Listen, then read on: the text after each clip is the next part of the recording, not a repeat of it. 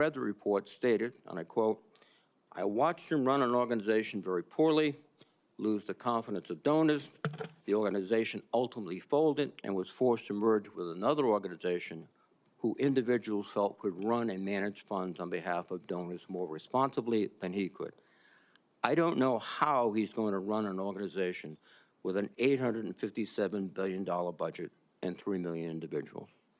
And that is the only comment we've had and the only access we've had to the forensic report. A similar thing happened with the Concerned Veterans for America, a second veterans group that you led from 2011 until 2016. During those 5 years, tax records show that the organization spent more than it raised. Just as troubling are reports that a significant amount of debt was incurred from social events and parties filled with excessive drinking and questionable personal behavior. Mr. Hicks said, "I hope you will explain what actions you will take, if confirmed, to be a better steward of Defense Department's large budget." Finally, while I appreciate our meeting last week, it is unacceptable that you did not meet with any other Democratic members of this committee before this hearing, as has been our bipartisan tradition. During my time in the Senate, I have voted for and worked closely with Secretaries of Defense appointed by Republican presidents. While we may disagree politically, there was always an understanding that rank partisanship should have no place when it comes to providing for the men and women who serve in uniform. And Mr. Hegg said, "I am troubled by the many comments you have made, both as a commentator and in your published writings. For example, in your book, American Crusade, you wrote, quote, modern leftists, who represent the soul of the modern Democratic Party, literally hate the foundational ideas of America. You also wrote, the other side, the left, is not our friend. We are not esteemed colleagues, nor mere political opponents. We are foes. Either we win or they win. We agree on nothing else." Mr. Hegg said, if confirmed as Secretary of Defense, you would lead an organization that, like the country it represents, is composed of Democrats and Republicans. Yet your language suggests that you regard many of these men and women as foes. And I would ask you to explain why service members and civilians who do not share your political opinions can trust that they will not be targeted during your tenure. Indeed, the challenge of the Secretary of Defense is to remove partisan politics from the military. You propose to inject it. This would be an insult to the men and women who have sworn to uphold their own apolitical duty to the Constitution. Mr. Hegstead, you are the 9th nominee for Secretary of Defense that I've had the honor to consider as a member of the Senate Armed Services Committee. I have voted in favor of all your predecessors, including those in the first Trump administration. Unfortunately, you lack the character and composure and competence to hold the position of Secretary of Defense. Thank you. Thank you, Senator Reed. And now it's my privilege and honor and pleasure to recognize 2 witnesses who have come forward to introduce our nominee. First, I recognize my former colleague and former Senator Norm Coleman of Minnesota for the purpose of an introduction. Norm, we are glad to see you and glad to have you back, and you are recognized for an introduction. Thank you, Mr. Chairman, Ranking Member Reed, members of the committee, my former colleagues. I'm honored to introduce a son of Minnesota to you, Pete Hegseth. As a senator from Minnesota, I spent many hours with this young man as he walked the halls of Congress advocating on behalf of America's veterans. And he is young in the best sense of the word. He is strong, focused, intelligent, incisive, a great listener, and is almost supernaturally energetic, just what we need in a Secretary of Defense in times of massive change. He is the real deal. F. Scott Fitzgerald was a writer in my city of St. Paul, and said the problem with America is that there are no second acts. He was wrong. Pete was a brave soldier, has been an able communicator, and I believe is about to begin a great second act as our Secretary of Defense. He has struggled and overcome great personal challenges. Please don't give in to the cynical notion that people can't change. We need the ones who can change to lead us, to be beacons of hope, and to remind us that grace can lead us home. 4 years ago, President Biden's nominee, Lloyd Austin, a good and honorable man, received 97 votes on the floor of the Senate. And we went through the debacle of the Afghanistan withdrawal. Putin invaded Ukraine. The Houthis endanger our shipping lanes. We witnessed Israeli miracles against America's enemies in the Middle East, where the United States was more of an impediment than a help. Our recruitment numbers have sunk dramatically, and our southern border has suffered a slow but dangerous invasion. Yes, Pete Hegseth is an out-of-the-box nominee, and I say it's high time to get out of the box. One more thought. The country longs for a government of less division and more respect and dignity. My hope is that this committee hearing provides what they are asking for. Disagree? Yes. Strongly if necessary. But then come together to support the nominee, this nominee, Pete Hegseth, of the one president we have at a time, laying aside partisan politics for the essential mission of national security upon which everything else depends. Mr. Chairman, I yield. Thank you, Norm. I do appreciate that and appreciate your presence today. I now have the honor and pleasure of introducing Congressman Walz.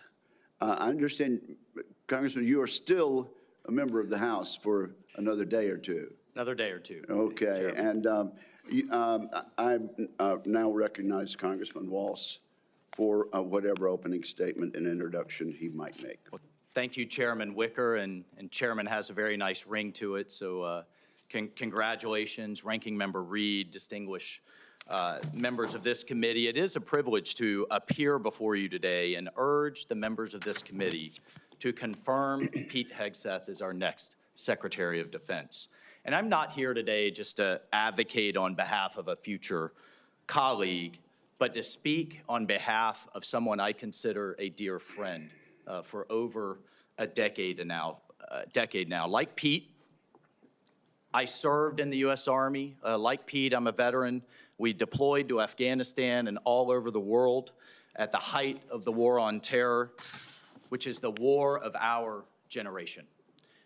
And like thousands of other warfighters, we've witnessed the hardships of war. We've experienced the loss of friends in combat. We've endured too much time away from family and friends, and no one, I can promise you this, no one hates war more than those who have had to go fight it. No one does. Pete's story, though, isn't that much different from the millions of other veterans, and they know it, and they appreciate him for the experiences that he's gone through.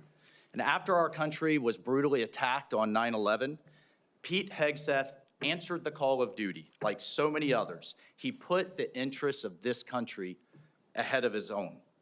And I can tell you firsthand, as can the heroes sitting in this audience behind me, Pete's character of country, his selflessness, his duty, these are the key tenets that have shaped him into the leader that he is today. These are the traits that President Trump recognized when making the decision to nominate Pete for this critical role.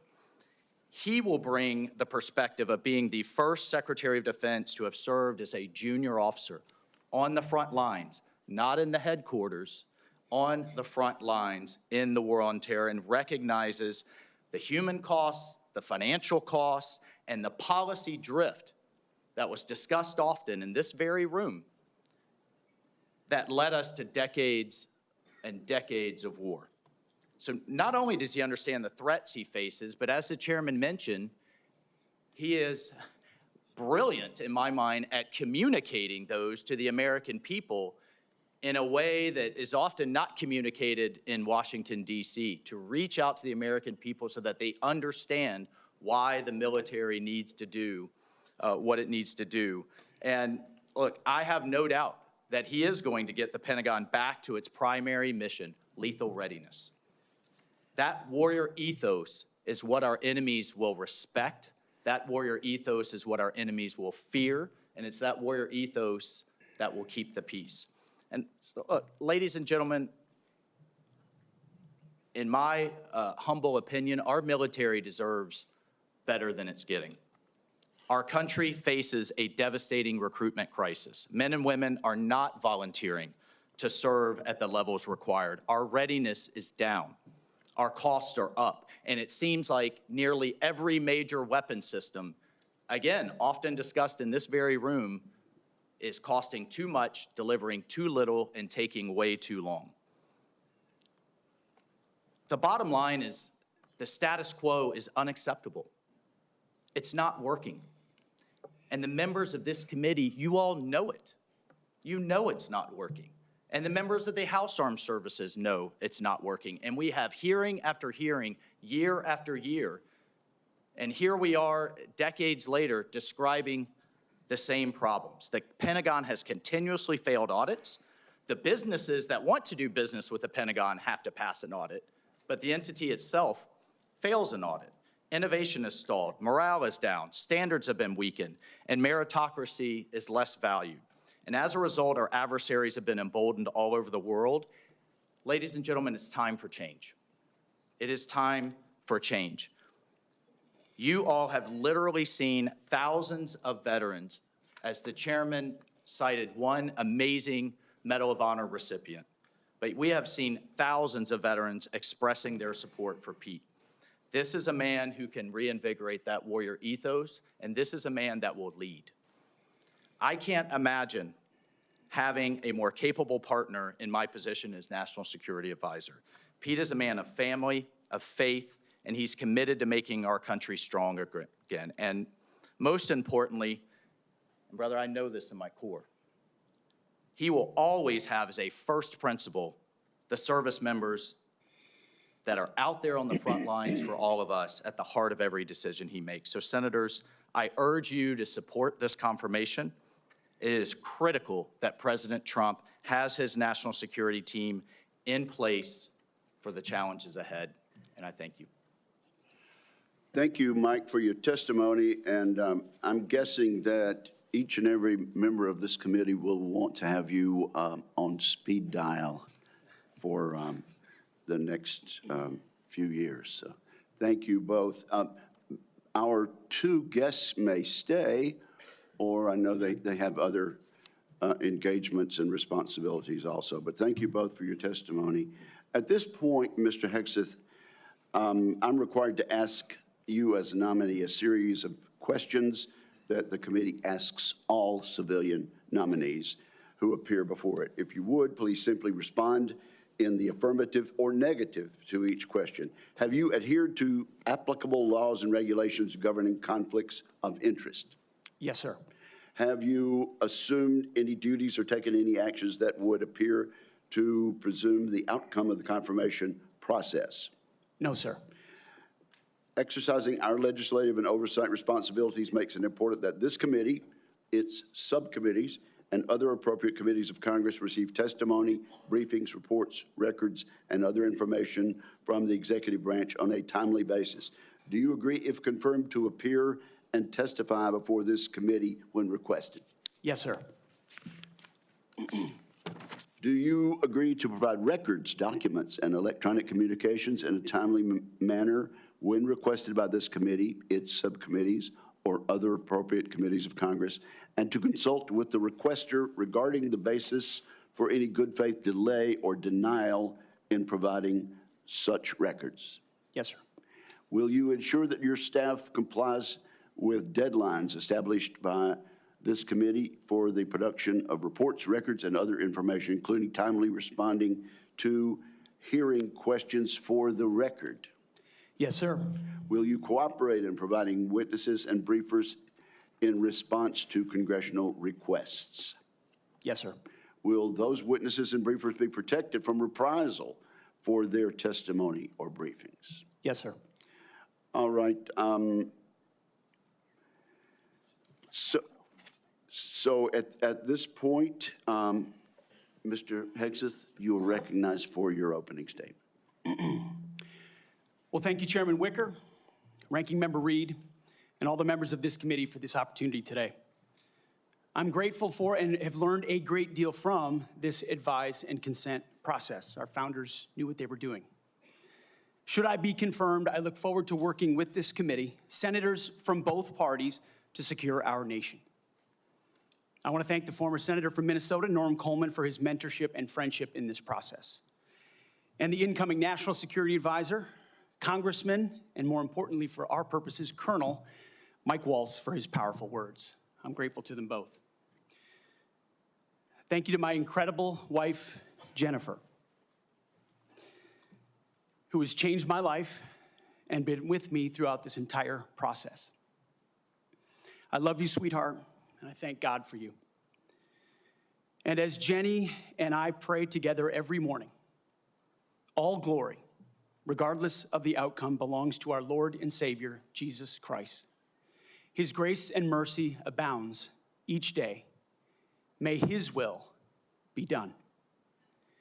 Thank you to my father, Brian, and mother, Penny, as well as our entire family, including our 7 wonderful kids, Gunnar, Jackson, Peter Boone, Kensington, Luke, Rex, sorry, it's a lot of them,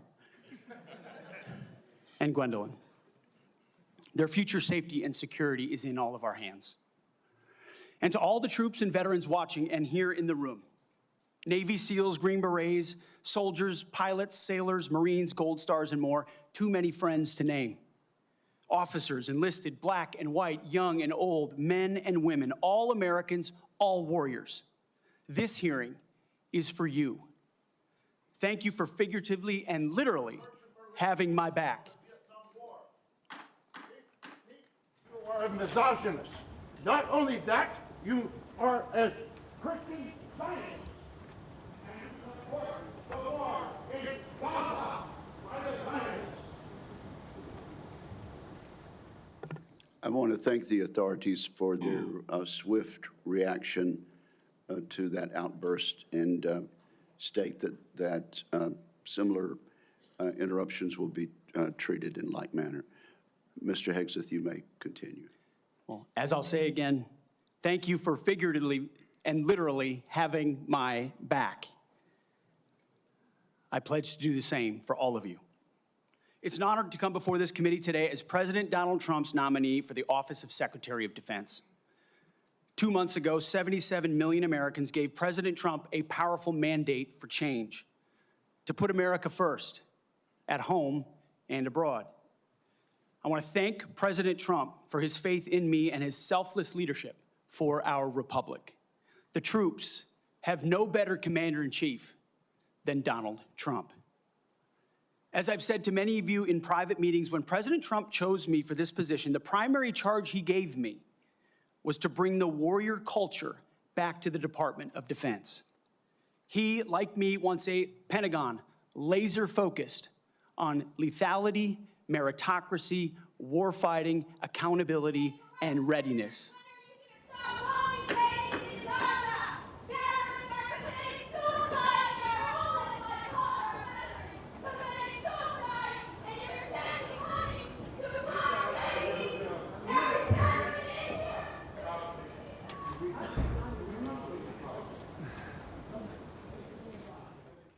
You may continue, sir.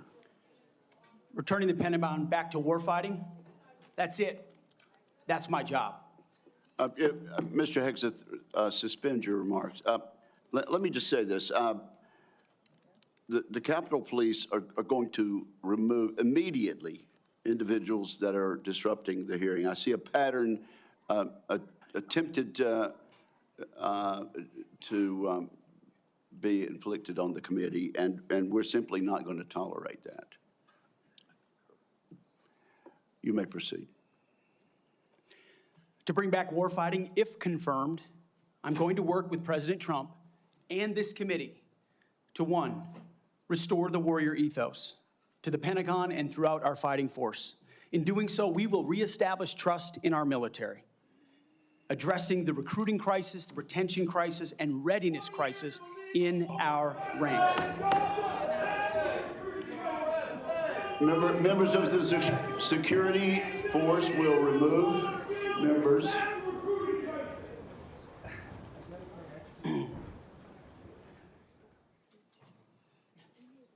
Mr. Hegseth, you may. The strength of our military is our unity and our shared purpose, not our differences. Number 2, We're going to rebuild our military, always matching threats to capabilities.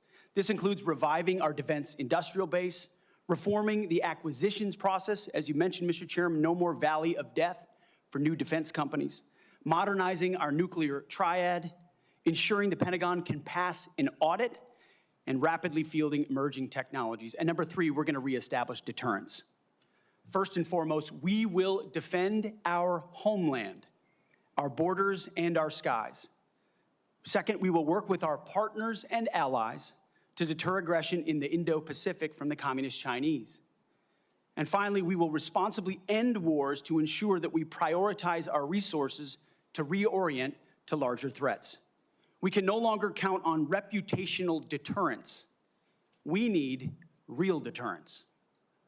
The Department of Defense under Donald Trump will achieve peace through strength. And in pursuing these America First national security goals, will remain patriotically apolitical and stridently constitutional. Unlike the current administration, politics should play no part in military matters. We are not Republicans, we are not Democrats, we are American warriors. Our standards will be high and they will be equal, not equitable. That's a very different word. We need to make sure every warrior is fully qualified on their assigned weapons system, every pilot's fully qualified and current on the aircraft they are flying, and every general or flag officer is selected for leadership or promotion purely based on performance, readiness, and merit. Leaders at all levels will be held accountable, and warfighting and lethality and the readiness of the troops and their families will be our only focus. This has been my focus ever since I first put on the uniform as a young Army ROTC cadet at Princeton University in 2001.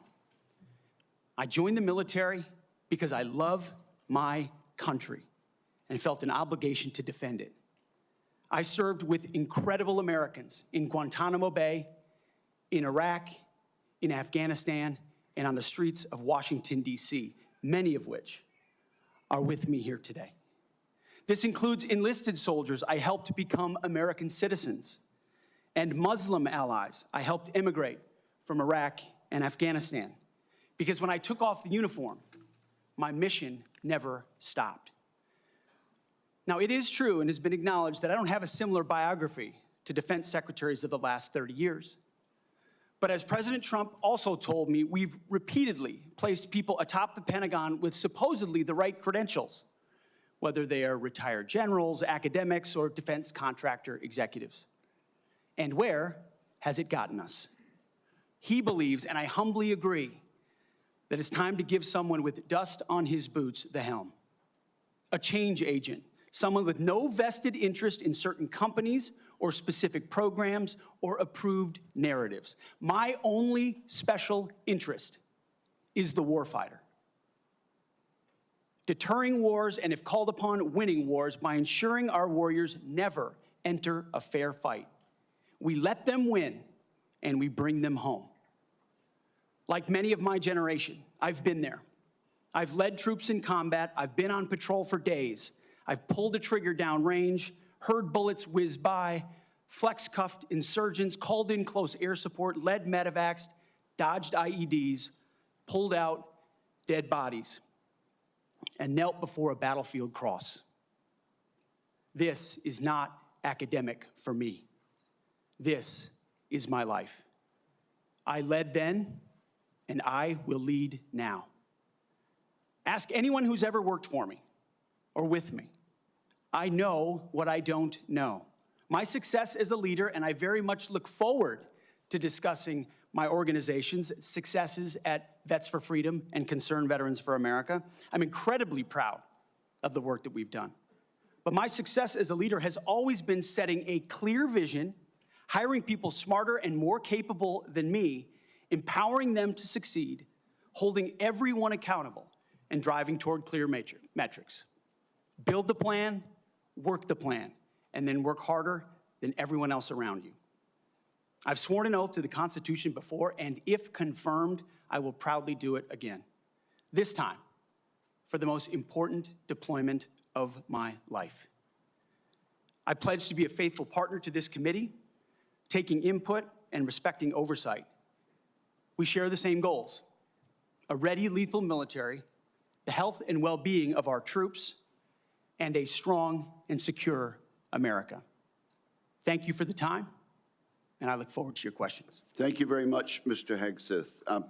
Before we begin with member questions, I would like to remind my colleagues that, consistent with the bipartisan staff agreement from December, and in concert with exactly how this committee dealt with the last Secretary of Defense nominee, each member will be recognized for one round of 7 minutes to question the nominee. Out of respect for the time of all members of this committee, the time limits will be tightly enforced. We've now been here 45 minutes, and I think we've done very well with the time. But at this point, I will begin my questioning of the nominee. Mr. Hegseth, you and your family have endured criticism of your nomination since it was announced in November. Let's get into this allegation about sexual assault, inappropriate workplace behavior, alcohol abuse, and financial mismanagement during your time as a nonprofit executive. I should note that the majority of these have come from anonymous sources in liberal media publications. But I want to give you an opportunity to respond to these allegations, sir. Mr. Chairman, thank you for that opportunity. You are correct. We undertook this responsibility with an obligation to the troops to do right by them for our warfighters. And what became very evident to us from the beginning, there was a coordinated smear campaign orchestrated in the media against us. That was clear from moment one. And what we knew is that it wasn't about me. Most of it was about President Donald Trump, who's had to endure the very same thing for much longer amounts of time, and he endured it in incredibly strong ways. So we, in some ways, knew it was coming. We didn't understand the depth of the dishonesty that would come with it. So from story after story in the media, left-wing media, we saw anonymous source after anonymous source based on second or third-hand accounts. And time again, stories would come out, and people would reach out to me and say, you know, I've spoken to this reporter about who you really are, and I was willing to go on the record. But they didn't print my quote. They didn't print any of my quotes. Or, I've worked with you for 10 years, or I was your accountant, or I was your chief operating officer, or I was your board member, or I was with you on 100 different tour stops for Concerned Veterans for America. No one called me. No one asked about your conduct on the record or off the record. Instead, a small handful of anonymous sources were allowed to drive a smear campaign, an agenda about me, because our left-wing media in America today, sadly, doesn't care about the truth. All they were out to do, Mr. Chairman, was to destroy me. And why do they want to destroy me? Because I'm a change agent and a threat to them, because Donald Trump was willing to choose me, to empower me, to bring the Defense Department back to what it really should be, which is warfighting. So I am willing to endure these attacks. But what I will do is stand up for the truth and for my reputation. False attacks, anonymous attacks, repeated ad nauseum, printed as nauseum, as facts. We have provided to the committee, Mr. Chairman, and I know you're going to share, on-the-record statement after on-the-record statement from people who have served with me, worked with me at Fox News, Concerned Vets, Vets for Freedom, you name it, from the top of the chain to the bottom, who will say, I treat them with respect, with kindness, with dignity. That's men, that's women, that's black, that's white, that's every background. I have prided myself as a leader of respecting people, being professional. That is the balance of mine. I'm not a perfect person, as has been acknowledged. Saved by the grace of God, by Jesus and Jenny. I'm not a perfect person, but redemption is real. And God forged me in ways that I know I'm prepared for. And I'm honored by the people standing and sitting behind me and I look forward to leading this Pentagon on behalf of the warfighters. Thank you, Mr. Hegseth. And frankly, I'm sure there are millions of Americans watching who would agree that they've experienced that same sort of redemption. So I do appreciate that.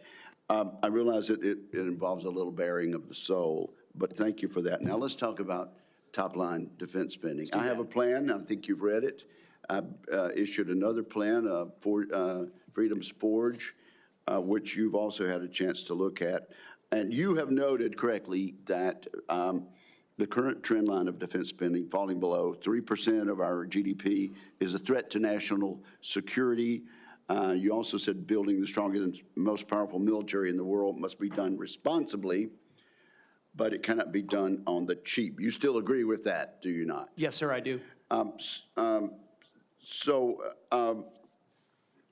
Tell us what you think about, particularly about my plan to make the Defense Department less bureaucratic, less top-heavy, cut out some of the bureaucracy and layers, make it more friendly to startups and to new ideas, contained in my 20 or so page white paper, Defending Freedom's Forge.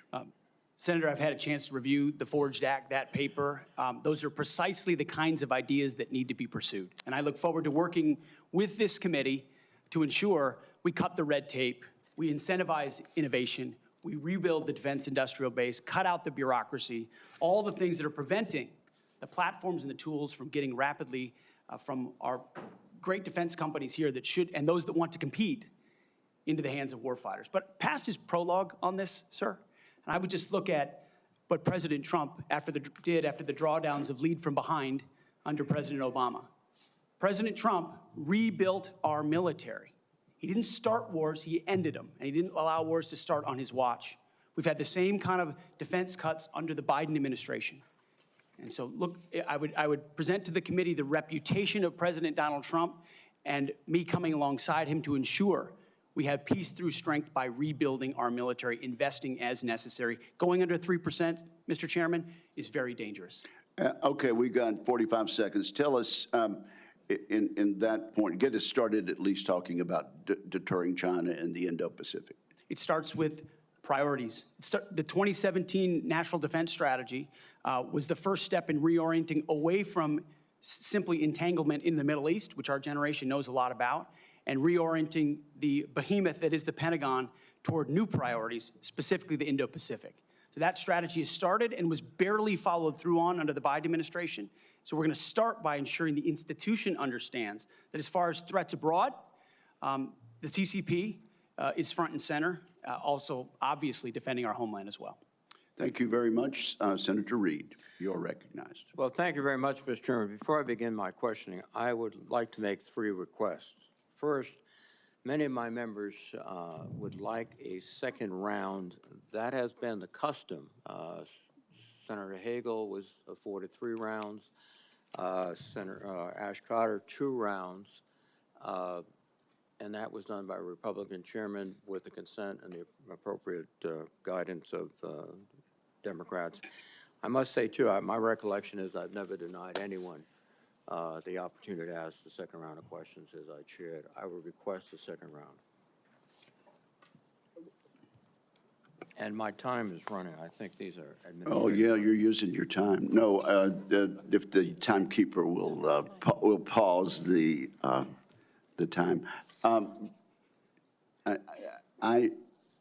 must say, I think we're going to have adequate time for questioning. And I know Democrat members have coordinated their questions as much as we have. And we are following the same exact precedent on all things that we did with Secretary Austin.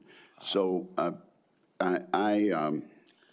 respectfully understand what you're saying, but I think we have an agreement. It's been known for quite some time, and I intend to stick with that agreement which we made last December. What is your second request? Second, has been publicly reported, you and I have both seen the FBI background investigation of Mr. Hegseth, and I want to say for the record, I believe the investigation was insufficient, frankly. There are still FBI obligations to talk to people. They have not had access to the forensic audit, which I referenced to, and the person who had access to was quite critical of Mr. Hegseth. And I think people on both sides have suggested that they get the report. I know your colleagues have asked for it. Senator Thune assured me personally that he thought it was an appropriate idea.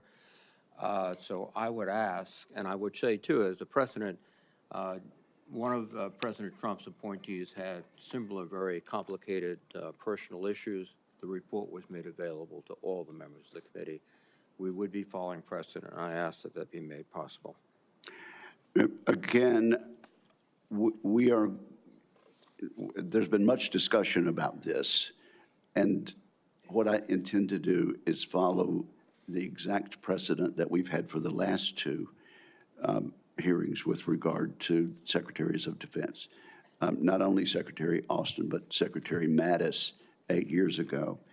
And that was for the chair and the ranking member to see the report. And so that is my intention as chair of this committee.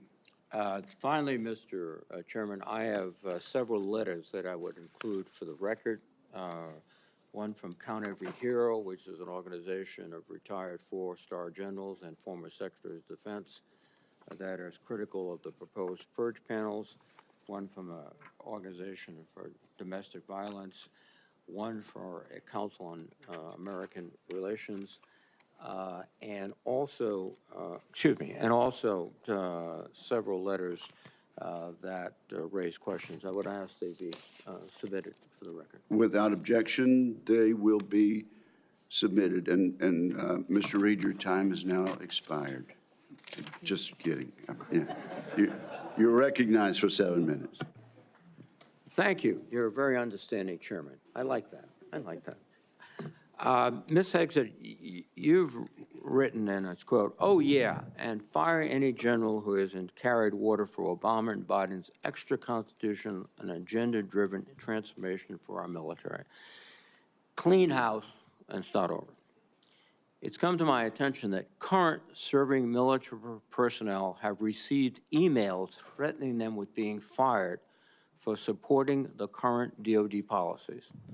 One mail that was sent to a military officer with the subject line, "Clean house," reminiscent of your specific comment, states, and I quote, "With the incoming administration looking to remove disloyal, corrupt, traitorous, liberal officers such as yourself, we will certainly be putting your name into the list of those personnel to be removed.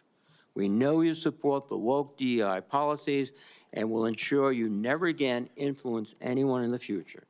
You and the redacted spouse's name will be lucky if you're able to collect your military requirement," end quote.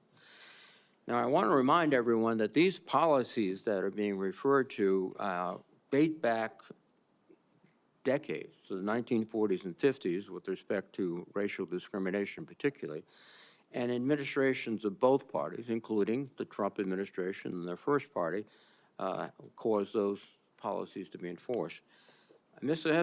Hegseth, are you aware of these emails being sent to officers? Senator, you mentioned the word accountability, which is something we have not had for the last 4 years. Are you aware of these messages being sent to officers? Certainly I'm not aware of that. It's not one of my efforts, but there's been no accountability for the disaster of the withdrawal in Afghanistan. And that's precisely why we're here today. Excuse me. Is that leadership has been unwilling to take accountability. It's the time to restore that to our most senior ranks. You've written publicly that DI policy is a distraction and have military personnel walking on eggshells.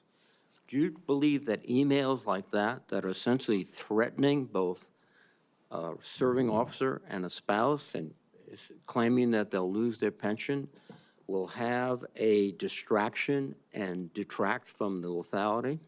Senator, you mentioned the 40s and 50s, and you're precisely right.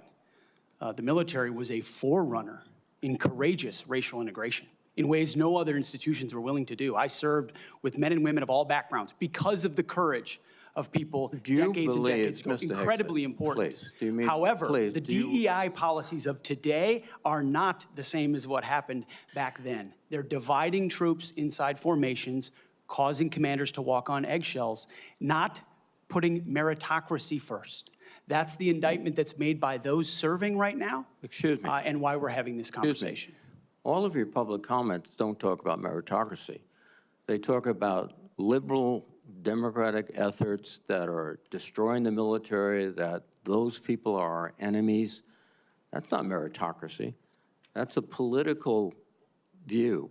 And your goal, as I see emerging, is to politicize the military in favor of your particular positions, which you've outlined extensively, which would be the worst blow to the professionalism of the United States military and would undercut readiness, undercut retention, because I can see officers receiving these emails beginning to wonder very seriously if they should continue.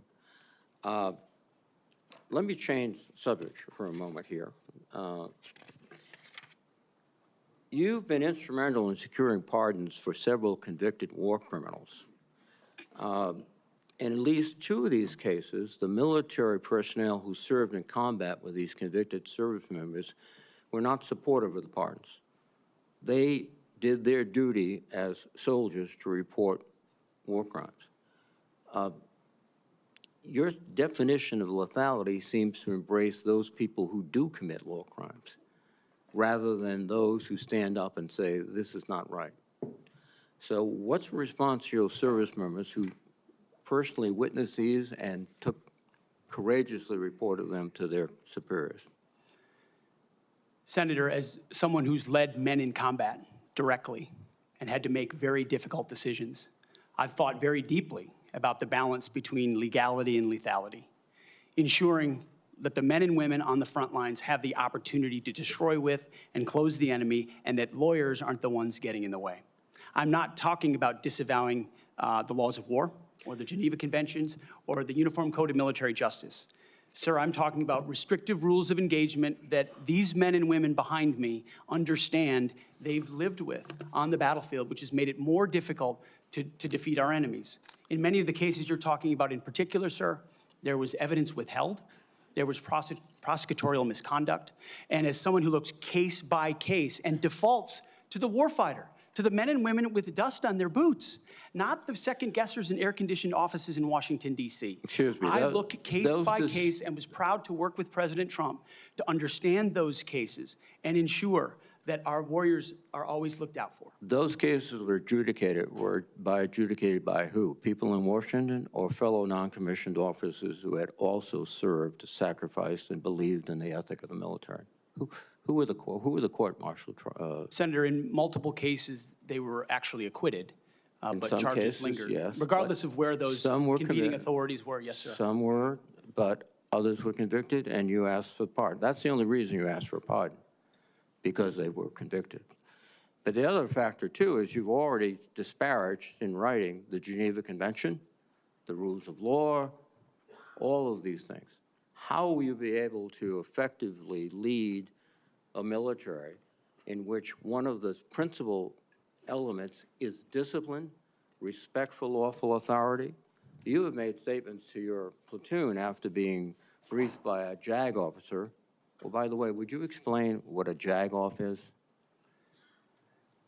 I don't think I need to, sir, Why not? because the men and women watching understand.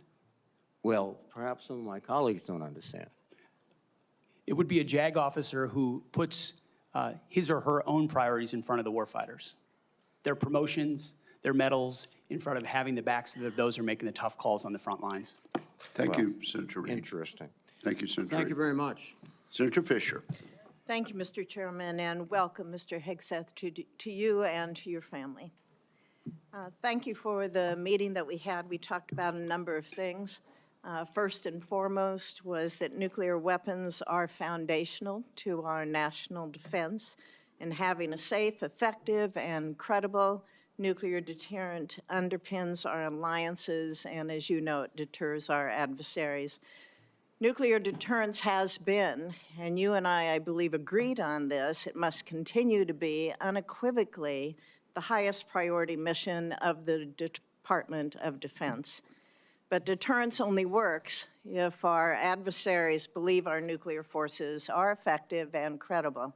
All three legs of our triad are undergoing that generational recapitalization programs, and we cannot afford any more delays in those programs.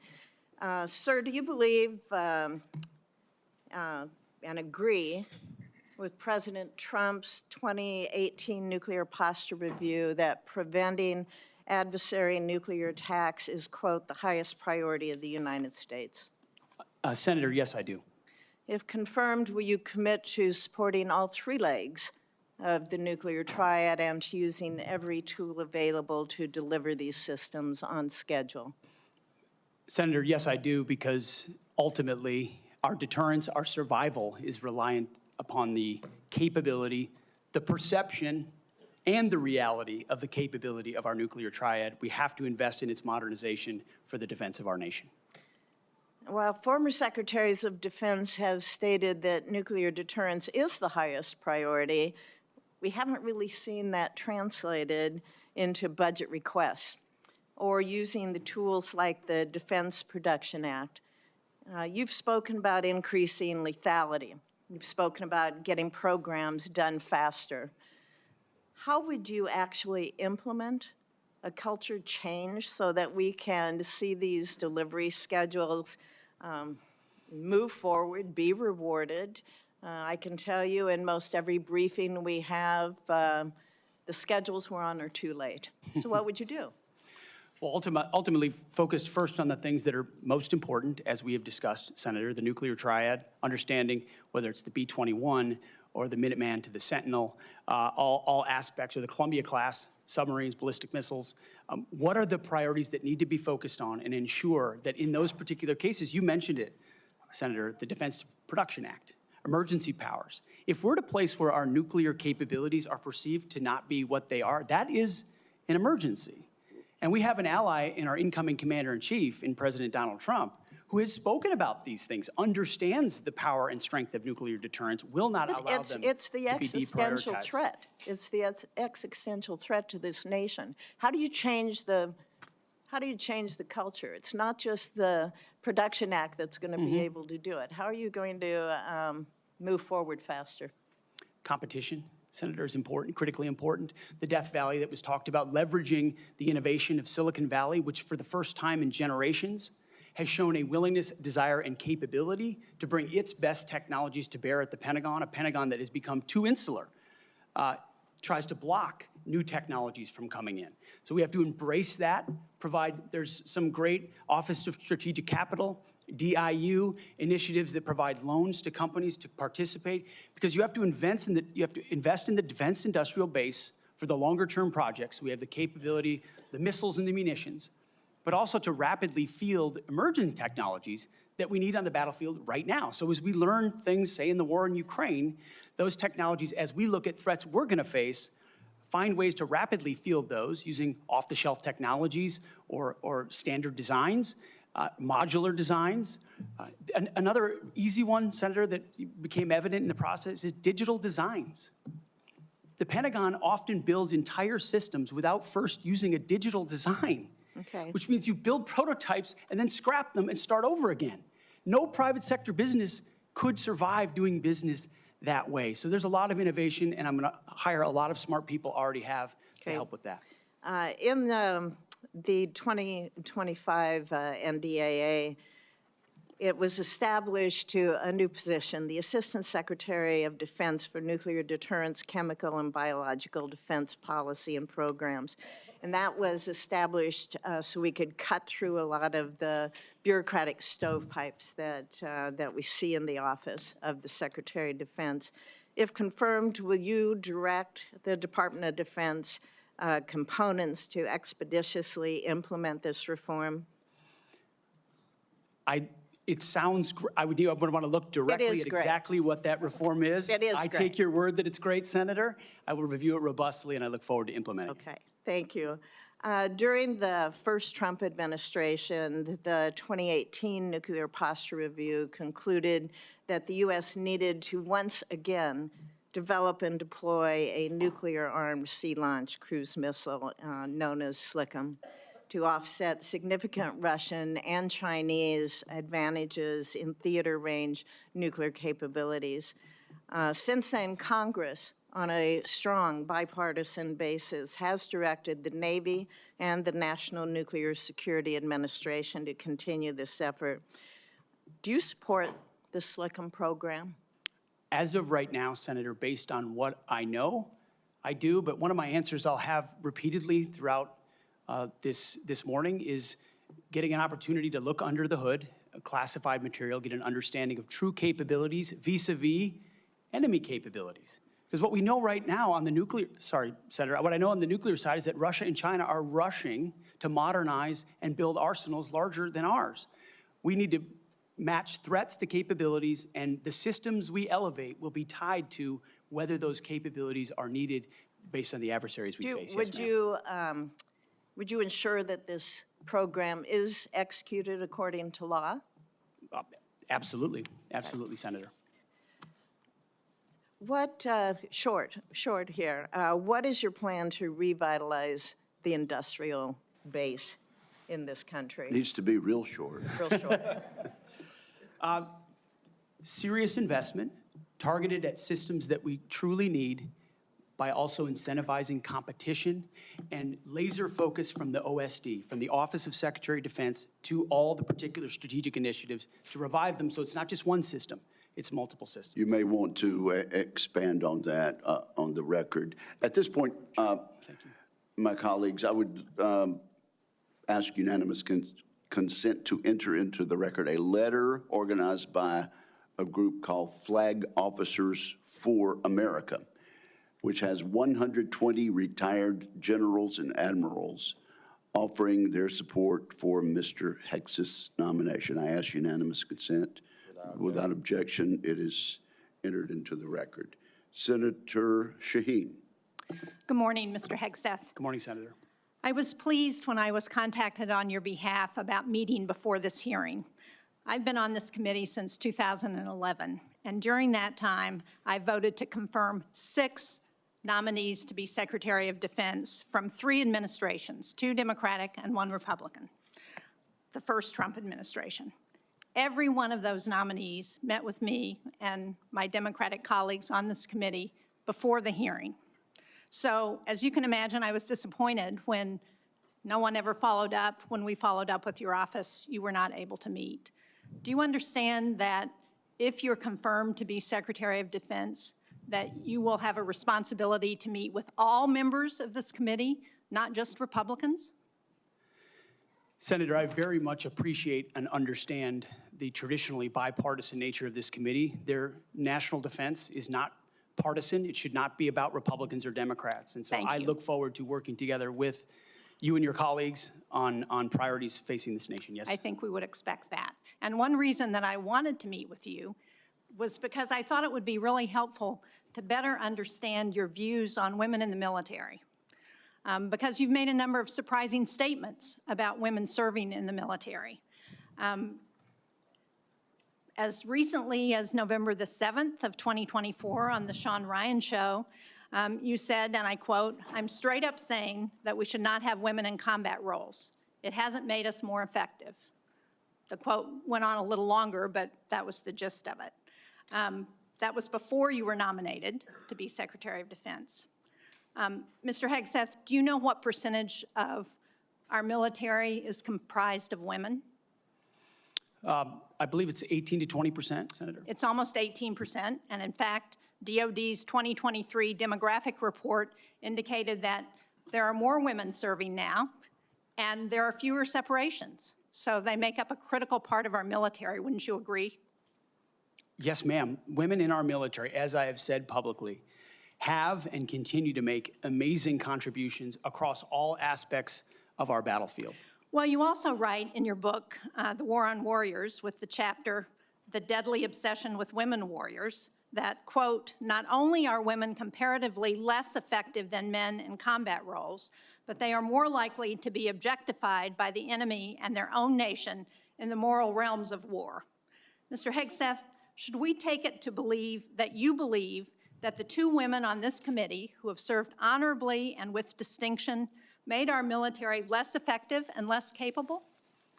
I'm incredibly grateful for the two women who've served our military in uniform and including in the Central Intelligence Agency, contributions on the battlefield, indispensable contributions. Senator, I would like to clarify, when I'm talking about that issue, it's not about the capabilities of men and women, it's about standards.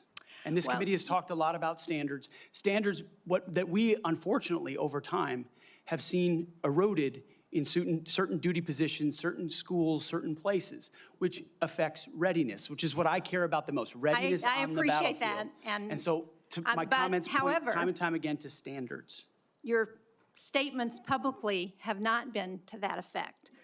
After your nomination, you did state to a group of reporters that you, quote, support all women serving in our military today who do a fantastic job across the globe, including combat.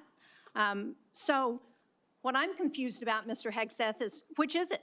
Why should women in our military, if you were the Secretary of Defense, believe that they would have a fair shot and an equal opportunity to rise through the ranks? If on the one hand, you say that women are not competent, they make our military less effective, and on the other hand, you say, oh no, now that I've been nominated to be the Secretary of Defense, I've changed my view on women in the military. What do you have to say to the almost 400,000 women who are serving today about your position on whether they should be capable to rise through the highest ranks of our military? Senator, I would say I would be honored to have the opportunity to serve alongside you, shoulder to shoulder, men and women, black, white, all backgrounds, with a shared purpose. Our differences are not what define us. Our unity and our shared purpose is what define us, and you will be treated fairly and with dignity, honor, and respect, just like every man and woman in uniform, just like the men and women that I've worked with in my veterans organizations, to include when I was a headquarters and headquarters company commander in the Minnesota National Guard. Well, I appreciate your 11th well. hour conversion, but Mr. Chairman, for the record, I would like to submit Chapter 5, The Deadly Obsession with Women Warriors, for the record. Mr. Hegseth. Without objection, it will be submitted. Are you familiar with the Women, Peace, and Security agenda at the Department of Defense? Yes, ma'am, I am. This is a law that was signed during President-elect Trump's first term. It was legislation that I sponsored with Republican Senator Capito of West Virginia. It was co-sponsored by Marco Rubio, the nominee to be the President-elect's Secretary of State. It was led in the House of Representatives by Kristi Noem, the President-elect's nominee to be the Secretary of Homeland Security. It mandates that women be included in all aspects of our national security, including conflict resolution and peace negotiations. And at the Department of Defense, it has been the law for 8 years under both the Trump and Biden administrations. The DoD has incorporated women throughout its decision-making as a result. Every single combatant commander across 2 administrations has told this committee that this law and its implementation at the Department of Defense provides them a strategic advantage operationally. Based on your comments, it appears that the example that you would like to set, not only for women in this country, but for women across the globe, 50% of the world's population, as the prospective nominee to lead the most combat-credible military in the entire world, is that women should not have an equal opportunity in our military. So will you commit to preserving the Women, Peace, and Security law at DoD and including in your budget the requisite funding to continue to restore and resource these programs throughout the DoD? Senator, I will commit to reviewing that program and ensuring it aligns with America First national security priorities, meritocracy, lethality, and readiness. And if it advances American interests, it's something we would advance. If it doesn't, it's something we would look at. Well, since former President Trump signed the law, I hope that he agrees with you. Thank you, Senator Shaheen. At this point, I would ask unanimous consent to enter into the record 5 letters of support from female service members and combat veterans who support Mr. Hegseth's nomination. These women represent diverse viewpoints, from a retired colonel with over 25 years of service to an active duty Navy surface warfare commander to a senior airman. They support Mr. Hegseth and comment on his focus on merit, warfighting readiness, military training status, and the warrior ethos. So without objection, it will be entered into the record. And now I'm honored to recognize Senator Cotton for 7 minutes. Mr. Hegseth, let's continue on this line of questioning about what's sometimes referred to as women in combat. I think that phrase is something of a misnomer. Many members of this committee have served in combat in the last 25 years, to include women and men. I'm sure all those men served with women, whether they were military police officers or they were pilots or whether they were intelligence analysts or medics or what have you. You served. I assume you served with women who were on the front lines as well. Is that correct? Yes, sir. And were those women anything other than skilled, brave, and honorable in their service? They were some of the best soldiers I worked with, So Senator. women have been serving in combat for a long time. Women have even been serving in combat units like infantry battalions for a long time in roles like medics or mechanics or what have you. So what we're talking about here specifically is women in ground combat roles in jobs like infantrymen or artillerymen or special forces. Now, until about 10 years ago, that wasn't the case. Under Secretary Panetta, those roles were opened up to women to serve in. Has President Trump indicated at all that he plans to rescind or alter that guidance? You're correct to point out, Senator, that these are the decisions that the Commander-in-Chief will have the prerogative to make. He has not indicated to me that he has plans to change whether or not women would have access to these roles. However, I would point out, ensuring that standards are equal and high is of importance to him and great importance to me. Because in those ground combat roles, what is true is that the weight of the ruck on your back doesn't change. The weight of the 155 round that you have to carry doesn't change. The weight of the 240 Bravo machine gun you might have to carry doesn't change.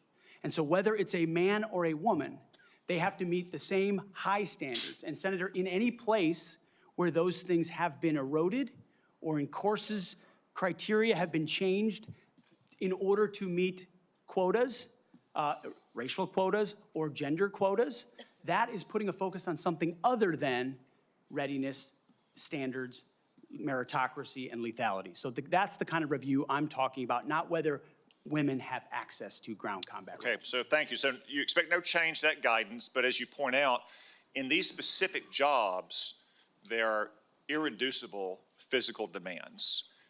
We expect our intelligence analysts and our mechanics to be physically fit in the military, but it's different when you're in the infantry or the artillery. You just mentioned a few things. Let me point it out.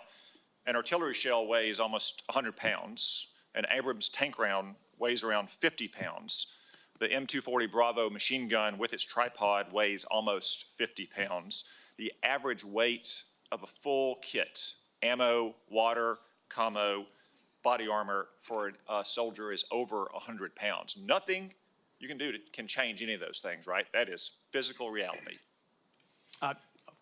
Go ahead. Yes, Senator. And I would say the requirements to handle those things in a ground combat unit, as far as standards, can look different than those of a medic or a drone pilot. And so it's not that it has to be the same standard throughout, it's standards to maximize efficacy of that particular position. Let me read a quote here from one Army officer.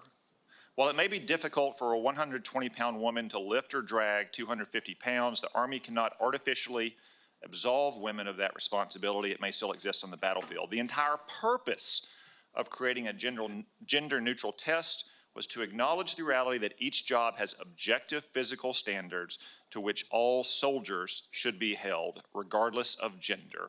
The intent was not to ensure that women and men will have an equal likelihood of meeting those standards. I assume, based on your testimony, you agree with that Army officer?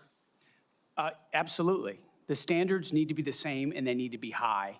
And they need to be set by the people closest to the problem set, closest to the understanding of what is required by that job. Commanders, commanding officers, and COCOMs and elsewhere who understand the reality of what they face, that's the feedback we should get. That's what should be enshrined and enforced, and no other set of political prerogatives. When I talk about removing politics, ideological or political prerogatives should contribute to those determinations, nothing other than the execution of the mission. Thank you. For the record, that Army officer was Captain Kristen Griest, the Army's first female infantry officer and one of its first female Ranger School graduates. One final point, you said they need to be objective, gender neutral, and high. That's because the demands are, in fact, very high. The current physical fitness test for the Army has a minimum 2-mile run of 22 miles. Run.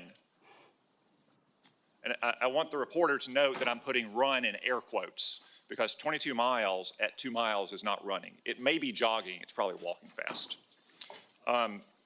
Let's move on. We've got a big, 22 minutes. We've got a big audience here. Many of them seem to be patriotic supporters of you, Mr. Hegseth. Some of them seem to be liberal critics of you. I would note that it's only the liberal critics that have disrupted this hearing.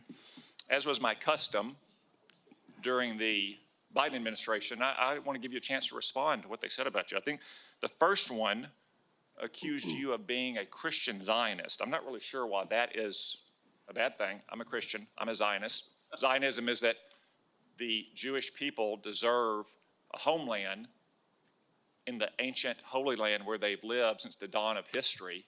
Do you consider yourself a Christian Zionist? Senator, I am a Christian, and I robustly support the state of Israel and its existential defense, and the way America comes alongside them is a great ally. Thank you. Because another protester, and I think this one was a member of Code Pink, which, by the way, is a Chinese Communist front group these days, said that you support Israel's war in Gaza.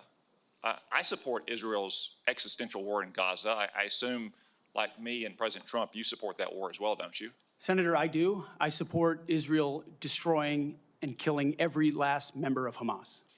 And the third protester said something about 20 years of genocide. I assume that's our wars in Iraq and Afghanistan. Do you think our troops are committing genocide in Iraq and Afghanistan? Senator, I do not. I think our troops, as you know, as so many in this committee know, did the best they could with what they had. We're not, the outcomes, and tragically, the outcome we saw in Afghanistan under the Biden administration put a stain on that, but it doesn't put a stain on what those men and women did in uniform, as you know full well, Senator. Thank you, Mr. Hegseth. Thank you, Senator Cotton. At this point, I ask unanimous consent to offer to the record a letter submitted by Omar Abbasi, son of former city council president of Samarra, Iraq, who worked with Mr. Hegseth in Iraq. Without objection, that will be entered. Senator Gillibrand. Thank you, Mr. Chairman. Thank you, Mr. Hegseth. I do want to thank you for your service, and I want to thank you for your willingness to serve in this capacity. Thank you, Senator. I have many concerns about your record, and particularly your public statements, because they are so hurtful to the men and women who are currently serving in the U.S. military, harmful to morale, harmful to good order and discipline. If you are saying that women shouldn't be serving in the military, and I'm going to read you your quotes, because the quotes themselves are terrible. You will have to change how you see women to do this job well, and I don't know if you are capable of that. So I want to press on these issues that my colleague Jean Shaheen brought up, because she said it so well. So first of all, you answered your questionnaire. Do you believe that any American who wants to serve in their country in the military and can meet objective standards set by the military should be allowed to serve without limitation? You've said yes to that question. But then in all of these other circumstances, you've denigrated active duty service members. We have hundreds of women who are currently in the infantry, lethal members of our military serving in the infantry, but you degrade them. You say, we need moms, but not in the military, especially in combat units. So specific to Senator Cotton's question, because Senator Cotton was giving you layups to differentiate between different types of combat. And specifically, as Secretary, would you take any action to reinstitute the combat arms exclusion for female service members, knowing full well you have hundreds of women doing that job right now? And the standards, your 2-mile run, Tom, is about the Army combat fitness test. It is not the requirements to have an MOS 11 Bravo, which is the infantry. These are the requirements today for people serving in the industry, men and women. They are gender neutral, and they are very difficult to meet. They have not been reduced in any way, and our combat units, our infantry is lethal. So please explain specifically, because you will be in charge of 3 million personnel. It is a big job. And when you make these public statements, and I get you were not Secretary of Defense then, I get you were on TV, I get you were helping veterans, I get it was a different job. But most recently, you said this in November of 2024, knowing full well you might have been named as Secretary of Defense. So please explain these types of statements, because they're brutal and they're mean and they disrespect men and women who are willing to die for this country. Well, Senator, I appreciate your comments, and I would point out I have never disparaged women serving in the military. I respect every single female service member that has put on the uniform, past and present. My critiques, Senator, recently and in the past, and from personal experience, have been instances where I've seen standards lowered, and you mentioned 11 Alpha, 11 Bravo, MOS, places in units, and the book that has been referenced multiple times here, The War on Warriors.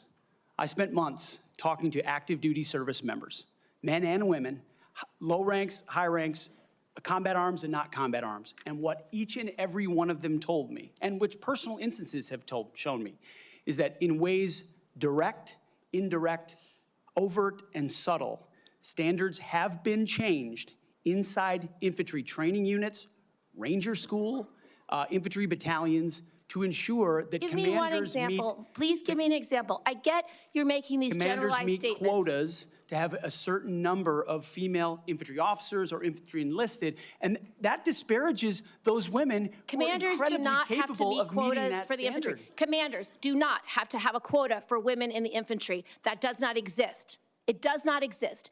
And your statements are creating the impression that these exist, because they do not. There are not quotas. We want the most lethal force. But I'm telling you, having been here for 15 years, listening to testimony about men and women in combat and the type of operations that were successful in Afghanistan and in Iraq, women were essential for many of those units. When Ranger units went in to find where the terrorists hiding in Afghanistan or in Iraq, if they had a woman in the unit, they could go in, talk to the women in a village, say, where are the terrorists hiding? Where are the weapons hiding? And get crucial information to make sure that we can win that battle. So you cannot denigrate women in general, and your statements do that. We don't want women in the military, especially in combat.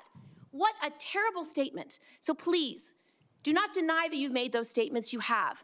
We take the responsibility of standards very seriously, and we will work with you. I'm equally distressed you would not meet with me before this hearing. We could have covered all of this before you came here, so I could get to the 15 other questions that I want to get to. So women you have denigrated. You have also denigrated members of the LGBTQ community. Did you know that when Don't Ask, Don't Tell was in place, we lost so many crucial personnel, over 1,000 in mission-critical areas. We lost 10% of all our foreign language speakers because of a political policy. You said in your statement, you don't want politics in the DOD. Everything you've said in these public statements is politics. I don't want women, I don't want moms. What's wrong with a mom, by the way? Once you have babies, you therefore are no longer able to be lethal? I mean, you're basically saying women, after they have children, can't ever serve in the military in a combat role. It's a silly thing to say. It's a silly thing to say, beneath the position that you are aspiring to. To denigrate LGBTQ service members is a mistake. If you are a sharpshooter, you're as lethal regardless of what your gender identity is, regardless of who you love. So please know this to be a true statement. So you say it was a political thing. You say it undermined us, social engineering. I don't know why someone having to publicly say or not publicly say who they love is social engineering. I think having that policy in the first place was highly problematic. And as you said in your statement, do you agree anybody should be able to serve in the military if they meet the standards? Senator, as the president has stated, I don't disagree with the overturn of Don't Ask, Don't Tell. Great, because I don't want you thinking Can't serve if you're a mom, can't serve if you're LGBTQ, and then last, can't serve if you're a leftist. The statements you said about people who have views differently than you, that we're the enemy, are you saying that 50% of the DOD, if they hold liberal views or leftist views, or our Democrats are not welcome in the military? Are you saying that? Senator, I volunteered to deploy to Afghanistan under Democrat President Barack Obama. I also volunteered to guard the inauguration of Joe Biden, but was denied the opportunity to serve because I was identified as an extremist by my own unit for a Christian tattoo. Thank you very much. Senator Gillibrand, you held up a document and referred to it during your questioning. Would you like that entered into the record? It may be one without my marks. Okay, yeah, okay, we'll delete. We'll submit a clean it up. copy. Without objection, that will be admitted at the point of your question. And I would like to enter into the record at this point a letter of support from retired Air Force Colonel Melissa Cunningham. Colonel Cunningham supports Mr. Hegseth and mentions his warrior ethos, combat effectiveness, and maintaining military training standards. So without objection, both of those will be admitted, and I now recognize Senator Rounds. Thank you, Mr. Chairman. First of all, good morning. I'd like to thank you for your service to our nation in uniform and also your work on behalf of your fellow veterans and for your willingness to enter into this maelstrom of public service. I think the presence of so many veterans who have showed up to support you speaks volumes. I also want to recognize your family's service and sacrifice. You know as well as anyone that it's not just the man that enters the arena, but it's the entire family who also works their way through this process as well. I appreciated our meeting with you and with your wife, Jennifer, this last month. And I thought that we had an excellent conversation, and I appreciate your statement and your answers to the advanced policy questions, especially your desire to bring a renewed focus on warfighting and lethality back to the Pentagon. I also respect and I appreciate my friend and colleague, Senator Gillibrand, and some of her questions, and I know that she had a number of them in there. You had an opportunity to respond very briefly. Were there any other responses that you would like to make or clarifications that you would like to make before I move on to my questions? Senator, thank you very much for the opportunity to meet and for the question. I would also acknowledge you were mentioning female engagement teams, which have shown a great deal of success on the battlefield. It would be and universally acknowledged as such. I've been in Iraqi homes where the language and gender barrier was real, and the ability to have someone there to help in that process would be a massive accelerant in mission success. So I recognize that reality. I also recognize that female engagement teams assigned to a SEAL team or a Green Beret team meet different standards also, which is okay because of the duty positions involved in that job. As far as politics, Senator, it has been the joy of my life to lead men and women in military outfits. When you're in combat or in training, there's a lot of conversations that happen. And you start to realize that a lot of people you're serving with share your political ideals or they don't. You find out there's Republicans, there's Democrats, there's Libertarians, there's Independents, there's Vegetarians, everything in between. None of that matters. It never mattered in how I led men and women, how I interacted with them, what missions we undertook. Politics has nothing to do with the battlefield, which is why President Trump has asked me to say, let's make sure all of that comes out.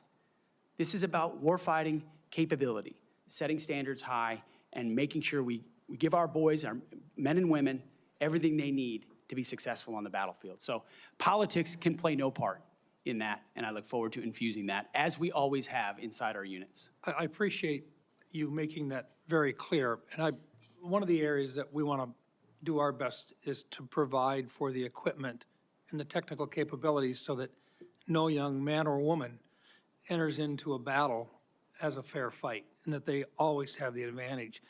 Those are the types of questions that I'd like to get into right now, and I want to start by talking about something that sometimes gets a little bit into the weeds, but I think it's critical. Mr. Hegseth, from what I've heard from 24 senior DOD officials in hearings over the last 2 years, including the Secretary of Defense every service chief and 8 combatant commanders, is that sharing the portion of the spectrum, and this is in the weeds, I know, but I'm going to ask it to get it on the record, the 3.1 to 3.5 gigahertz band would have extremely serious consequences and very costly consequences on our warfighting capabilities. In fact, the Department of the Navy alone has estimated that relocating their systems to a different part of the spectrum band would cost them $250 billion. That's just for the destroyers that defend our coasts with the radars that they have in them. If confirmed, what will you do to make sure that the Department of Defense can maintain its access to and the use and to be able to maneuver within the electromagnetic spectrum at home and abroad? And would you be willing to literally go to the mat with the interagency to protect warfighter requirements for the use of the spectrum?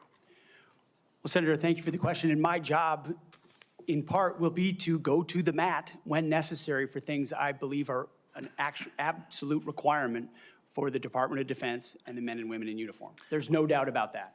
In this particular case, as far as spectrum, I look forward, as I've said before, getting a full class of, because this issue has come up a number of times in meetings. It's critically important with how our warfighters communicate across all services. So I'm going to get a classified briefing immediately about what that would, how it would impact the spectrum if it were to allow other companies or it to be auctioned off. Rest assured, China would love to have our ability to use that part of the spectrum restricted. They would love that. Absolutely right. And so I will go in with eyes only toward ensuring we have the capabilities we need and there's no disruption when I take that brief. Thank you. In your advanced policy questions, you recognize a cooperative approach by China, Russia, Iran, and North Korea to undermine U.S. influence around the world. As you point out, aggression by any one actor would be an opportunity for others to engage the U.S. on multiple fronts along the continuum of the conflict.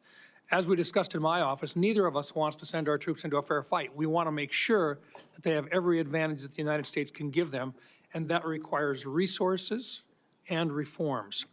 Given the growing potential of a multi-theater conflict involving near-peer adversaries, what steps would you take to prepare the Department of Defense to simultaneously execute and sustain operations across multiple regions while maintaining readiness and deterrence globally? And I just have to make note, and I want to make it clear, we have language in this year's fiscal year 2025 National Defense Authorization Act calling for a review of the department's operational plans.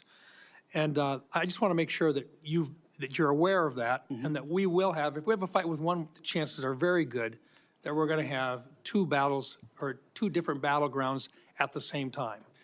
Senator, which is why I believe our country's incredibly fortunate to have a new commander-in-chief in Donald Trump, who through the strategic approach he has taken with allies and against foes has prevented wars and is determined to do the same. That's our chief job, is deter and prevent wars. My job, should I be confirmed at the Secretary of Defense, is to ensure we have the right prioritization of assets and strategy, and then the tools in the toolbox necessary, the pointiest possible spear for President Trump to wield if necessary as the last resort. So President Trump at the helm, I think, will go a long way in making sure our enemies know there's a new sheriff in town. Thank you. Thank you, Mr. Chairman. And thank you very much, Senator Blumenthal. Thanks, Mr. Chairman.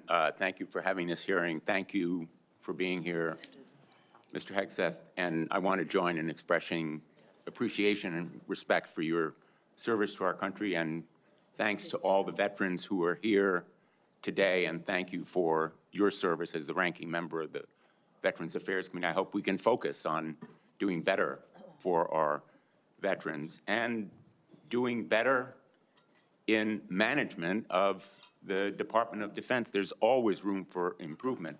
I think what we need in that position is not just better, but the best in financial management, because those decisions are life and death decisions affecting the 3.4 million Americans who serve our national security and our national defense and put their lives on the line. I want to talk about financial mismanagement at the two organizations that you headed, which are the only test of your financial management that we have before this committee, the Veterans for Freedom and Concerned Veterans for America. You took over the Veterans for Freedom in 2007. In 2008, you raised $8.7 million, but spent more than $9 million, creating a deficit. By January 2009, you told donors that the organization had less than $1,000 in the bank and debts of $434,000.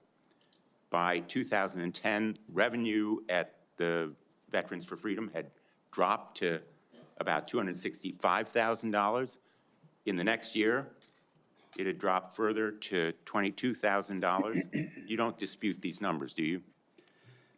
Senator, I'm extremely proud of the work me and my fellow vets did at Vets for Freedom. A bunch of young vets with no political experience, a small group, working hard every single day. We raised donor funds. And and we have letters submitted for the record from almost everyone that worked with me every single day, including our chief operating officer, who will attest that every dollar we raised was used intentionally toward the execution of our mission, which is supporting the warfighters, exactly why we're here today, the warfighters in the Iraq surge. There was a campaign in 2008, Senator. If Barack Obama I can John just McCain. ask you another We believe question, John McCain would be the right person to win, and so we spent the tax more. returns from that organization. I'm glad they're in for the record. I am going to ask to be entered into the record, Mr. Chairman. Without objection. These tax returns are yours. They have your signature. And I'm going to ask that members of the committee review them because they're the only documents. I've asked for others. I've asked for the FBI report that would presumably document, it should have documented, this kind of financial mismanagement. And these are the 990s from that organization. By the year of 2011, donors had become so dissatisfied with that mismanagement, they, in effect, ousted you. They merged that organization with Military Families United, and thereafter, you joined a second organization as executive director. In between, Senator, I went to Harvard University for 2 years and Afghanistan. I want to ask you questions about Concerned Veterans for America. Again, another set of tax returns, the 990s from that organization. I ask they be made part of the record, Mr. Chairman. Without objection, both of those returns are now part of the record. 2011 to 2016. At the end of 2013, shortfall of $130,000. At the end of 2014, shortfall of $428,000. You had a surplus the following year, but then another deficit of $437,000. By the time you left, that organization had deep debts, including credit card transaction debts of about $75,000. That isn't the kind of fiscal management we want at the Department of Defense. We can't tolerate it at the Department of Defense. That's an organization with a budget of $850 billion, not 10 or 15 million, which was the case at those two organizations.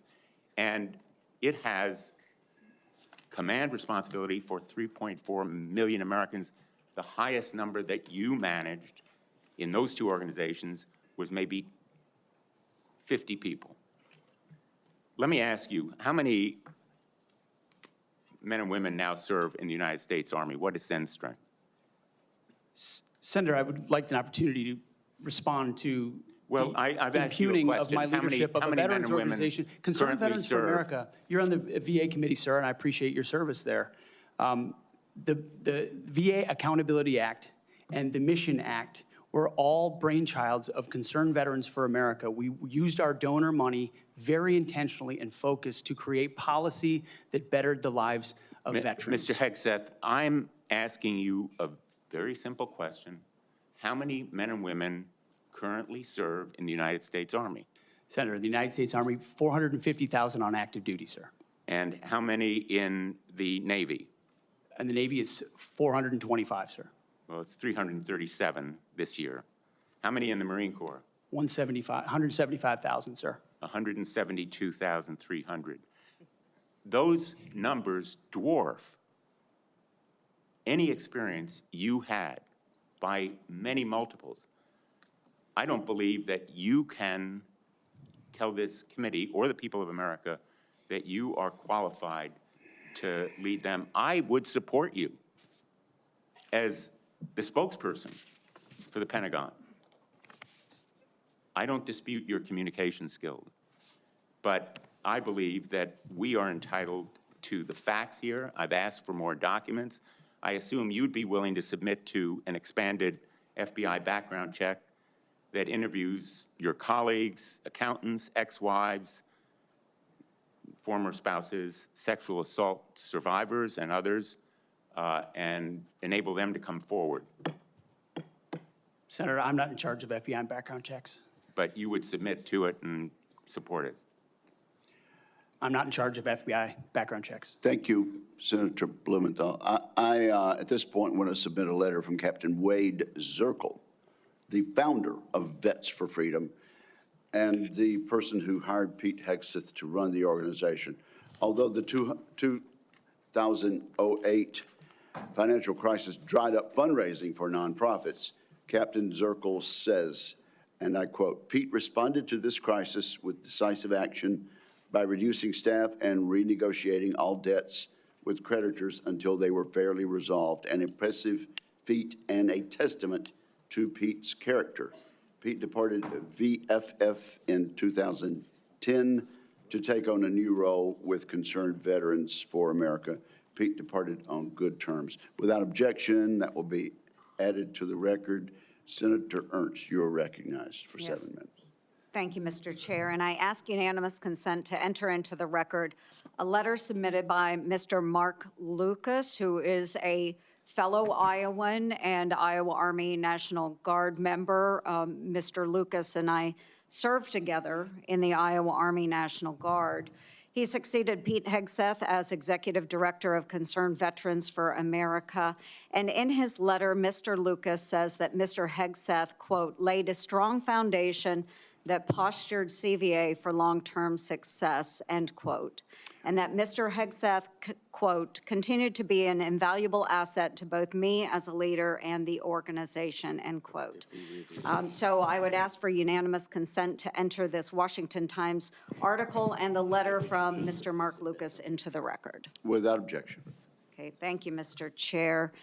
Good morning, Mr. Hegseth, and thank you very much. I appreciate your service to our nation. It's something that I know you are very proud of, and it is something that we have in common and that we share. You and I have had many productive conversations. And just for our audience, we have had very frank conversations. Is that correct, Mr. Hegseth? Senator, that is a correct characterization. You know that I don't keep anything hidden, pull no punches. My colleagues know that as well. So I do appreciate you sitting down and allowing me the opportunity to question you thoroughly on those issues that are of great importance to me. Just to recap those issues, 3 that are very important. One is the DOD and making sure that we have a clean audit. The second is women in combat, and we'll talk a little bit more about that in a moment. And the third was maintaining high standards and making sure that we are combating sexual assault in the military. Okay, so Mr. Hegseth, I'm going to address the issue because this will tie into some of the financial concerns that have been raised here as well. And it's why, you know, trusting my fellow Iowan, asked for unanimous consent of his letter to go into the record. But like me, a lot of Iowans are really, really concerned and upset about the wasteful Washington spending and of course, in our Pentagon. It's an issue that I have been combating for years. So there's significant room for greater efficiency and cost cutting within the department. And the DOD is the only federal agency that has never passed an audit. As the Senate DOJ caucus chair and founder, that's unacceptable to me, and it should be unacceptable to you as well. So I appreciate that you mentioned that in your opening statement. What are those steps that you will take to ensuring the Pentagon has a clean audit by the year 2028? Senator, I appreciate your work on this topic, which you've been involved in for a long time. You mentioned Concerned Veterans for America. I just want to clarify, we have very generous donors who set a very clear budget that we stuck to every single year. So the latitude there was restricted, and we worked very hard and diligently inside it. You've also been a leader on the Pentagon audit for a very long time. I think when we met, Senator, I said 2014 was the first year. We discovered a 2013 op-ed I wrote about the need for a Pentagon audit, because an audit is an issue of national security and frankly, respect to American taxpayers who give $850 billion over to the Defense Department and expect that we know where that money goes. And if that money is going somewhere that doesn't add to tooth and instead goes to fat or tail, we need to know that. Or if it's wasted, we need to know that. So I think previous secretaries of defense, with all due respect, haven't necessarily emphasized the strategic prerogative of an audit. And myself, my deputy SecDef, and others already know that a Pentagon audit will be the comptroller, others central to ensuring we find those dollars that can be used elsewhere legally under the law inside the Pentagon. So you have my word, it will be a priority. Okay, thank you.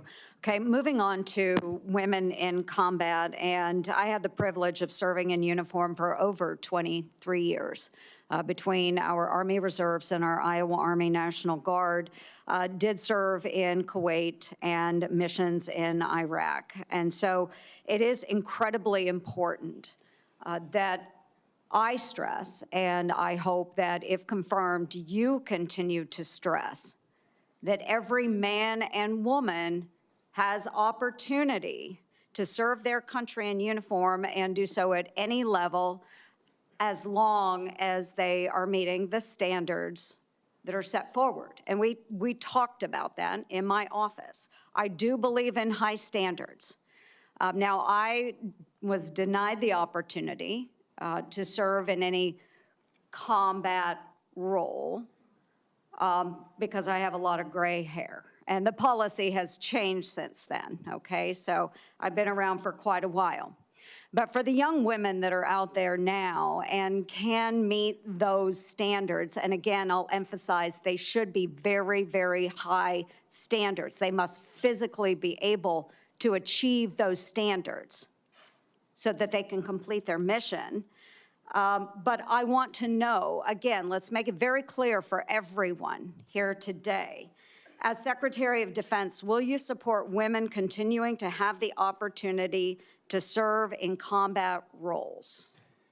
Senator, first of all, thank you for your service, as we discussed extensively as well. It's my privilege.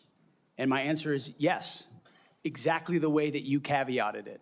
Yes, women will have access to ground combat roles, given the standards remain high, and we'll have a review to ensure the standards have not been eroded in any one of these cases. That'll be part of one of the first things we do at the Pentagon, is reviewing that in a gender-neutral way, the standards, ensuring readiness and meritocracy is front and center. But absolutely, it would be the privilege of a lifetime to, if confirmed, to be the Secretary of Defense for all men and women in uniform who fight so heroic. They have so many other options. They decide to put their right hand up for our country, and it would be an honor to have a chance to lead them. Thank you. And just very briefly, we only have less than a minute left, but we have also discussed this in my office. A priority of mine has been combating sexual assault in the military and making sure that all of our service members are treated with dignity and respect. This has been so important. Senator Gillibrand and I have worked on this, and we were able to get changes made to the Uniform Code of Military Justice to make sure that we have improvements and on how we address the tragic and life-altering issues of rape, sexual assault, it will demand time and attention from the Pentagon under your watch if you are confirmed. So as Secretary of Defense, will you appoint a senior-level official dedicated to sexual assault prevention and response? Senator, as we have discussed, yes, I will. Okay, and my time has expired. Thank you for your answers. Senator Hirono. Thank you, Mr. Chairman. Mr. Hegseth, welcome. Thank you. I am focused on your fitness to serve, including your character and temperament and your overall qualifications to do the job. And I do appreciate the comments of Ranking Member Reed with his concerns regarding your nomination, because I share those concerns. As part of my responsibility as a member of this committee to ensure the fitness of all nominees to come before any of the committees on which I sit, I ask the following two initial questions. First, since you became a legal adult, have you ever made unwanted requests for sexual favors or committed any verbal or physical harassment or assault of a sexual nature? No, Senator. Have you ever faced discipline or entered into a settlement relating to this kind of conduct? Senator, I was falsely accused in October of 2017. It was fully investigated, and I was completely cleared. I don't think completely cleared is accurate, but the fact is that your own lawyer said that you entered into an NDA and paid a person who accused you of raping her a sum of money to make sure that she did not file a complaint. Moving on. As Secretary, you will be in charge of maintaining good order and discipline by enforcing the Uniform Code of Military Justice, UCMJ. In addition to the sexual assault allegations, and by the way, the answer to my second question should have been yes. I have read multiple reports of your regularly being drunk at work, including by people who worked with you at Fox News. Do you know that being drunk at work is prohibited for service members under the UCMJ? Senator, those Yes or no? multiple false anonymous reports peddled by NBC Do you News know that run that directly drinking on the job contradictory to the dozens of men and women at Not Fox News contemplated Channel and who I work with I'm who not came hearing on the the answer to my record question. and said they've In your never opening seen statement, that. Mr. Hegseth, you commit to holding leaders accountable at all levels. That includes you, of course. And frankly, as Secretary, you will be on the job 24/7. You recently promised some of my Republican colleagues that you stopped drinking and won't drink if confirmed, correct? Absolutely. Will you resign as Secretary of Defense if you drink on the job, which is a 24/7 position? I've made this commitment on behalf of Will the you men and women I'm resign serving. as Secretary of Defense I've if made this you commitment drink on on the behalf job? of the men and women I'm serving I'm not because it's the hearing- most important deployment I'm not of my hearing an life. answer to my question, so I'm going to move on. While you have made that commitment, you will not commit to resigning if you drink on the job. As Secretary of Defense, you will swear an oath to the Constitution and not an oath to any man, woman, or president, correct? Senator, on multiple occasions, including as a young second lieutenant, I have sworn an oath to the Answer is Constitution, yes. and I'm proud to do so. Yes, ma'am. In June of 2020, then President Trump directed former Secretary of Defense Mark Esper to shoot protesters in the legs in downtown DC, an order Secretary Esper refused to comply with. Would you carry out such an order from President Trump? Senator, I was in the Washington, D.C. National Guard unit that was in Lafayette Square during those Would you events, carry holding out a an riot order to shield on shoot behalf of my protesters country. in the legs? I saw 50 as Secret directed Service agents to get injured Secretary by Esper? rioters trying to jump over the fence, set Again, a church on fire, and destroy You know a what, statue. that sounds to me that you will Chaos. comply with such an order. You will shoot protesters in the leg. Moving on. President-elect has attacked our allies in recent weeks, refusing to rule out using military force to take over Greenland and the Panama Canal, and threatening to make Canada the 51st state. Would you carry out an order from President Trump to seize Greenland, a territory of our NATO ally Denmark, by force, or would you comply with an order to take over the Panama Canal? Senator, I will emphasize that President Trump received 77 million votes to be the lawful We're commander-in-chief not of talking this about country. the election. My question is, would you use our military to take over Greenland or an ally of Denmark? Senator, one of the things that President Trump is so good at is never strategically tipping his hand. And so I would never in this public forum give one way or another direct what orders the president would give me in any context. That sounds to me that you would contemplate carrying out such an order to basically invade Greenland and take over the Panama Canal. Current DoD policy allows service members and eligible dependents to be reimbursed for travel associated with non-covered reproductive health care, including abortions. Will you maintain this common sense policy? Senator, I've always been personally pro-life. I know President Trump has as well, and we will review all policies, but our standard is whatever the president wants on this particular issue with my advice, I will take a look at. If the president tells you that this common sense policy will not be maintained, you will not enable our service members to seek reproductive care. So it sounds I don't like to believe the me. federal government should be I'm not hearing funding answers to my questions, travel for Mr. abortion. Chairman. I just want to note that the other area that of serious concern to me is President Trump saying that he wants to use the military to help with mass deportations, which will cost billions of dollars. And what that will do to readiness is very, very concerning. Mr. Hegseth, I have noticed a disturbing pattern. You previously have made a series of inflammatory statements about women in combat, LGBTQ service members, Muslim Americans, and Democrats. Since your nominations, however, you have walked those back on TV and interviews, and most recently in your opening statements.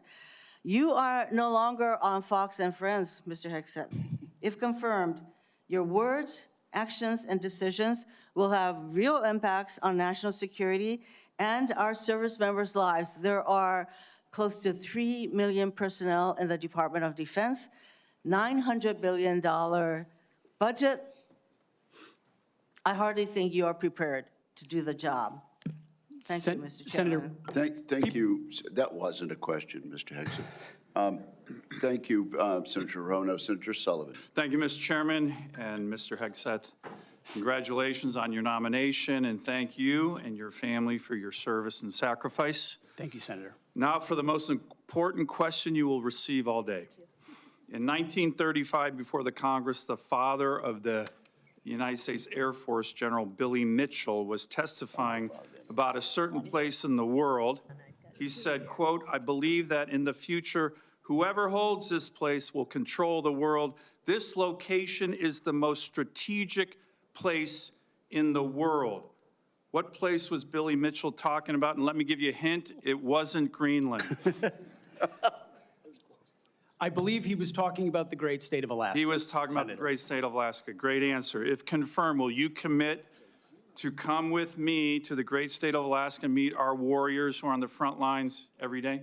Senator, I have, and as I mentioned to you in the past, I did a brief training exercise up at Fort Wainwright at a previous part of my military life. I look forward to returning. Great. And I will say, we are on the front lines with this new era of authoritarian aggression in Alaska. The last 2 years, we've had Chinese and Russian naval task forces, joint strategic bomber task forces in our EEZ, in our ADIZ. And after his election, President Trump put out an extensive statement on Alaska, which included the following statement: "We will ensure Alaska gets even more defense investments as we fully rebuild our military, especially as Russia and China are making menacing moves in the Pacific." Mr. Hegseth, if confirmed, will you work with me, this committee, and the incoming Commander-in-Chief on continuing to build up our military assets and infrastructure in Alaska to reestablish deterrence in the Arctic and in the Indo-Pacific? If confirmed, Senator, it would be a pleasure to work alongside you and this entire committee to recognize the very real threat in the Indo-Pacific, the very real ways, even these past couple of weeks, that Russia has attempted to probe and push in and around Alaska, and also the very real strategic significance of Alaska vis-a-vis shipping lanes through the Arctic.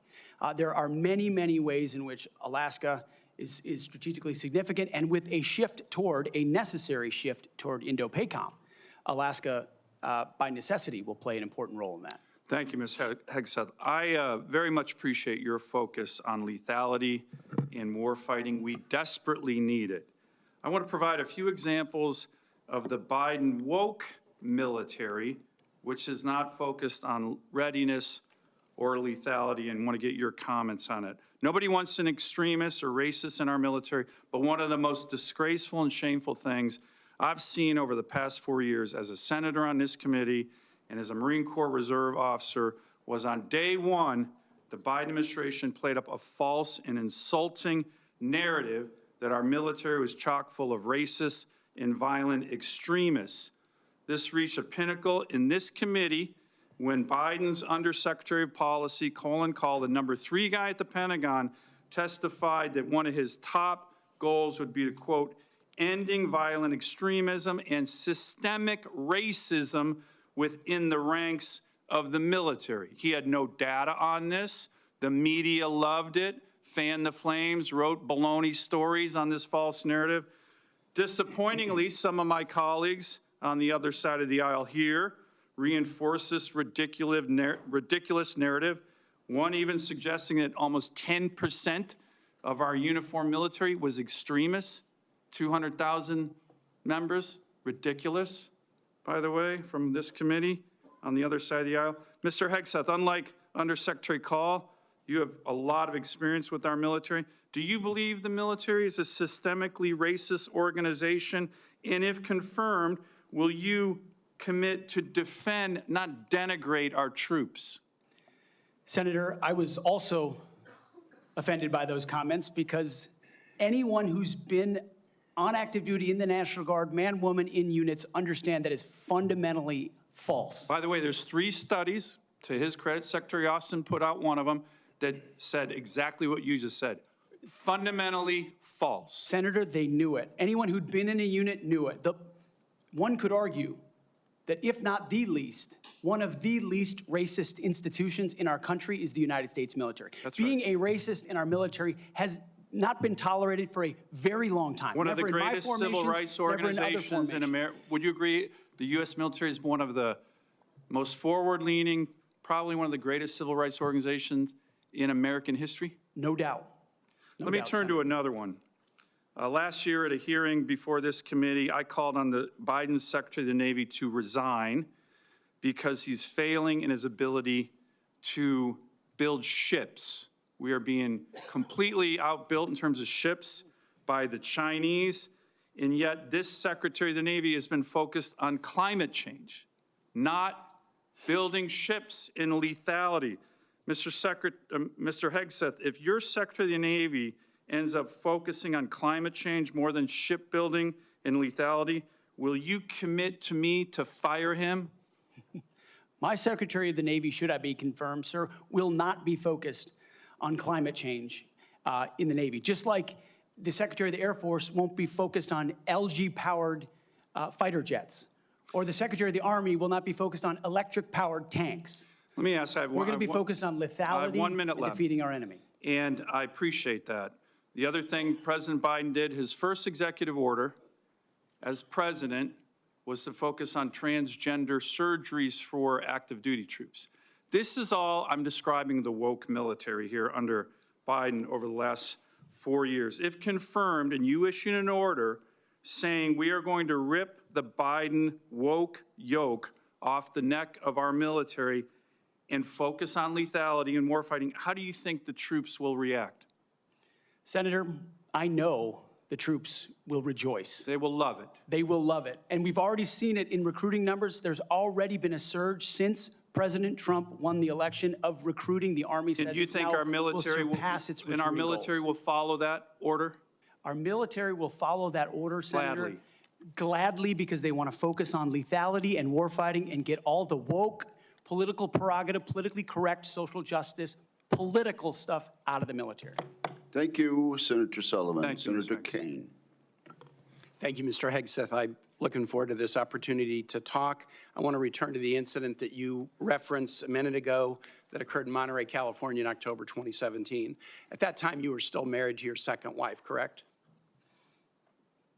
I believe so. And you had just fathered a child by a woman who would later become your third wife, correct? Senator, I was falsely charged, fully investigated, and completely cleared. So you think you were completely cleared because you committed no crime. That's your definition of cleared? You had just fathered a child 2 months before by a woman that was not your wife. I am shocked that you would stand here and say you're completely cleared. Can you so casually cheat on a second wife and cheat on the mother of a child that had been born 2 months before, and you tell us you are completely cleared? How is that a complete clear? Senator, her child's name is Gwendolyn Hope Hegseth, and she's a child of God, and she's 7 years old. And she was, and you cheated on the mother of that child less than 2 months after that daughter was born, didn't you? Those were false charges. Well, it was fully investigated, and I was completely cleared. And I am so grateful for the marriage I have to this amazing woman behind me. You've admitted that you had sex at that hotel in October 2017. You said it was consensual, isn't that correct? Anything? You've admitted that it was consensual, and you were still married, and you just had a child by another woman. Again, how do you explain your judgment? Completely false charges against me. You fully investigated, and I was completely cleared. You have admitted that you had sex while you were married to wife 2 after you just had fathered a child by wife 3. You've admitted that. Now, if it had been a sexual assault, that would be disqualifying to be Secretary of Defense, wouldn't it? It was a false claim then and a false claim now. If it had been a sexual assault, that would be disqualifying to be Secretary of Defense, wouldn't it? That was a false claim. So you talking about a hypothetical. So you can't tell me whether someone who has committed a sexual assault is disqualified from being Secretary of Defense? Senator, I know in my instance, and I'm talking about my instance only, it was a false claim. But you acknowledge, that you cheated on your wife and that you cheated on the woman by whom you had just fathered a child. You have admitted that. I will allow your words to speak for themselves. You're not retracting that today. That's good. I assume that in each of your weddings, you've pledged to be faithful to your wife. You've taken an oath to do that, haven't you? Senator, as I've acknowledged to everyone in this committee, not a perfect person, not claiming to be. But no, I just asked a simple question. You've taken an oath, like you would take an oath to be Secretary of Defense in all of your weddings to be faithful to your wife. Is that correct? I have failed in things in my life, and thankfully I'm redeemed by my Lord and Savior, Jesus Christ. In finalizing divorces from your first and second wives, were there non-disclosure agreements in connection with those divorces? Senator, not that I'm aware of. If there were, would you agree to release those first and second wives from any confidentiality agreement? Senator, it's not something I'm aware of. But if there were, you would agree to release them from a confidentiality agreement? Senator, that's not my responsibility. Did you ever engage in any acts of physical violence against any of your wives? Senator, absolutely not. But you would agree with me that if someone had committed physical violence against a spouse, that would be disqualifying to serve as Secretary of Defense, correct? Senator, absolutely not have I ever done that. You would agree that that would be a disqualifying offense, would you not? Senator, you're talking about a hypothetical. I don't think it's a hypothetical. Violence against spouses occurs every day. And if you as a leader are not capable of saying that physical violence against a spouse should be a disqualifying fact for being Secretary of the most powerful nation in the world, you're demonstrating an astonishing lack of judgment. The incident in Monterey led to a criminal charge, a criminal investigation, a private settlement, and a cash payment to the woman who filed the complaint. And there was also a non-disclosure agreement, correct? It was a confidential settlement agreement off of a nuisance lawsuit. Right. During an interview, you claimed that you settled the matter because you were worried that if it became public, it might hurt your career. Do you maintain that you were blackmailed? Senator, I maintain that false claims were made against me. And ultimately, your attorney those used false the claims, phrase, I have the opportunity to attest my innocence in those false claims. But you didn't reveal any of this to President Trump or the transition team as they were considering you to be nominated for Secretary of Defense. You didn't reveal the action. You didn't reveal the criminal complaint. You didn't reveal the criminal investigation. You didn't reveal the settlement. You didn't reveal the cash payment. Why didn't you inform the commander-in-chief and the transition team of this very relevant event? Senator, I've appreciated every part of the process with the transition team. They have been open and honest with me. We've had great conversations between the two of us, and I appreciate the opportunity that President-elect Trump has given me. You chose not to reveal this, right? Because you knew it would hurt your chances. So you chose not to reveal this really important thing to the commander-in-chief and the transition team because you were worried about your chances rather than trying to be candid with the future president of the United States. Are there any other important facts that you chose not to reveal to the president-elect and his team as they were considering you to be Secretary of Defense? Senator, I sit here before you an open book, as everyone who's watched this process. With multiple non-disclosure and confidentiality agreements tying the hands of many people who would like to comment to us. Much has been made of your workplace behavior as a leader of nonprofit veterans organizations and as a Fox News contributor. Were you fired from either of the leadership positions with the nonprofits? I was the leader. I was the CEO of Concerned Veterans for America and the executive director of Vets for Freedom. Were you fired from either of them? And I was never fired from a veterans organization. Do you have non-disclosure agreements with either of those organizations? Not that I'm aware of, Senator. Many of your work colleagues have said that you show up for work under the influence of alcohol or drunk. I know you've denied that, but you would agree with me, right, that if that was the case, that would be disqualifying for somebody to be Secretary of Defense. Senator, those are all anonymous false claims, and the totality they're not anonymous. The letters on the record here. They're not anonymous. On the record, we've seen records with names attached to them. Vets for Freedom, Concerned Vets for America, and Fox News attributing to me working hard every day on behalf of one of your mission. colleagues said that you got drunk at an event at a bar and chanted, "Kill all Muslims." Another colleague, not anonymous, we have this, said that you took co-workers to a strip club. You were drunk, you tried to dance with strippers, you had to be held off the stage, and one of your employees in that event filed a sexual harassment charge as a result of it. Now, I know you denied these things, but isn't that the kind of behavior that, if true, would be disqualifying for somebody to be Secretary of Defense? Senator, anonymous false charges. They're not anonymous. And I'll just conclude and say this to the chairman. You claim that this was all anonymous. We have seen records with names attached to all of these, including the name of your own mother. So don't make this into some anonymous press thing. We have seen multiple names of colleagues consistently throughout your career that have talked about your abusive actions, Chairman, attitudes, I think he's words, over and his time. statements He's way to women. over his time. I now yield. And thank you very much.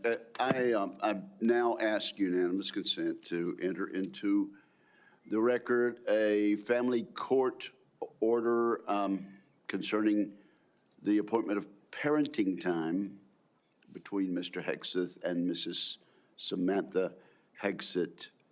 It states that there were no claims of domestic abuse or probable evidence of abuse in the relationship. Without objection, that will be added to the record. And we now move to Senator Kramer. Thank you, Mr. Chairman. Thank you, Mr. Hegseth, for your service, for your willingness to endure this. And I'm sorry for what has been happening to you, particularly the very idea that you should have to sit there and answer hypothetical potential in somebody's imagination crimes that may take place at some point, and wouldn't that disqualify you if you were a murderer or if you were a rapist? Unfair, and I'm embarrassed for this behavior. But first, I want to say thank you for your strong proclamation, unapologetic proclamation of faith in Jesus Christ. I sat here and listened to your opening statement and thought, wow, this is a guy who in today's culture is willing to stand up and say the first thing is first, faith in Jesus Christ. And I was reminded of what Christ said in Matthew, seek ye first the kingdom of God and his righteousness, and these things shall be added unto you. You are going to have a great future as our secretary, and I look forward to that day happening. I also want to get back to, you mentioned, and it got rather dismissed quickly, pivoted, as a lot of things do. You'd mentioned that you were not able to serve with your National Guard unit in the protection of the inauguration of Joe Biden because of a tattoo, a Christian tattoo. Can you elaborate just a little bit on what is this very offensive, extremist, racist tattoo that you have? It's a tattoo I have right here, Senator. It's called the Jerusalem Cross. It's a historic Christian symbol. In fact, interestingly, recently I attended briefly the memorial ceremony of former President Jimmy Carter. On the floor of our National Cathedral, on the front page of his program, was the very same Jerusalem Cross. It is a Christian religious symbol. And when the events happened before preceding the Biden inauguration, I was a part of the mobilization to defend that inauguration as someone who'd been a proud supporter of Donald Trump, but also a member of the military, had orders to come to Washington, D.C. to guard that inauguration. And at the last minute, those orders were revoked. I'd never had orders revoked before. I'd been on orders to a lot of places to do a lot of difficult and dangerous things. They were revoked, and I was not told why. Later, when I wrote my book, I was able to get information. It was because I had been identified. Someone who'd served in Iraq, in Afghanistan, in Guantanamo Bay, holding a riot shield outside the White House. I'd been identified as an extremist, as someone unworthy of guarding the inauguration of an incoming American president. And if that's happening to me, Senator, how many other men and women, how many other patriots, how many other people of conscience? We haven't even talked about COVID and the tens of thousands of service members who were kicked out because of an experimental vaccine. In President Trump's Defense Department, they will be apologized to, they will be reinstituted with pay and rank. Things like focusing on extremism, Senator, have created a climate inside our ranks that feel political when it hasn't ever been political. Those are the types of things that are going to change. And Senator Sullivan, you mentioned that study. After a whole study was held, extremism working group study, 100 extremists were identified in the ranks of 3 million. And most of those were gang-related. So it was a made-up boogeyman to begin with. You, Mr. Hegseth, are not the extremist. The people who would deny you your expression of faith are the extremists. They're the racists. They're the bigots. You're the one that is protecting their right to be one. Thank you for that.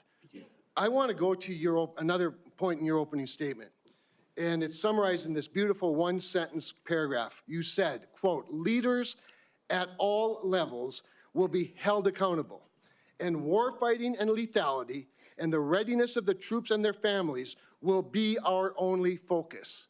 At that moment, in my mind's eye, I heard soldiers, airmen, Marines, sailors, guardians, from the Pentagon to the Pacific and everywhere in between, applaud. Applaud. And they're thinking, it's about time. I can get on board with that idea. And quite honestly, and I want to get to this because I think it's so important. I would say, I don't know, just about maybe everyone, I'm trying to think of an exception to this, that wears the uniform that has ever come before this committee or that I've met with privately, publicly, that I've been on tours with, that I've traveled with, that wear the uniform, whether it's with 4 stars or no stars, agrees with that statement. And I just want to caution you, and I'd be interested in your feedback on this. You know, there's been a lot of talk about firing woke generals, creating the purge group, and all those things you and I have talked about. I would say give those men and women a chance under new leadership. You know, my favorite painting in the rotunda is of George Washington retiring his commission, establishing on day one, a man who could have been king, chose to be a civilian leader of this country. And I just would encourage you to trust them first, and look forward to them saluting the civilian leadership of this country. So just maybe if you could spend a minute just elaborating a little bit about the wokeness, where it comes from, and who will be held accountable. The wokeness comes not from the uniform ranked, Senator, but from the political class. On day one, on January 20th, when President Trump is sworn in, he will issue a new set of lawful orders. And the leadership of our services will have an opportunity to follow those lawful orders or not. Those lawful orders will not be based on politics. They will be based on readiness, accountability, standards, and lethality. That is the process by which leaders will be judged. And accountability is coming, because everybody in this room knows, if you're a rifleman and you lose your rifle, they're throwing the book at you. But if you're a general who loses a war, you get a promotion. That's not going to happen in Donald Trump's Pentagon. There will be real standards for success. Everyone from the top, from the most senior general to the most lowly private, will ensure that they're treated fairly, men and women, inside that system. I also just want to commend you for your answers to Senator Fisher's questions about nuclear deterrence, but I also appreciate the fact that you emphasize reputational deterrence, because deterrence is not a weapon system, it is an attitude, and you project an attitude of deterrence. Thank you. Thank you, Mr. Chairman. Thank you, Senator Kramer. Senator King. Thank you, Mr. Chairman. Mr. Hessek, welcome to the committee. Thank you, Senator. You've made several references to your religion today. I share that devotion to Christianity, but I must say I've been reminded somewhat of Saul on his way to Damascus. You seem to have been converted over the last several weeks and several months. You wrote in your book just last year that, but if we're going to, this is the book, War on Warriors, but if we're going to send our boys to fight, and it should be boys, we need to unleash them to win. Later on, our boys should not fight by rules written by dignified men. Which is it? Is it only boys can fight? I mean, you've testified here today that you believe in women in combat, but you didn't just last year. How do you explain your conversion? Senator, my testimony is clear. Writing a book is different than being Secretary of Defense, and I look forward to leading the men and women of our military. And my comment there, Senator, was about the burdensome rules of engagement that members of our generation, men and women, have seen on the battlefield. And one thing President Trump changed in meaningful ways that led to meaningful developments on the battlefield. When President Trump took control in the first term, ISIS was raging across Iraq. And as someone who spent a lot of time there with other men and women who invested in that mission, it was a very difficult moment to see the black flag of ISIS fly. And what President Trump did was untie the hands of warfighters. He changed the rules of engagement, untied the hands of warfighters, and allowed them to complete their mission and crush ISIS. It has not just tactical implications, operational and strategic implications, how you allow warfighters to go about winning and fighting their wars. President Trump understands that, and within the laws of war and the Uniform Code of Military Justice, we are going to unleash warfighters to win wars so that wars don't drag on forever, as our generation has seen. So are you rejecting Title 18 and Title 42, I think, also has provisions that incorporate the Geneva Convention and the laws of armed combat?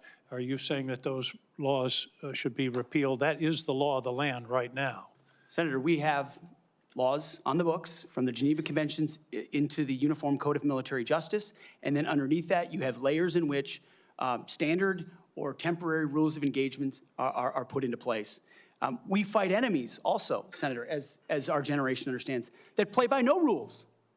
They use civilians as human shields. So are you saying they target that women and children? The Geneva Convention should not be observed? We follow rules. We follow rules, but we don't need burdensome rules of engagement that make it impossible for us to win these wars. You're saying two different things. You're saying we follow rules, but we don't have to follow the rules in all cases. Is that correct? Senator, I'm making an important tactical distinction that warfighters will understand. That there are the rules we swear an oath to defend, which are incredibly important, and this committee understands and helps set them. And then there are those echelons above reality, from, corps to division to brigade to battalion, and by the time it trickles down to a company or a platoon or a squad level, you have a rules of engagement that nobody recognizes. And then it makes you incredibly difficult to actually do your job on the battlefield. That's the kind of assessment and look that an Army major will give to this process if I was confirmed to be the Secretary of Defense. Your quote is true understanding your of that. quote in 2024, our boys should not fight by rules written by dignified men in mahogany rooms 80 years ago. That would be the Geneva Convention. America should fight by its own rules, and we should fight to win or not go in at all. are you saying that the Geneva Convention provisions, which clearly outlaw torture of prisoners, should not apply in the future? Senator, how we treat our wounded, how we treat our prisoners, the applications of the Geneva Conventions are incredibly important. But we would all have to acknowledge that the way we fought our wars back when the Geneva Conventions were written are a lot different than the asymmetric, non-conventional environment of counterinsurgency that I confronted in Iraq and Afghanistan. I was the senior counterinsurgency instructor in Afghanistan. My job was to understand how the Taliban and al-Qaeda operated so that NATO units coming in could be informed of what was happening. They knew our rules of engagement, and when they were more restrictive, they took advantage of them, and it put our men and women in a more dangerous and difficult place. And you believe For future wars we fight, we need to have someone atop the Pentagon, sir, who understands how those ripple effects Well, I just want impact to the men and women understand in your uniform. position. Your position is torture's okay. Is that correct? Waterboarding, torture is no longer prohibited given the circumstances of whatever war we're in. Is that correct? Senator, that is not what I said. I've never been party to torture. We are a country that fights by the rule of law, and our men and women always do. And yet we have too many people here in air-conditioned offices that like to point fingers at the guys in dark and dangerous places, the gals in helicopters in enemy territory who are doing things that people in Washington, D.C. would never dare to do, or send, in many cases. In one of your interviews, you said they're willing to do this. You're talking about Donald Trump and Senator Cruz. They're willing to do something like waterboarding if it's going to keep us safe. Are you okay with waterboarding? Senator, the law of the land is that waterboarding is not legal. So the statement that you made, you now recant. Is that correct? They are willing to do something like waterboarding if it's going to keep us safe. You expressed that with approval. Senator, I'm very familiar with that as a concept, having spent a year at Guantanamo Bay, Cuba, guarding 700 of those that attacked us on 9/11. I just want to be clear. Are we going to abide by the Geneva Convention and the prohibitions on torture, or are we not? Is it going to depend on the circumstances? As I've stated multiple times, the Geneva Conventions are what we base ours, but what an American first national security policy is not going to do is hand its prerogatives over to international bodies that make decisions about how our men and women make decisions on the battlefield. America First understands we send Americans for a clear mission and a clear objective. We equip them properly for that objective. Right, we give them everything they need, and then we stand behind them with the rules of engagement that allow them to fight decisively to defeat America's enemies, which is why we say I just have a few quietly seconds and left, peacefully Mr. Hussack, if you could. I was very disturbed in your opening statement where you talked about the priorities that you have. We will work with our partners and allies to deter aggression in the Indo-Pacific from the Communist Chinese. There's not a single mention in this statement about Ukraine or Russia. Is this code for we're going to abandon Ukraine? Senator, the president, that's a presidential level policy decision. He's made it very clear that he would like to see an end to that conflict. We know who the aggressor is. We know who the good guy is. We'd like to see it as advantageous for the Ukrainians as possible, but that war needs to come to an end. You talk a lot about deterrence of China. I would submit that Xi Jinping is watching what we do very carefully. If we abandon Ukraine, that would be the strongest signal possible to Xi Jinping that he can take Taiwan without significant resistance from this country. Thank you, Senator King. Senator Scott of Florida. Mr. Chairman, I'd like to enter into the record 2 letters which testify to Mr. Hegseth's leadership record at Concerned Veterans for America. The first letter submitted by Mr. Darren Selnick, a senior advisor at CFA, stated that there's been no better leader, policy champion, or fighter for the military and veterans than Pete. He was instrumental in 2014 and 2017 in ensuring that veterans had health care choice. The second letter submitted by Mr. Kaysen Spiro, digital media director of CVA from 2015 to 2017, stated, Pete brought incredible energy, focus, and a clear vision to the organization and showed everything that the team accomplished together. And I similarly asked to submit to the record a letter from Paul J. Roberts, retired Colonel, U.S. Army Special Forces, speaking to the unwavering integrity of Mr. Hegseth. Is there objection? Without objection, those 3 will be admitted. Senator Scott. All right. First, congratulations on your nomination. Thank you, Senator. And thank you for being willing to serve our nation. I served in the Navy. I'm really proud of my dad. He was crazy. He did all 4 combat jumps with the 82nd Airborne. He, after that, survived all that and fought in the Battle of the Bulge. And what they went through, it was hell. So I have a lot of respect for him and for everybody that puts on the uniform and serves in battle and has to lead people in battle, because being on a ship, that didn't happen to me, but I had a lot of friends that happened to, and it clearly happened to my dad. I've served on this committee for 6 years, 2 years under President Trump and the past 4 under President Joe Biden. I've seen how the Biden-Harris administration pushed the DoD to prioritize wokeness over being the most lethal military force in the world. It's our readiness, our national security, and our ability to recruit people who are willing to put their lives on the line for our country. Can you talk about some of the changes we can make to improve recruitment and rebuild our military into the most lethal force in the world? First of all, Senator, thank you for the question. Thank you for your time. I think the first and most important thing we could have done is elect Donald Trump as the new commander-in-chief, because past is prologue. Our warfighters understand what kind of commander-in-chief they're going to get in President Donald Trump, someone who stands behind them, someone who gives them clear missions, someone who ends wars decisively, and the issue of Ukraine was mentioned, and ensures new wars are not started. There was a minor incursion under Barack Obama into Crimea, followed by nothing under President Trump, followed by an all-out assault by Vladimir Putin into Ukraine under the Biden administration. That did not happen under Donald Trump. Donald Trump managed the Taliban. Under the Biden administration, Afghanistan collapsed tragically, ending in the lives of 13 at Abbey Gate, who we remember every single day, and no one was held accountable for that. Chinese spy balloons were flying over the country. None of that happened under Donald Trump, and our warfighters understand that. So there's no better recruiter, in my mind, for our military than President Donald Trump. My job is to come alongside him, should I be confirmed, and continue to emphasize his emphasis on warfighting, on getting anything that doesn't contribute to meritocracy out of how decisions are made inside the Pentagon.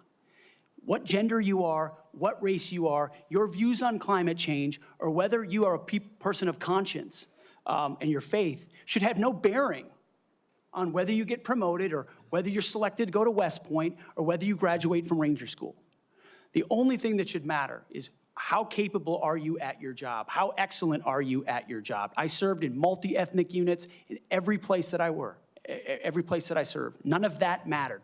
But suddenly we re-inject DEI and critical race theory, dividing troops into different categories, oppressor and oppressed, in ways that they otherwise just want to work together. That's why I've pointed out before, and I'll say it again, and because I'm sure it'll be quoted to me at some point. The dumbest phrase in military history is our unity is our strength. No, our shared purpose is our strength. Our shared mission is our strength. We are one DoD community of all committed to the same mission. Has nothing to do with your background. Has to do with what your commitment is to the country. And that is my solemn pledge to every single person that would put the uniform on and reflects President Trump's priorities as well. Senator. Thank you. You know, we talked a little bit about the fact the Pentagon can't do an audit, all right? Can you talk about, and I mean, to me, I've run big businesses. It's all about accountability. If you want to get an audit done, you can get an audit done. You might get a letter saying hey, there's things you have to fix, but it all goes to accountability, and we haven't had it. So can you talk about how you bring accountability to the table, what you've done in the past, and what you're going to do with regard to bringing accountability to the Pentagon? I meant it when I said it in the opening statement, Senator. I know what I don't know. I know I've never run an organization of 3 million people with a budget of $850 billion. But what I do know is that I've led men and women. I've led people. And it's leadership of people and motivation of people and a clear vision of people where you build a team, cast that vision, empower people properly. I want smarter and more capable people around me than me. And you will get that at the department. I cast the clear vision, build the plan, work it, we set the metrics, and everyone is held accountable. I know our incoming businessman president believes in accountability and holding people accountable. That will happen at the Pentagon. I mean, this has been a problem for a long time. Secretary Rumsfeld gave a speech on September 10th, 2001 that's mostly forgotten. But it was about the need for acquisition reform, cutting tail to give to teeth to warfighters. And then 9/11 happened. And these are problems that have been persistent for a long time. But now we have new threats. And we need the urgency of this moment. As you said, Mr. Chairman, the most dangerous moment we've been since the end of the Cold War and possibly since World War II. The urgency to do everything possible to get the capabilities into the hands of warfighters, Emergency Powers Defense Production Act, whatever it takes, and an audit is certainly part of it. Why do you want to do this? Why do you want to do this job? What drives you? You have 30 seconds. Because I love my country, Senator, and I've dedicated my life to the warfighters. People see me as someone who hosts a morning show on television. But people that really know me know where my heart's at.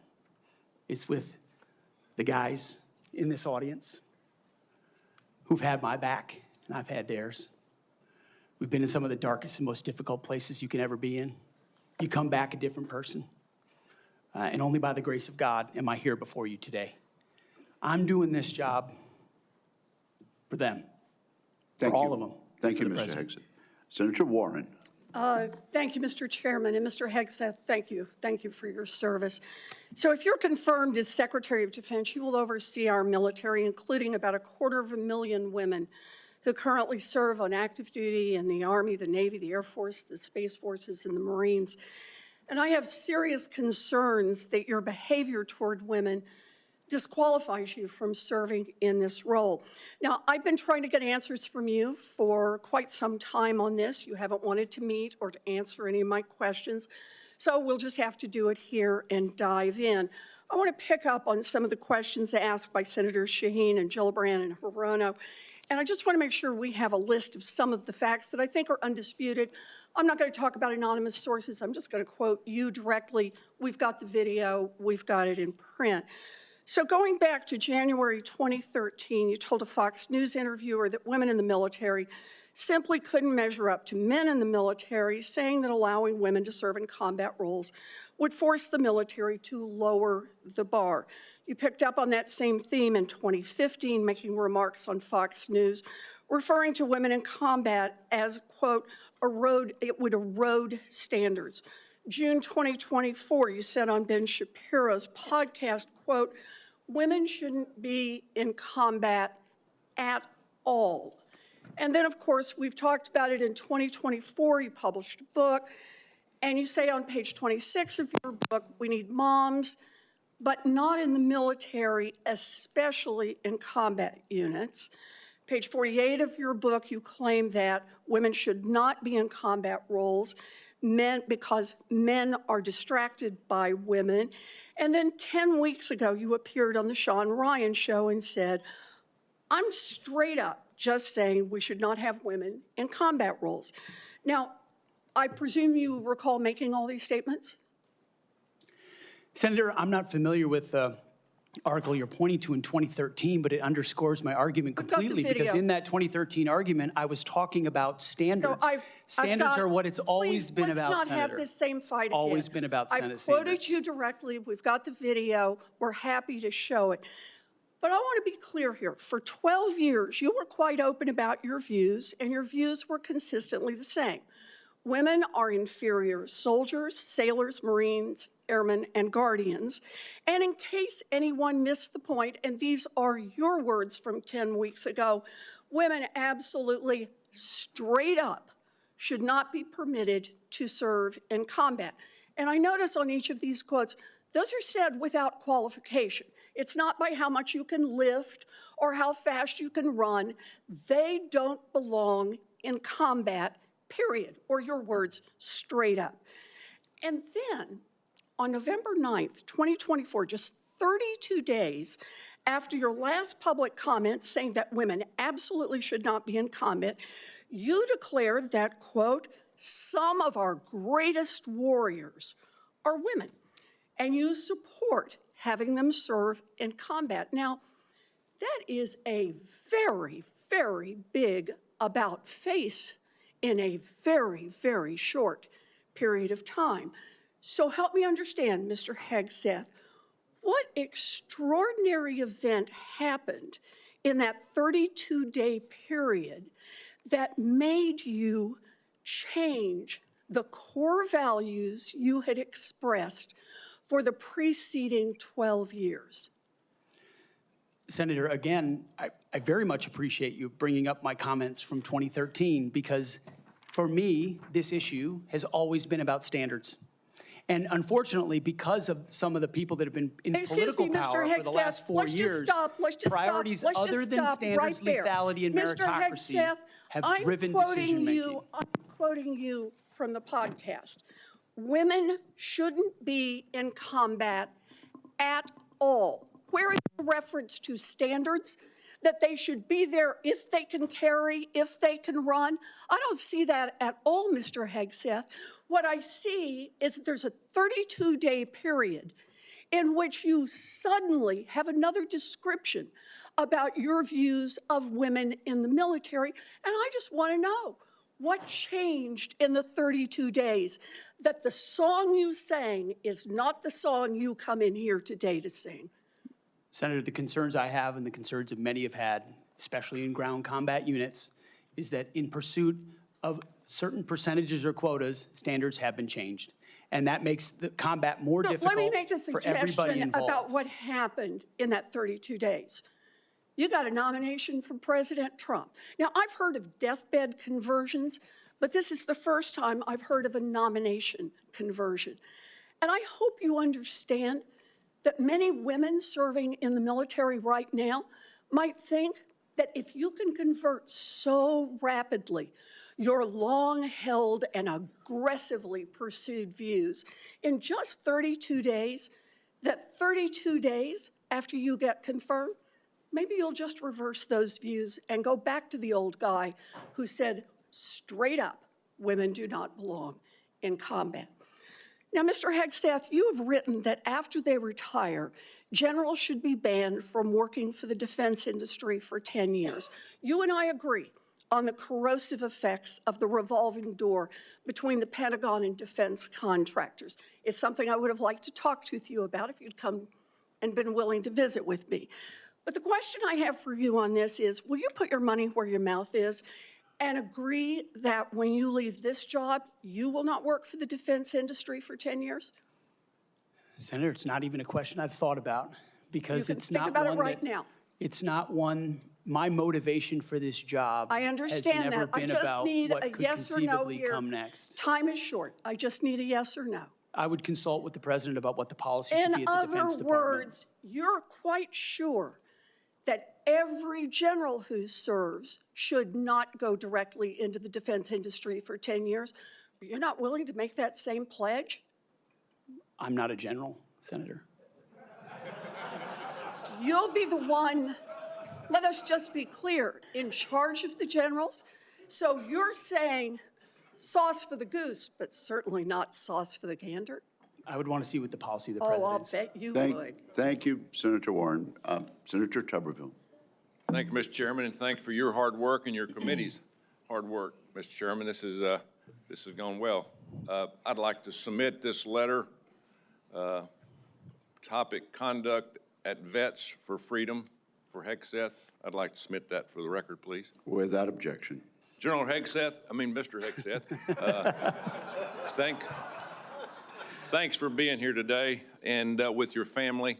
I know this is tough. That's what it's all about, though. You're a tough guy.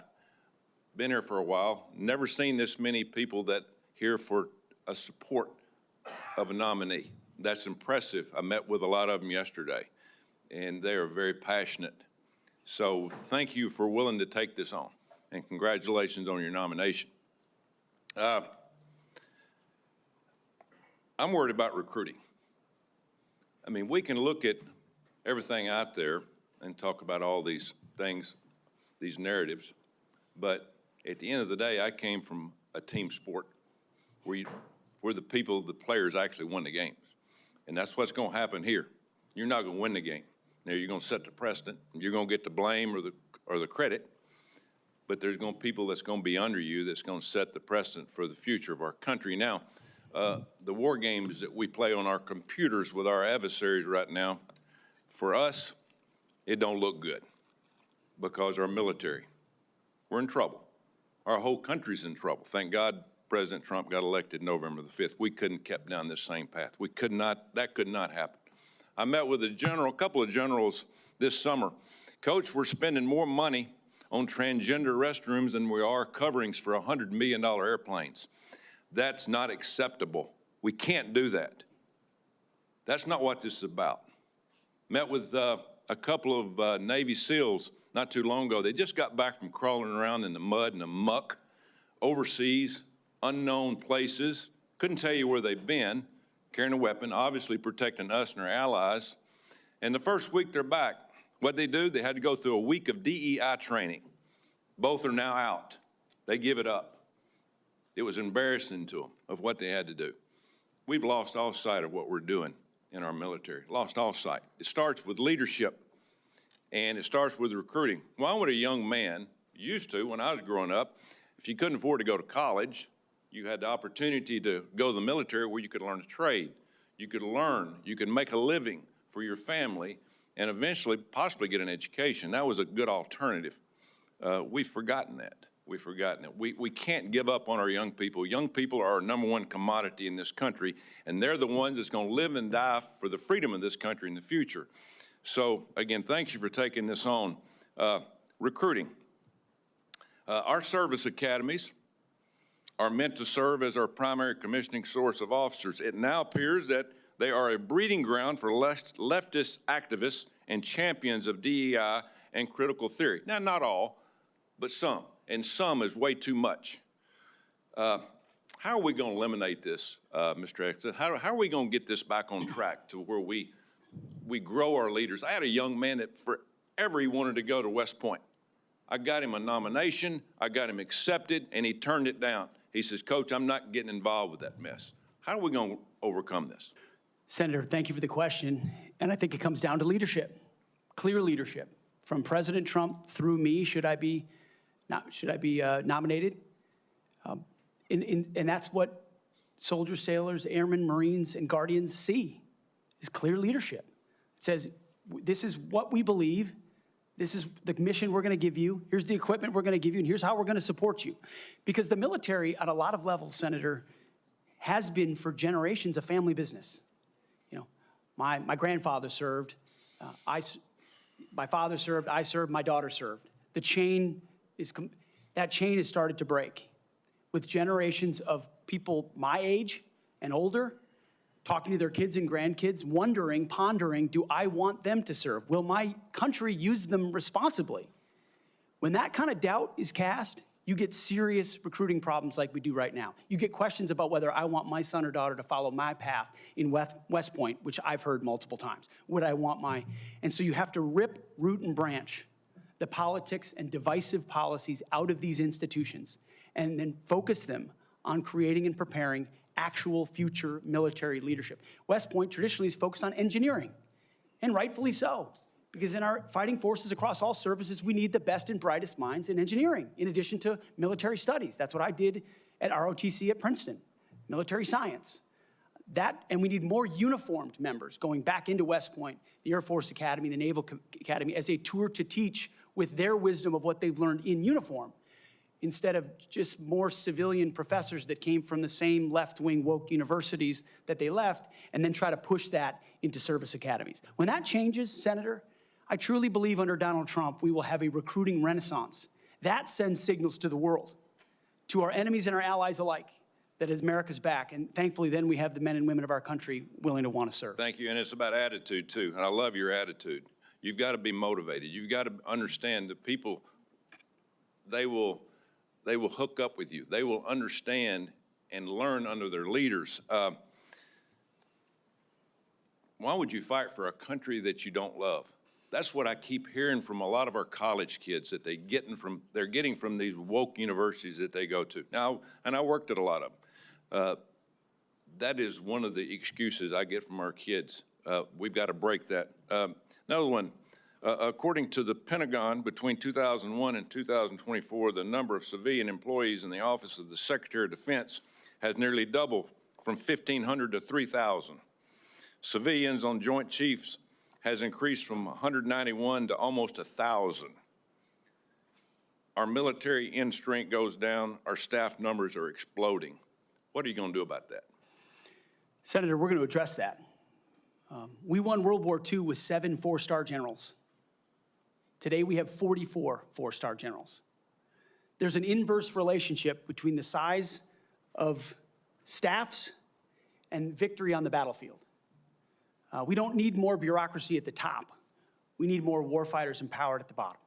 So it's going to be my job working with those that we hire and those inside the administration to identify those places where fat can be cut so it can go toward lethality.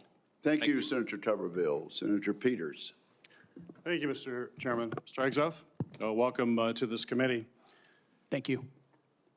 You know, we have far too much partisanship in our country right now. I think it's eating away at the fabric of what has always made this country great about bringing people together from all sorts of backgrounds, all sorts of experiences, and we know that in our motto, together as one, we are strong. And so we in this committee, and certainly I speak for myself, but I think I speak for many of my colleagues, want to take partisanship out of this proceeding as much as we can. I'm not naive. It's out there. I get it. But we've got to try to take that out.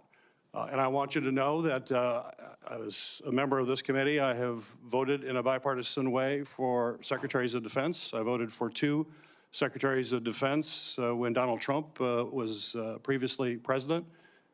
We had those 2. We had, I think, 5 total secretaries of defense during that 4-year period. So we want to keep that in mind as to what we might see in this coming administration. But I voted, and we voted by a big margin for those folks as well. But part of that was the process and having an opportunity to get to know the person and understand their qualifications and understand the standards.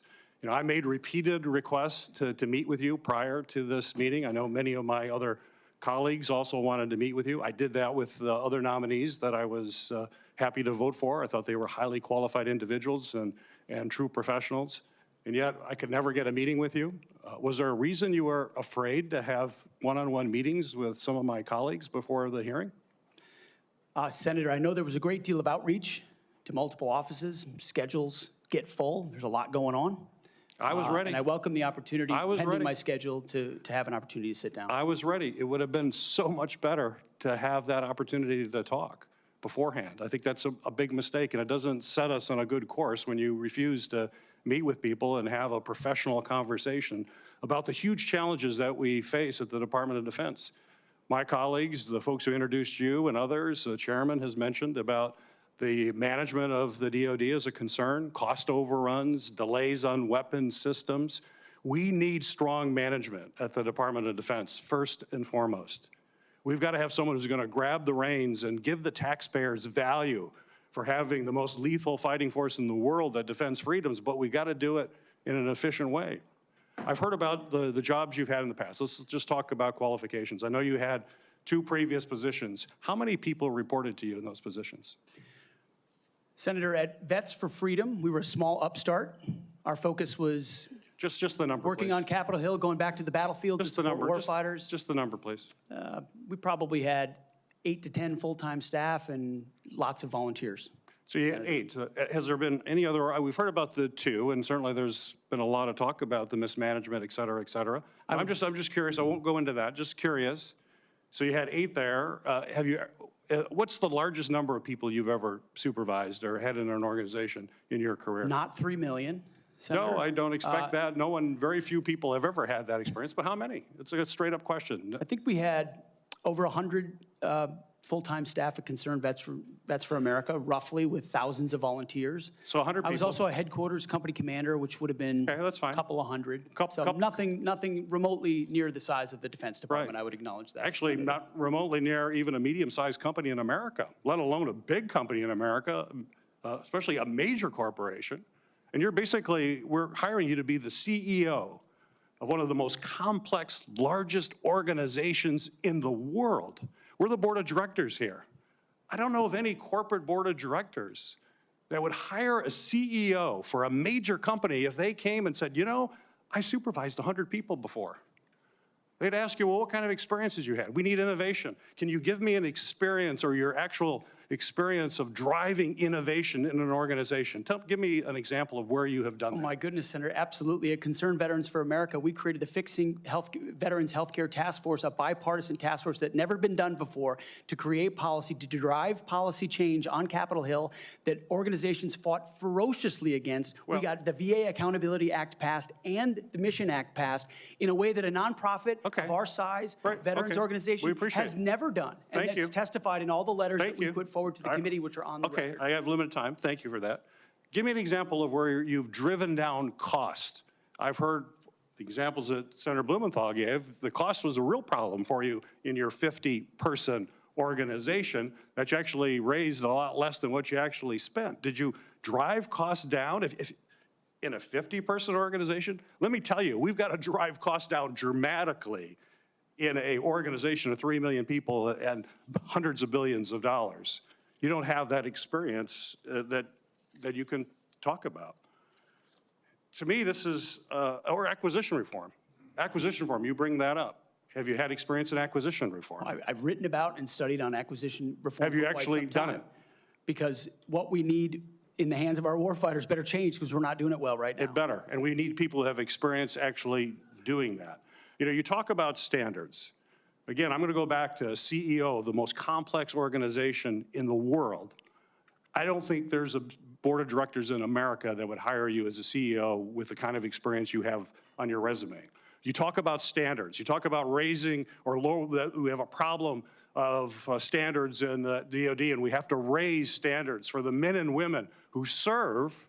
Do you think that the way to raise the minimum standards of the people who serve us is to lower the standards for the Secretary of Defense, that we have someone who has never managed an organization more than 100 people is going to come in and manage this incredibly important organization and do it with a professionalism and has no experience that they can tell us that they have actually done that? I have real problems with that. This is not about other issues that are brought up. They're all very important. I'm just about trying to get things done, managing efficiently, and having the best people who have demonstrated that in a large organization.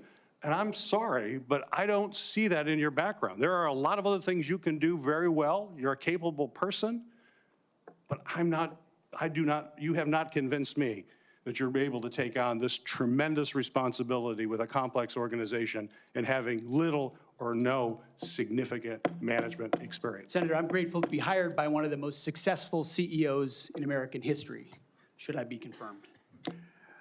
Mr. Hegseth, it seems to me that you've supervised far more people than the average United States Senator supervises typically.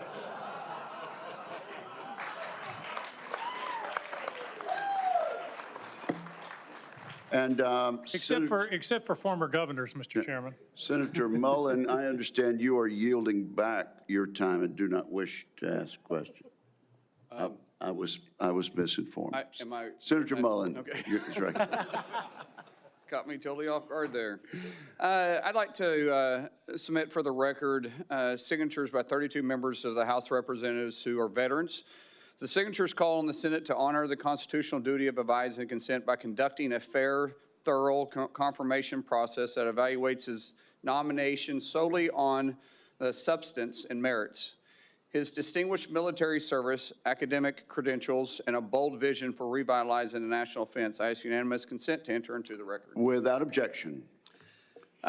You know, there's a lot of talk going about, talking about qualifications and then about us hiring him if we are the board, but there's a lot of senators here I wouldn't have on my board because there is no qualifications except your age, and you got to be living in the state and you're a citizen of the United States to be a senator. Other than the fact we got to convince a lot of people to vote for us. And then when we start talking about qualifications for if you're qualified for it, could the chairman tell me what the qualifications are for the Secretary of Defense? Mr. Chairman, could you tell me what the qualifications are for the Secretary of Defense? I'd be happy for I'll read it. for you to do Yeah, that. Yeah. let me read it for you, because I Googled I it. was getting some advice from I my understand second that. in command. Yeah, but I'm just making a point, because there's a lot about qualifications, and I think it's so hypocritical of senators, especially on the other side of the aisle, be talking about his qualifications, not being able to lead the secretary or be the Secretary of Defense, and yet your qualifications aren't any better. You guys aren't any more qualified to be the senator than I'm qualified to be the senator, except we're lucky enough to be here. But let me read you what the qualifications of the Secretary of Defense is, because I Googled it, and went through a lot of different sites, and really it's hard to see. But in general, the U.S. Secretary of Defense position is filled by a civilian. That's it. If you have served in the U.S. Army Forces and have been in the service for, you have to be retired for at least 7 years, and Congress can weigh that. And then there's questions that the senator from Massachusetts brought up about serving on a board inside the military industry, and yet your own secretary that you all voted for, Secretary of Austin, we had to vote on a waiver because he stepped off the board of Raytheon. But I guess that's okay, because that's a Democrat Secretary of Defense. But you so quickly forget about that. And then Senator Kaine, or I guess I better use the senator from Virginia, starts bringing up the fact that what if you showed up drunk to your job? How many senators have showed up drunk to vote at night? Have any of you guys asked them to step down and resign from their job? And don't tell me you haven't seen it, because I know you have. And then how many senators do you know have got a divorce before cheating on their wives? Did you ask them to step down? No. But it's for show. You guys make sure you make a big show and point out the hypocrisy because the man's made a mistake. And you want to sit there and say that he's not qualified? Give me a joke. I mean, it is so ridiculous that you guys hold yourself as this higher standard and you forget you got a big plank in your eye. We've all made mistakes. I've made mistakes. And Jennifer, thank you for loving him through that mistake. Because the only reason why I'm here and not in prison is because my wife loved me too. I have changed, but I'm not perfect. But I found somebody that thought I was perfect. And for whatever reason, you love Pete, and I don't know why. But just like our Lord and Savior forgave me, my wife's had to forgive me more than once too, and I'm sure you've had to forgive him too. And so thank you. So before I go down this rabbit hole again, tell me something about your wife that you love. She's the smartest, most capable, loving, humble, honest person I've ever met. In addition to being incredibly beautiful. Don't forget about your kids. I'm supposed to talk about my kids? No, well, she's also the mother. Oh, an amazing mother. Yes. Of our blended family of 7 kids. Brother, I'm pulling you which love along. her. I'm trying to help you here. You know, do you believe that you're going to be running the Secretary or the Department of Defense by yourself? Senator, absolutely not. Just as President Trump is assembling his cabinet, I look forward and already am in the process of building one of the best possible teams you can imagine, with decades and decades of experience outside of the Pentagon, driving innovation and excellence, and also inside the building, knowing how to make it happen. Yes, sir.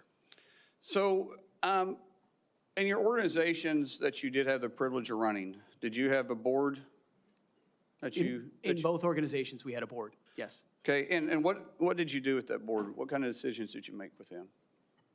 Those boards provided oversight and insight into decision-making. They all have special, unique sets that maybe filled gaps that you're not the expertise in? Yes, sir. So do you believe you're capable of surrounding yourself with capable individuals that you're going to be able to run those same ideas by, and surround yourself with people that are smarter and better equipped in maybe areas that you don't necessarily carry those expertise with? Senator, the only reason I've had success in life, to include my wonderful wife, is because of people more capable around me and having the self-confidence to empower them and say, hey, run with the ball, run with the football, take it down the field. We'll do this together. I don't care who gets the credit. And in this case, that's how the Pentagon will be run. Let's end with this, Mr. Chairman, about the qualifications. You got a man who has literally put his butt on the line, who served 20 years in the service, multiple deployments, has heard the bullets crack over the top of his head,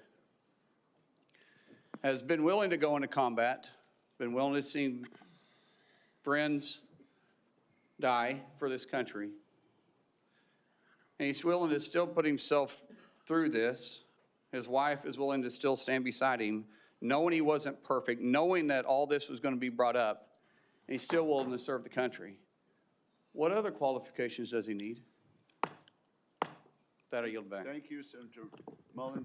Senator Duckworth. And again, we really are going to strictly enforce the rule about no demonstrations or noise. The distinguished ranking member. Just a point of personal privilege to make a correction. The reason that General Austin required a waiver was not because of his participation in a corporate enterprise. It was because he did not have 7 years of interruption between his service and his appointment. Second point is that if any of us were appointed as Secretary of Defense, we would be subject to the same types of questions. And the case in point is Senator John Tower was nominated for Secretary of Defense. It was discovered by his colleagues that his behavior was not commensurate with the responsibilities despite his service, and he was voted down. Thank you. Thank you, Mr. Chairman. Senator Duckworth, you are recognized. Thank you, Mr. Chairman. And also, Secretary Mattis had to have this waiver as well. Mr. Hegseth, this hearing is about whether you are qualified to be Secretary of Defense, and one of the qualifications, to answer my colleague's question, is to actually win the votes of every member of this committee and to be confirmed by the United States Senate. And you need to convince us that you're worthy of that vote, because the people of the state of Illinois voted for me to be their senator so that I could cast that vote when it comes to picking who is going to be the next Secretary of Defense. This hearing now seems to be a hearing about whether or not women are qualified to serve in combat, and not about whether or not you are qualified to be Secretary of Defense. And let me just say that the American people need a SecDef who's ready to lead on day one. You are not that person. Our adversaries watch closely during times of transition, and any sense that the Department of Defense that keeps us safe is being steered by someone who's wholly unprepared for the job puts America at risk, and I am not willing to do that. With that in mind, Mr. Hegseth, I want you to try to explain to the American people, this committee, who have to vote for you, and to our troops who are deployed around the world, why you are qualified to lead the Department of Defense. We already know that you've only led as large as a 200-person organization.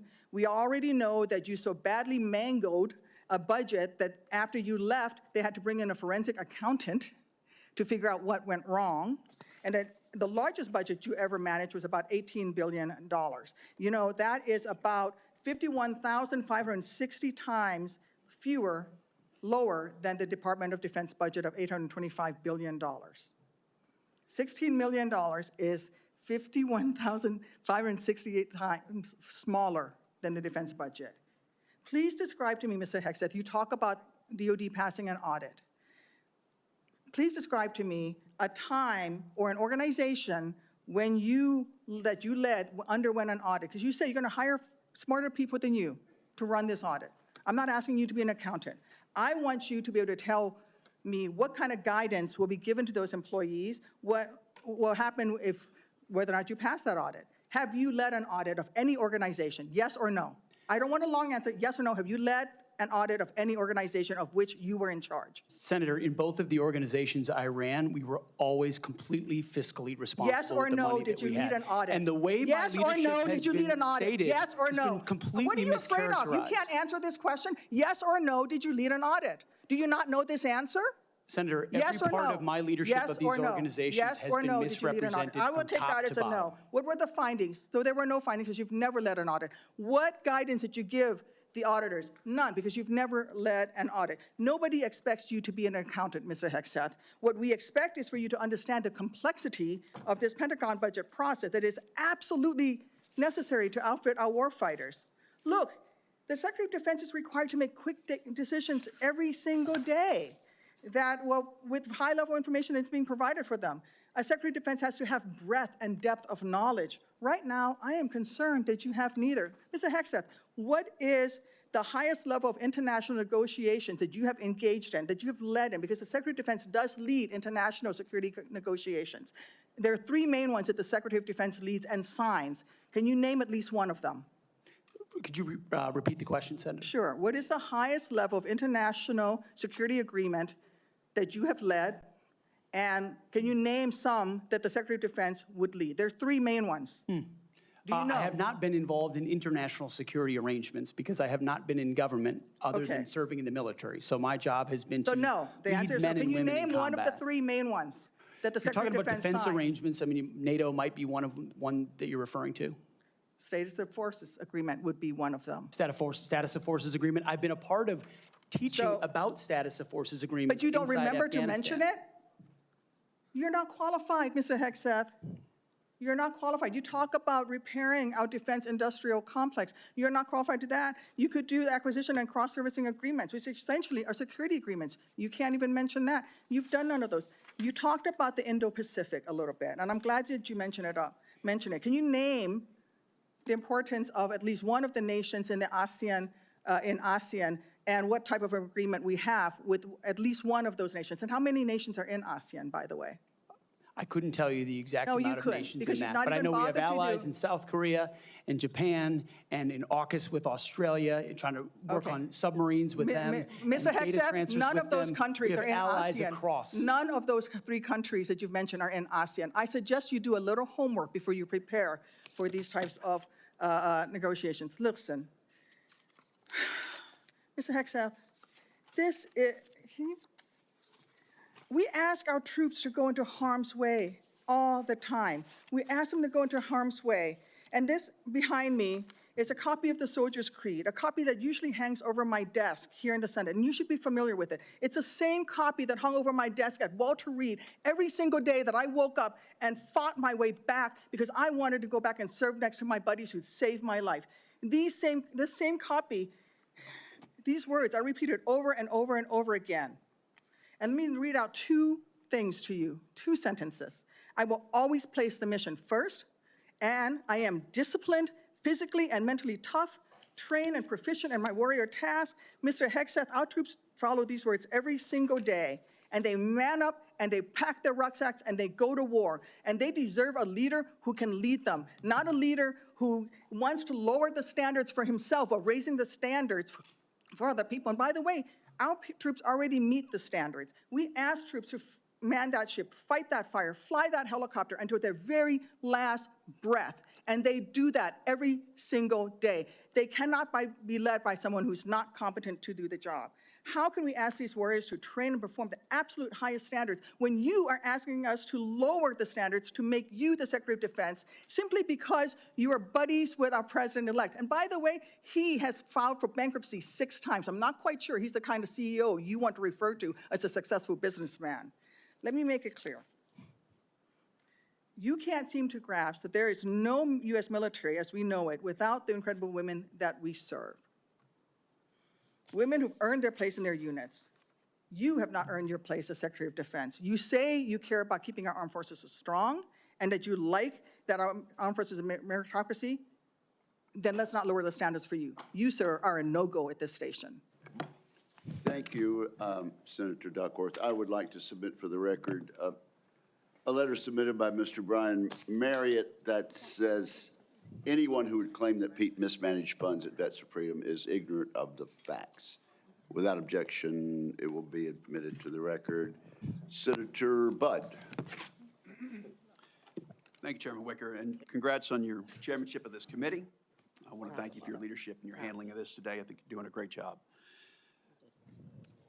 So I want to also submit for the record a letter submitted by Mr. Daniel Catlin, the former operations manager at Vets for Freedom.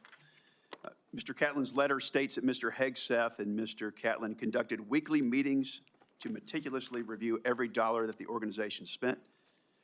Pete's hands-on approach and dedication to financial responsibility ensured that Vets for Freedom operated within its budget.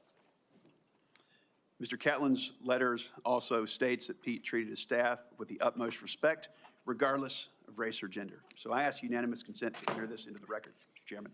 Without objection, so ordered. Thank you. Mr. Hegseth, congratulations on your nomination. Thanks for appearing before the committee today. I enjoyed meeting you in my office before Christmas, and I've enjoyed our friendship before that.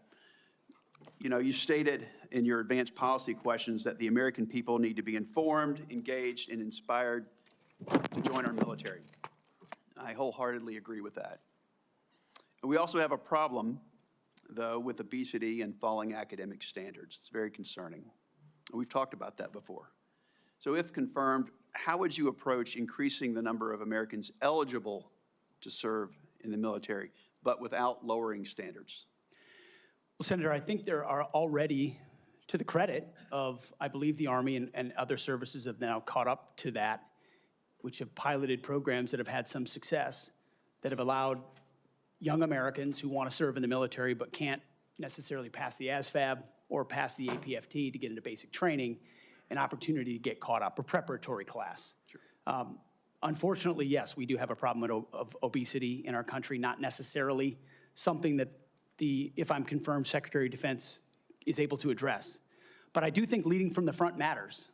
I do think having a Secretary of Defense that will go out and do PT with the troops matters, that has been out there and done that before. And hopefully that's a motivating factor for young people. But the reality of obesity and criminal backgrounds and medical problems have long been an issue of recruitment in America, unfortunately.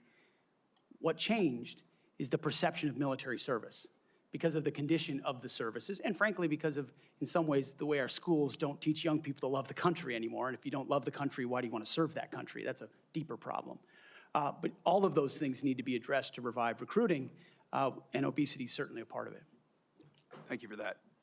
So I've had multiple conversations, young folks back in North Carolina, young men, young women, and we get to meet a lot of them. But, you know, I hear from some of these folks who I encourage to join the military. They say that they're concerned that it's become politicized. And if confirmed, would you commit to working with my office to address the military recruiting crisis and ensuring the military is focused on warfighting? Senator, absolutely. Number one, from day one, with a mandate from the Commander-in-Chief, who received that mandate when Americans spoke out loudly and said, we want peace through strength, we want America first foreign policy, and we don't want political ideology driving decisions inside our Defense Department. That was clear. It's an infection that the American people are acutely aware of, which the men and women in this room have lived firsthand. I've lived it firsthand. And that's why it will be a priority. And I truly believe, and I'm humbled by this, the response we've already seen from young men and women who've decided to join the military when they had said, I wasn't going to. But seeing a Commander-in-Chief, Donald Trump, reassured them. Seeing the possibility, if confirmed, of a Secretary of Defense that would have their back reassured them. And so in the first couple of months after President Trump's election, we have already seen, the numbers are there, a recruiting surge in all the services that I would welcome the opportunity to continue. And it's humbling to think that families across this country would have confidence in us to deliver for their young men and women. There's no more important task. Thank you for that. So shifting gears a bit, I want to hear some of your thoughts on the growing fighter aircraft capacity gap with China and what this means for a potential fight in the Indo-Pacific. So if confirmed, what policy recommendations will you make to the President on procurement and maintenance of 4th and 5th generation fighters while we continue to research and develop 6th generation and collaborative combat aircraft? Senator, that's a very important conversation, one that I've been looking at a great deal. A lot of it, just to be clear, involves classifications and understanding precisely cost and capabilities, including capabilities of enemy systems, both not just 4th and 5th, but potential 6th generation, which we've already seen a prototype released from the Chinese. That's a dangerous development, considering at least the publicly understood condition of NGAD, which I look forward to the opportunity to looking underneath the hood on that. But ensuring 4th and 5th are capable and upgraded as necessary, will be a part of our contingency. But when you look at what's happening in the Indo-Pacific, say operability, range is going to matter because it's such a large battle space. That will all factor in decisions that are made. And that's where I feel, frankly, a little bit liberated, is that I didn't work at Lockheed or any number of, pick a defense contractor. I didn't mean to point one out in particular. Pick any. I haven't. I don't have a special interest in any particular system or any particular company or any particular narrative. I want to know what works. I want to know what defeats our enemies, what keeps us safe, what deters them, what keeps our enemies up at night. Whatever that is, I want more of it, and I want to invest in it. And I know that's the view that President Trump has as well. Thank you. You know, some have commented recently about the need to eliminate immediately a manned aircraft. So I'd say maybe one day, but that day's not now, and certainly not before 2027, especially in the Indo-Pacific. So if confirmed, will you commit to work with my office in this committee to ensure the proper mix of fighters, manned and unmanned? I look forward to working with you on that, Senator, because unmanned will be a very important part of the way future wars are fought. Just the idea of survivability for a human being drives cost and time in ways that unmanned systems do not. But I look forward to that conversation. Thank you. Thank you, Senator Budd. I now recognize Senator Reid for a unanimous consent request. Mr. Chairman, I would ask unanimous consent that 2 letters be submitted for the record. One letter is signed by numerous organizations, including the Government Accountability Project, the other signed by several organizations, including the Truman National Security Project.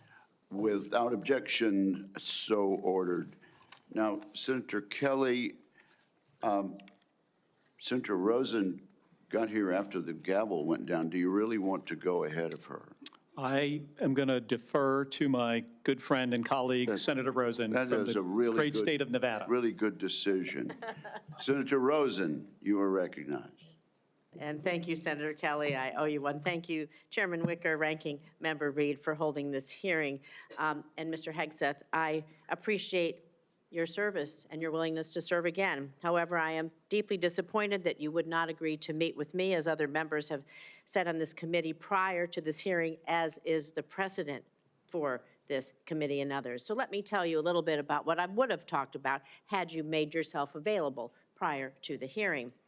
Nevada is home to the premier aviation training ranges for both the Air Force and the Navy, the largest ammunition depot in the world, and the only place in the country where we are able to verify the reliability of our nuclear stockpile without the need for explosive testing. The Nevada National Guard is one of the only few units across the country with the mission of fighting wildfires. That's for another hearing. And currently activated to fight the devastating fires around Los Angeles in support of our neighbors. We therefore play a critical role in our national security, and the person who holds the position of Secretary of Defense matters greatly to Nevada service members and our military equities. But every single person who serves in the military, we've talked about, my colleagues, esteemed colleagues, have talked about recruitment and retention. One day, they will become a veteran. So my veterans and the folks who are serving active duty now are concerned about what you think. DOD does not have jurisdiction over Nevada's 200,000 plus veterans, but I am interested in your views about the service members once they've transitioned out of the military, given the influence you would have while they're in service if confirmed. In 2019, on a segment of Fox and Friends, you said that veteran service organizations, VSOs, I'm going to quote, encourage veterans to apply for every government benefit they can ever get after they leave the service. You stated you don't want to, quote, be dependent on government assistance from the VA based on injuries or illnesses that might have arisen from your military service. So I'm just going to ask you a few yes or no questions about veterans, understanding you don't have jurisdiction, but this is important to our morale, it's important to our recruitment, and is important to our retention, and it is important to how we respect others in this country. So yes or no, please, do you believe that VSOs are wrong to support veterans in obtaining the benefits that they have rightfully earned and deserved when they signed that line like you did for your service? Senator, yes or veterans no, please? deserve the benefits they've earned. I have been in many battles with traditional veteran service organizations over differences of opinion about how to deliver those services, yes or including no? Veterans Do you believe Choice, VSOs are wrong? which is VSOs is a very broad term. We were a VSO also, ma'am. But some of those services took a traditionally should they be able to bureaucratic help approach. the veterans obtain the benefits that they have earned? Yes or no? Should anyone be able to help? Every veteran should have rapid access to Do you all the believe that benefits that veterans they've should earned. be ashamed for Absolutely. having sought and obtained the benefits that they have earned? Do you think veterans should be ashamed to seek out benefits? Senator, I think Yes or we no? should be ashamed as a nation of the amount of veterans that commit you think suicide veterans because they hit a should brick be wall. ashamed? They commit suicide because This is they hit not a the brick question, wall sir. of the I'm going to bureaucracy move on. of the I'm VA. going to take that and as a reformers yes. are not courage enough. How about veterans who suffer lasting Take it on. injuries or illnesses due to their military service? Do you think they deserve our support and assistance? I mean, your answers to these, they're too broad. People want to know, are you willing to support our veterans organizations that will help our veterans get every damn thing that they deserve because they signed on the dotted line to keep us safe, just like you did? I respect that. Will you? Senator, with all due humility, I don't know that there's anyone in this room over the last 20 years that have worked harder to ensure that our veterans are taken care of. It has been a passion of my life alongside with so many on this dais to make sure that veterans receive, and it is a recruiting crisis. But you've said that veterans are dependent on the government. They don't You've want said their veterans are sons and daughters dependent to on the join. government. Do you believe that veterans getting these benefits are dependent on the government? Or do you believe it's a benefit they've earned and deserved through their service? It's a Are they benefit they've dependent? earned and a hand up to But the these are next your chapter of their words life. then. So you have again Absolutely. changed your position. Where you believe the veterans are dependent, now you believe they've earned and deserved it. I just think it's disrespectful to change that position. These are benefits that people may need throughout their life and may not know when they need them or how they're going to need them, and they need to be there when they do. Thank you. I'm going to move on to my next question. America's role in the world. Our alliances, the threats America's facing, they're serious, they're wide-ranging, from China to Russia to Iranian-backed terrorism. So do you agree with the National Defense Strategy that the U.S. cannot compete with China, Russia, and their partners alone, and certainly cannot win a war that way? And this is a quote from the National Defense Strategy. Is your interpretation that American first foreign policy is America alone? Does that include abandoning our allies and partners such as NATO, Taiwan, Israel, and others? And if we can't win alone and we don't strengthen our strategic partnerships, I would say that position, your position, places on a strategic path to lose to our adversaries.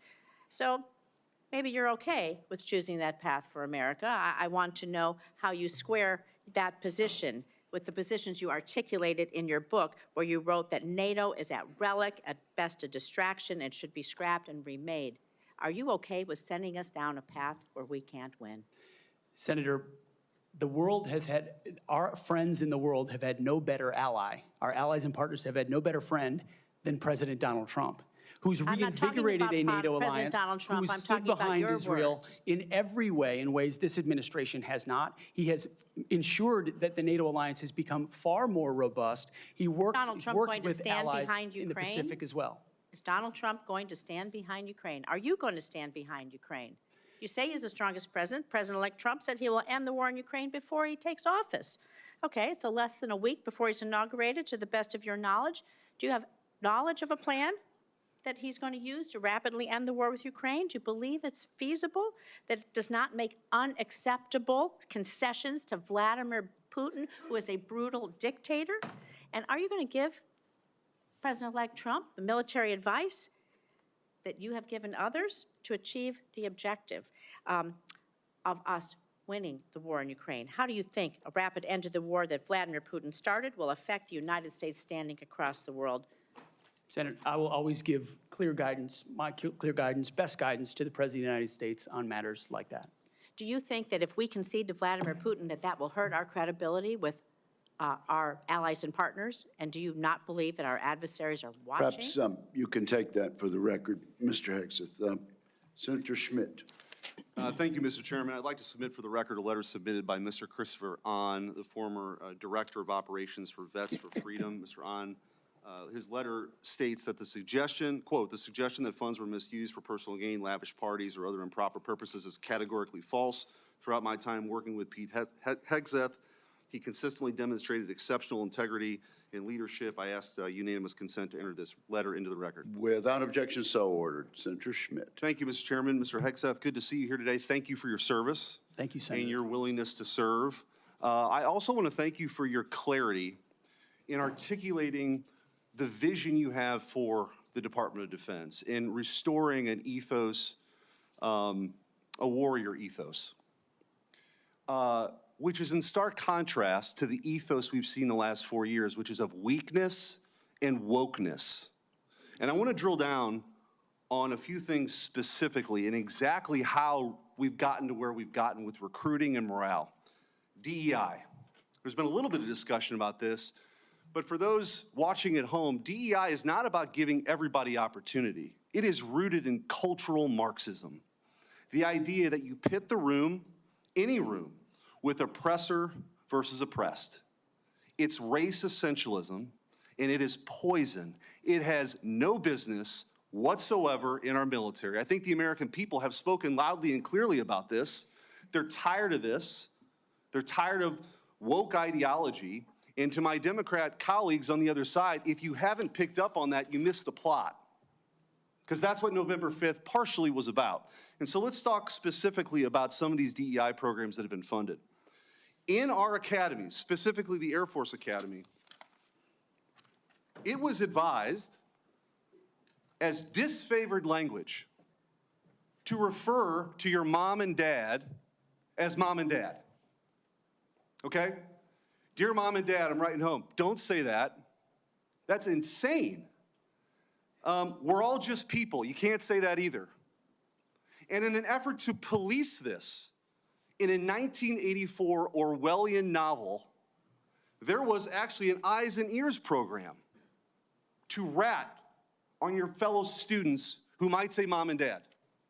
Or just say, in a tough situation, you know what, we're all just people, can't say that. This wasn't limited, by the way, to our academies. The Secretary of the Air Force, our current Secretary of the Air Force, in a memo from August of 2022, thought we had too many white officers, advocated for quotas. And if you crunch the numbers, that meant that 5,800 white officers who've worked really hard should be fired. In the United States of America, I don't know how we got here. And by the way, the Air Force isn't alone here. The Navy sort of touted a drag queen influencer. This stuff is insane. And people wonder why recruiting has dropped off. And let me just go through a few numbers, then I want to get your comments on how we fix this, because it's gone completely off the rails. In 2022, the Army missed their recruiting goal of 60,000 soldiers by over 15,000. In 2023, the Navy missed their recruiting goals by over 7,000. In 2022, the Air Force couldn't meet their standards, their numbers, even though they lowered their standards. They've lowered their standards to meet numbers they still can't get to. Mr. Hegseth, we got to fix this. I think what you've demonstrated today is that you have the talent and the ability and the desire to fix it. How are you going to fix it? Well, Senator, thank you for the question. First and foremost, up front, you have to tear out DEI and CRT initiatives root and branch out of institutions. 100%. And then you have to put in Army, Navy, and Air Force secretaries and others, civilian positions at the helm, who are committed to the same priorities that the President of the United States is, and if confirmed, the Secretary of Defense will be. Send a clear message that this is not a time for equity. Equity is a very different word than equality. Equality is the bedrock of our military. Men and women, duty positions in uniform, black, white, doesn't matter. We treat you equally based on who you are in the image of God as an individual. And we all get the same bad haircuts. You're not an individual, you're part of a group. Equity prescribes some sort of an outcome based on differing attributes that we have that divide us. What skin color are you? What gender are you? And then infuse that into institutions which manifest in things like quotas, formal or informal, which does what to morale? Sends it in the tubes. And it makes people feel like they're being judged by something other than how good they are at their job, which is poisonous inside institutions. So on top of this recruiting crisis, that wasn't enough for this administration. During the COVID hysteria and in their attempt to fire 100,000 people who worked for bigger companies because they didn't get the COVID shot, or to mask 5-year-olds, they decided also to make this a central plank in their policy at the Pentagon. 8,000 well-trained, so we got a recruiting crisis, 8,000 well-trained men and women were fired. Will you commit today, Mr. Hegseth, to recruit these folks back, to give them back pay, and give them an apology from the United States government for how they were disrespected? Senator, I will commit to this because the Commander-in-Chief has committed to this, that not only will they be reinstated, they will receive an apology, back pay, and rank that they lost because they were forced out due to an experimental vaccine. Thank you, and I'm a limited time, but I just want to say, for all the talk of experience and not coming from the same cocktail parties that permanent Washington is used to, you are a breath of fresh air. And again, if you weren't paying attention to what this election was all about, it was about the disruptors versus the establishment. And the American people have had enough of business as usual for the same people that we line up for these same jobs who give us the same results. We need somebody who's going to go in there and fight for innovation, fight for change. I think you're that person, and I appreciate your willingness to sit here and listen to some of these undignified attacks. It's ridiculous. Thank you. Captain Mark Kelly, you're recognized. Thank you, Mr. Chairman. Congratulations on your chairmanship. I want to make a request to the committee that we have a second round of questions. Pursuant to the bipartisan staff agreement that we reached late last year, this will be one round of 7-minute questions. All right. Thank you. Thank you, Mr. Chairman. I'll be happy to recognize my colleague, Mr. Reed. I think it's important to note for the record that when Secretary Hagel was here, we had 3 rounds of questioning. When Secretary Carter was here, we had 2 rounds of questioning. And I cannot recall any time where I have denied, as the chairman, a member to ask for a second round and receive the second round. So we are, I think, violating the principles of the committee, and I just want to go on the record. And your comment is noted. Thank you. Mr. Hegseth, thank you for being here today. Thank you for your service to this country. Thank you, Senator. Few nominees come into this room with all the necessary experience to do this job, to be Secretary of Defense. We get that. It's a reflection on just how big of a job this is. What I want to understand is whether or not you bring any of the necessary experience that this job requires. And here's where I'm concerned. Senator Coleman, in introducing you, and this is a quote, he said, "He has struggled and overcome great personal challenges," unquote. You walk in here saying that you've had personal and character issues in your past, including heavy drinking, which you wrote about. And you said, and this is a quote from you, that you said, "I sit before you as an open book." Yet you haven't actually said what personal challenges it is that you've overcome when you've been asked about them. So I'm going to give you an opportunity here to be as forthright as you say you want to be. So while leading Concerned Veterans of America, there were very specific cases cited by individuals about your conduct. I'm going to go through a few of them, and I just want you to tell me if these are true or false. Very simple. On Memorial Day 2014, at a CVA event in Virginia, you needed to be carried out of the event for being intoxicated. Senator, anonymous smears. Just true or false? Very simple. Summer of 2014 in Cleveland, drunk in public with the CVA team. Anonymous smears. I'm just asking for true or false questions, true or false answers. An event in North Carolina, drunk in front of 3 young female staff members after you had instituted a no alcohol policy and then reversed it. True or false? Anonymous smears. December of 2014 at the CVA Christmas party at the Grand Hyatt at Washington, D.C., you were noticeably intoxicated and had to be carried up to your room. Is that true or false? Anonymous smears. Another time, a CVA staffer stated that you passed out in the back of a party bus. Is that true or false? Anonymous smears. In 2014, while in Louisiana on official business for CVA, did you take your staff, including young female staff members, to a strip club? Absolutely not. Anonymous smears. So,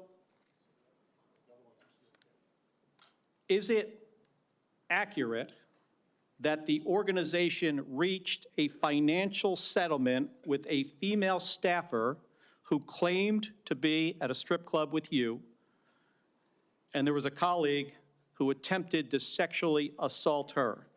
Was there a financial settlement? Senator, I was not involved in that. I don't know the nature of how that played out. But you understand there was a financial settlement for a young female staffer who accused another member of the organization, not you, of sexual assault in a strip club. We have multiple statements on the record referring to that. But you claim you were not there when that occurred. Absolutely not. Now, the behavior I cited, if true, do you think that this behavior of intoxication, going into these type of establishments, women on your staff being so uncomfortable that they have to file these sort of harassment claims, do you think this is appropriate behavior for a leader? Senator, the overwhelming majority of anyone who's worked for me, including the on-the-record statements that have been submitted to this, with their name on it, on the record, men and women who worked with me every day, are the overwhelming preponderance of evidence that testify to my leadership and professionalism in leading Vets for Freedom and Concerned Veterans for America. My leadership has been completely impugned on these veterans organizations that did fantastic work. Mr. Hegseth, I'm not even going to go into the, I'm not even going to go into the accusations. And we managed our financial books with integrity across the board. How many people, everybody who runs a campaign. I have limited time. I'm not going to get into the accusations that come from Fox News. I know you have some of your Fox News colleagues here. There were multiple instances of accusations against you about drinking on the job. All anonymous, all false, all refuted by my colleagues who I worked with for 10 years at 6 a.m. to 9 p.m. and everything The challenge here for me, Mr. Hegseth, only seen me be professional is when there is every discussion single time. about personal challenges, and you admittedly had issues with heavy drinking. It's hard to kind of square this, to square the circle here. It's kind of a difficult thing to do. Let me ask you, if I have about 90 seconds left here, if you had to answer these questions about sexual assault against you and your drinking and your personal conduct, would it have been different if you were under oath? Senator, all I'm pointing out is the false claims against me. Okay, I take it you do not want to answer that question. I walked into this hearing this morning concerned that you haven't demonstrated adequate leadership in your civilian roles. And this is a dangerous world we're living in here. And America cannot afford a Secretary of Defense who is unprepared for that mission. I'm going to leave with concerns about your transparency. You say you've had personal issues in your past, yet when asked about those very issues, you blame an anonymous smear campaign, even when many of these claims are not anonymous. Which is it? Have you overcome personal issues, or are you the target of a smear campaign? It can't be both. It's clear to me that you're not being honest with us or the American people because you know the truth would disqualify you from getting the job. And just as concerning as each of these specific disqualifying accusations are, what concerns me just as much is the idea of having a Secretary of Defense who is not transparent.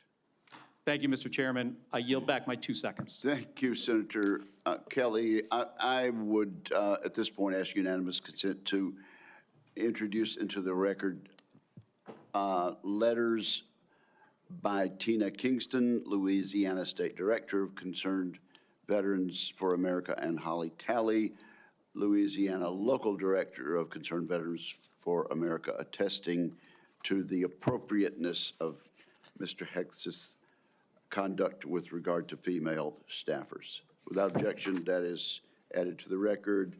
And Senator Banks, you are now recognized. Thank you, Mr. Chairman. Welcome, Mr. Hegseth. You have conducted yourself very well today. In fact, so well that I believe it's incumbent upon this committee to confirm you ASAP, to get you on the job, to clean up the mess that we have at the Pentagon ongoing at this moment because of the leadership there over the last 4 years that's failed us. In President Biden's first year in office, the Department of Defense spent over 5 million man-hours on quote-unquote counter-extremism and diversity training, what you and I might call woke training or DEI. The administration has refused to provide us any more recent data than that first year, but we know that it's exponentially more man-hours wasted on DEI over the last 4 years. And I wonder, what do you make of that? What could those 5 million man-hours in that first year of Secretary Austin and President Biden's administration, what could those 5 million man-hours have been used for? Senator, that's a lot of service members sitting in a lot of briefs, hearing about a lot of threats or political perspectives that might be dangerous, that do not comport to threats that actually exist inside the force, or ideas that introduce critical race theory or DEI or climate change initiatives that they and their commands have to conform to. And every time one of those happens, it gets pushed down the chain of command. That also includes new layers of leadership that have been created under this administration, committed to enforcing those types of DEI and CRT initiatives. So we hear 5 million man-hours, and that sounds like a lot. The more troubling aspect is how many training hours that takes away from a company commander or battalion commander or a wing commander who's out there trying to maintain their force, which is already constrained because of what the Biden administration has done to the defense budget and defense capabilities. So they're having to choose between the political prerogatives of the civilians who are demanding more DEI and CRT and gender quotas and the readiness of their forces. And I believe this Pentagon is prepared, because of our commander-in-chief, for a Secretary of Defense, should I be confirmed, that laser focuses on these issues, and they're ready to respond. They want to pack their rucksacks and go train because they understand we live in a dangerous world. I think that's an important point, a key point, because months later, while the priority of the Biden-Austin-led Pentagon was on DEI and woke training, one of the biggest embarrassments in American history happened when we lost 13 of our heroes in the botched withdrawal from Afghanistan. Secretary Austin testified before the House Armed Services Committee a couple of years ago, and responding to a question from me said he had, quote, no regrets about what happened in Afghanistan. I wonder, what do you make of that? Senator, it's shameful. They still tout it as the most successful airlift in American history, when what the rest of us all saw was true laid before our eyes. Utter failure, a destruction of a military legacy there, abandonment of our allies, death of American troops, detriment to our reputation, and then no answers and no accountability on the other side. And then what was unleashed because of what happened in Afghanistan? The October 7th attacks, an invasion into Ukraine. The world recognized weakness for what it was. And who bore the brunt for it? The troops on the front lines at Abbey Gate doing an impossible job, whose external security was the Taliban, because there was no actual plan for this under the Biden administration. And yet, not a single person, the only person held accountable in those moments was a Marine Corps lieutenant colonel who had the courage to stand up and say someone should be held accountable for that. His name is Stu Scheller. No one else involved has ever taken accountability for it. When that microcosm becomes the reality of the perception of the American military or America's commitment to victory and success and positive outcomes, the world responds to that. President Trump is going to restore real deterrence by bringing a real warrior culture back, rebuilding our military, and ending wars properly. And if we have to fight them, winning them decisively.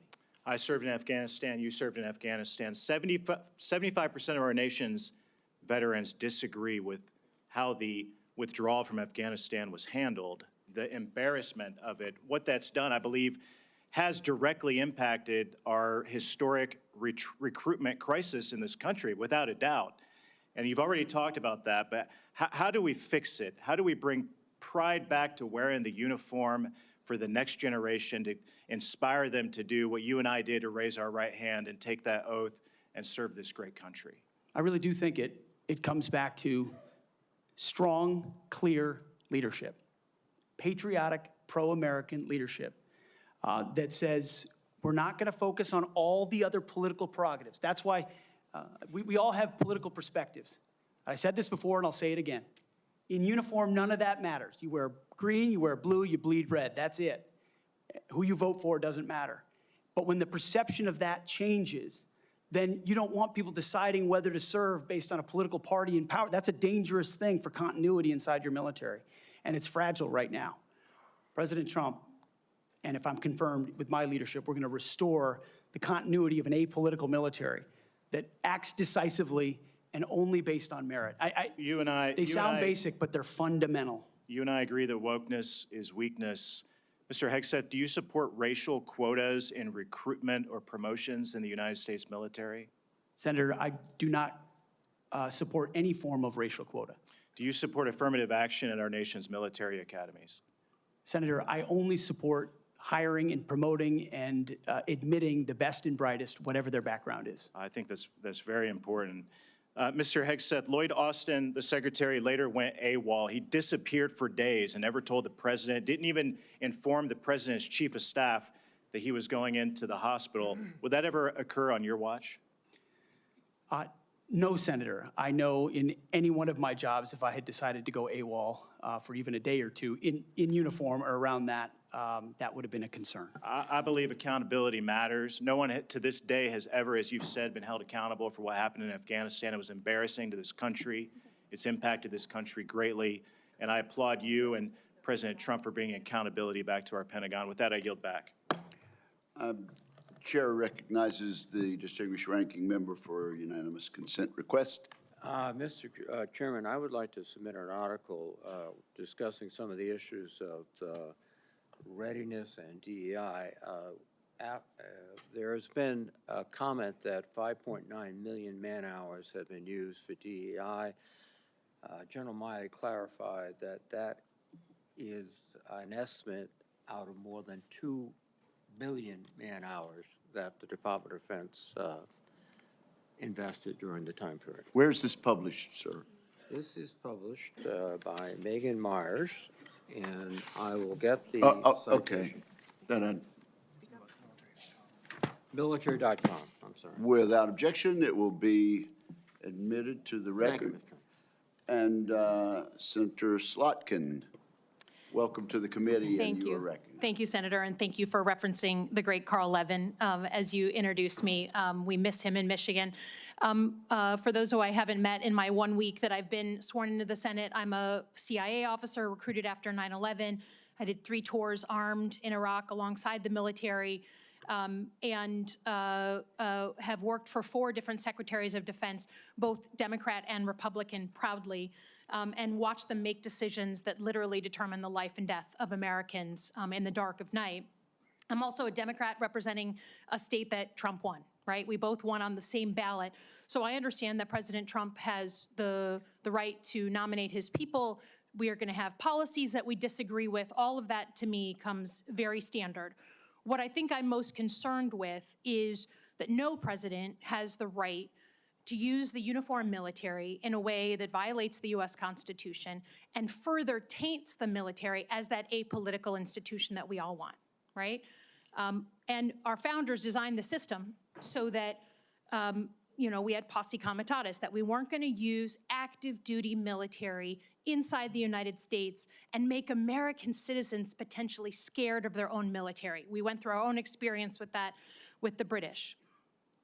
As the Secretary of Defense, you will be the one man standing in the breach should President Trump give an illegal order, right? I'm not saying he will, but if he does, you are going to be the guy that he calls to implement this order.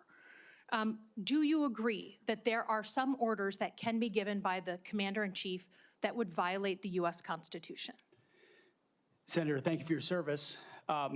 But I reject the premise that President Trump is going to be giving illegal orders. No, I'm not saying he will, but do you believe there is such a thing as an illegal order that Joe Biden or any other president, Donald Trump, could give? Is there anything that a commander-in-chief could ask you to do with the uniformed military that would be in violation of the U.S. Constitution? Senator, anybody of any party Right. could give an order that is against the Constitution or against the law. Right. Okay. So are you saying that you would stand in the breach and push back if you were given an illegal order? I start by saying I reject the premise that President I Trump will be understand. giving You've done your any genuflecting illegal to him, orders but at all. This isn't a hypothetical, okay? Your predecessor in a Trump administration, Secretary Esper, was asked and did use uniformed military to clear unarmed protesters. He was given the order to potentially shoot at them. Helos flew low in Washington, D.C. as crowd control. He later apologized publicly for those actions. Was he right or wrong to apologize? Senator, I was there on the ground. And I saw the I understand, and I respect that. I've been there. But you're about to be the Secretary of Defense. That was involved in that moment. I Was also he right understand to? So he was legality and the Sir, Constitution. was he and right the or laws of what wrong you to have. apologize? I'm not going to put words in the mouth of Secretary Esper or No, anybody else. from he this said them podium. himself. You don't have to. What are you scared of? Did he do the right thing by apologizing? I'm not scared of anything, Senator. Then say I'm yes or no. interested You in can say upholding no. the laws and the Constitution Okay. in any So particular Donald scenario. Trump asked for the active duty 82nd Airborne to be deployed during that same time. Secretary Esper has written that he convinced him against that decision. If Donald Trump asked you to use the 82nd Airborne in law enforcement roles in Washington, D.C., would you also convince him otherwise? I'm not going to get ahead of conversations I would have with the president. However, there are laws and processes inside our Constitution that would be followed. President Trump said in November that he is willing to consider using the active duty military against the, quote, enemy within. Have you been personally involved in discussions of using the U.S. military active duty inside the United States?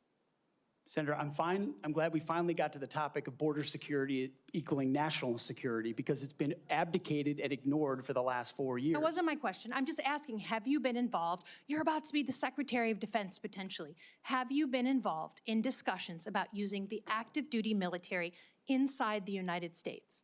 Senator, I am not yet the Secretary of Defense. Right. I'm just If confirmed, I would be party to any number of So you conversations. haven't been in any of these which conversations? I would not reveal what I have discussed with the President of the United States. Just have you been in conversations? You're going to be in charge of 3 million people. The active duty that I know you care about, I believe you care about. So have you been in conversations about using the active duty in any way?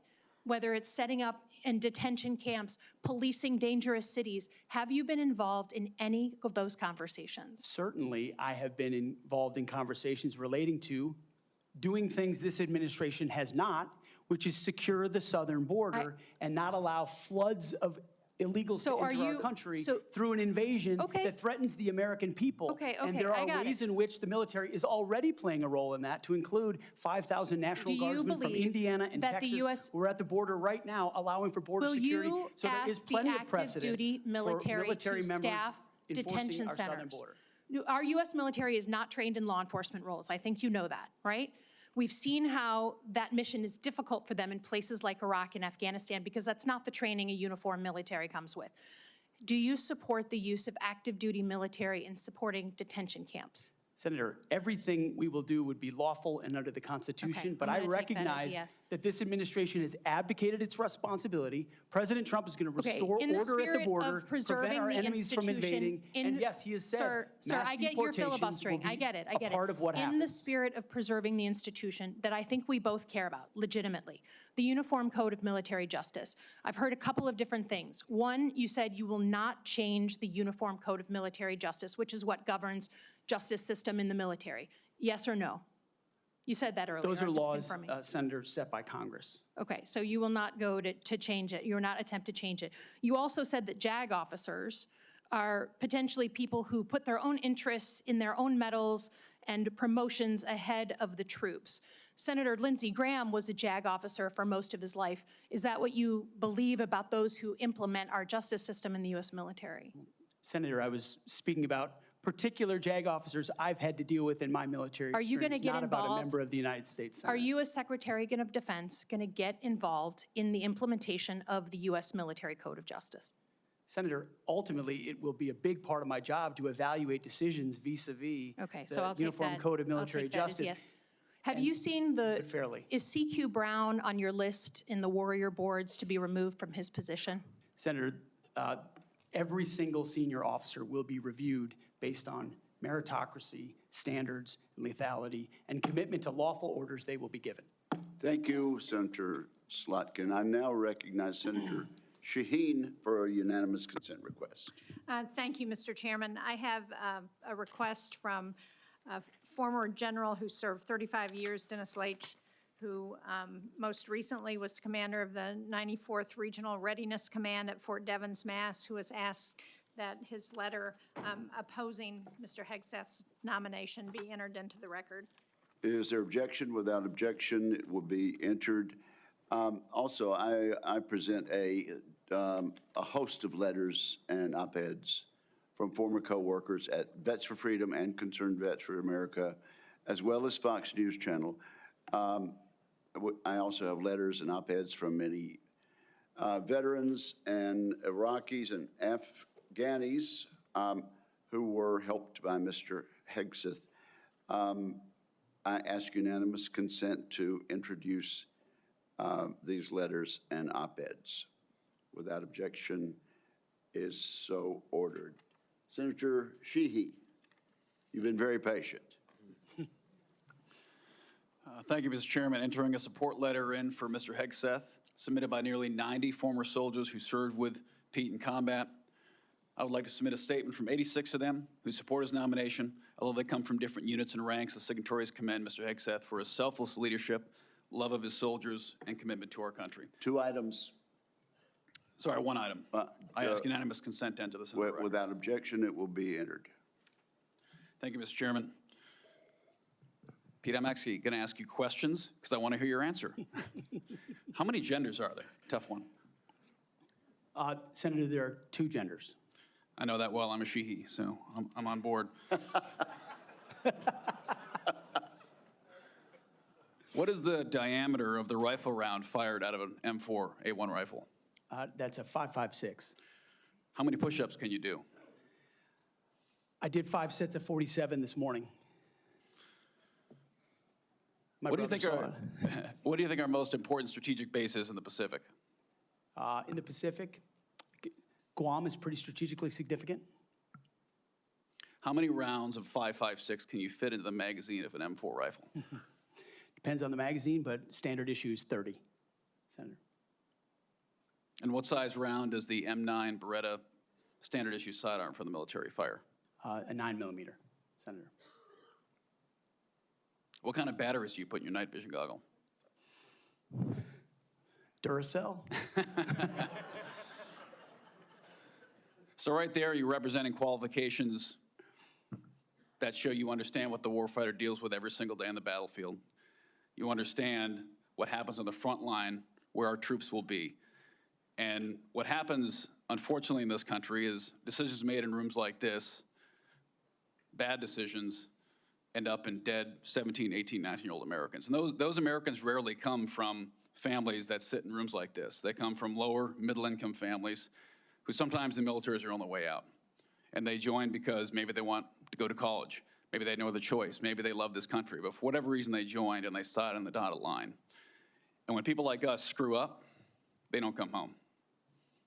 And that's the one thing that I care about. As you remember when I shut the door, when you came with your entourage, Senator Coleman, I've known for a long time, and you and I sat together and asked you one question. You remember what that question was? Are you going to have the backs of the warfighters? Exactly. What is going to be your #1 priority? And I don't care, frankly, what all these letters and articles say. I've been a part of a smear campaign too, I get it.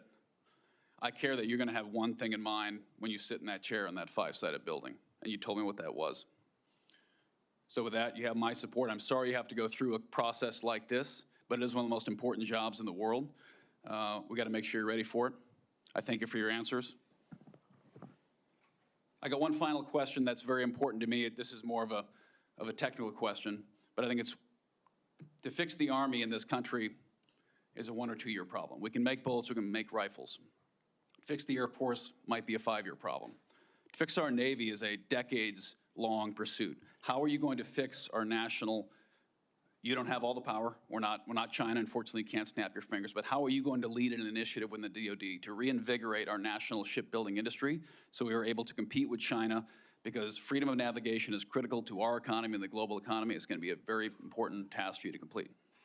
It's a critical question, Senator, and that's why I'm grateful that President Trump has said definitively to me and publicly that shipbuilding will be one of his absolute top priorities of this administration. So a lot of it does go into pulling things up into the OSD's office, Secretary of Defense's office, to shine a spotlight on it, to make sure the bureaucracy doesn't strangle important initiatives that need to happen. We need to reinvigorate our defense industrial base in this country to include our shipbuilding capacity.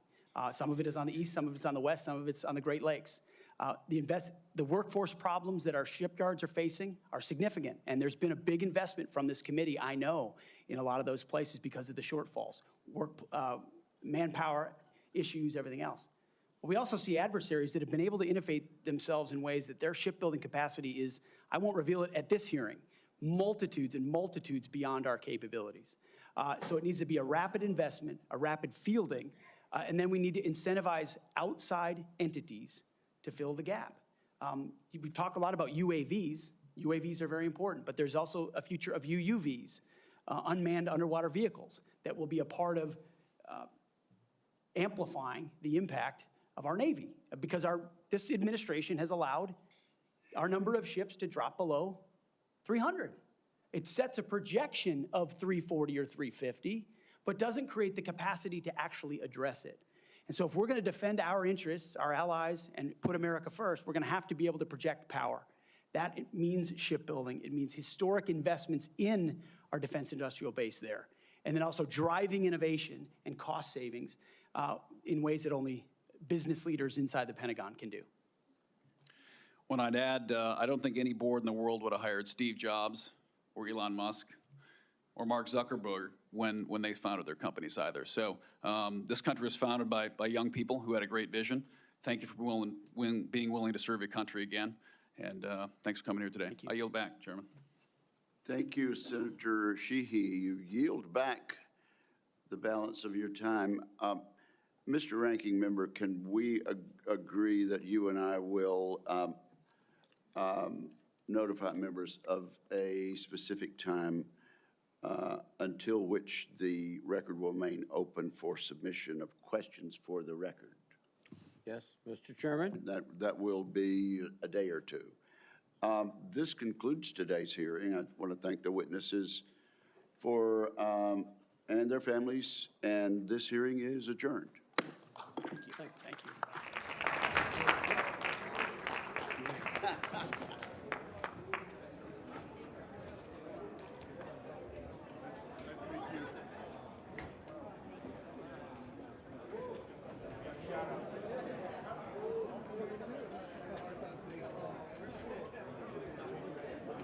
There's a ton out there, yeah.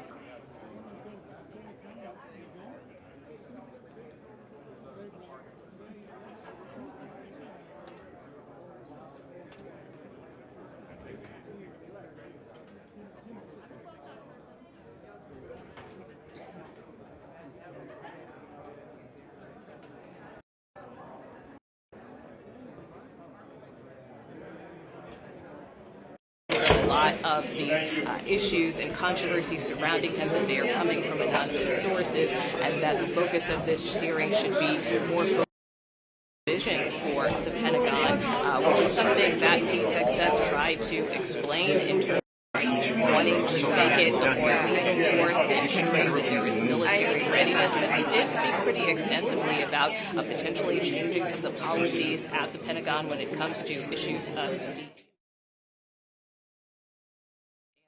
important that standards shouldn't be quotas. So that was a point that he made clear. He was also questioned by both Republicans and Democrats very extensively about his views of women serving in combat. And he reiterated that if he were confirmed as Defense Secretary, he would be a secretary for male and female service members, that he does believe that women have a role to play in the military, that the President-elect Trump hasn't indicated that he wants to change the policy with respect to women serving in combat, but at the same time he reiterated the importance of having these uniform standards that both men and women are held account to them with respect to serving the U.S. military.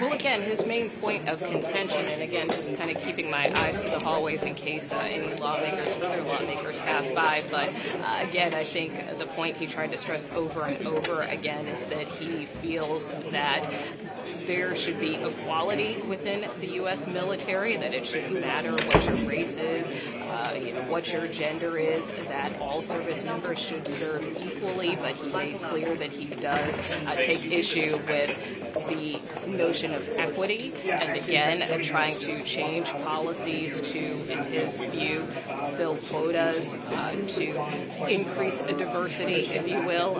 He also talked about the fact and reiterated that he thinks this notion of diversity is our strength, is not really, I think he said something to the effect of it's like the dumbest phrase that he has ever heard, that he believes that the shared mission is our strength. So he did talk more specifically about his views there, saying that he doesn't feel that there should be a priority put on issues of diversity, but more so on making sure that people are treated equally in the Pentagon, but not changing standards to do that. This is the chairman of the Senate Armed Services right here. Here's part of the criticism that the FBI background check was incomplete and did not interview enough of these accusers from Hegseth's past. And why doesn't the full committee have access to the FBI background check?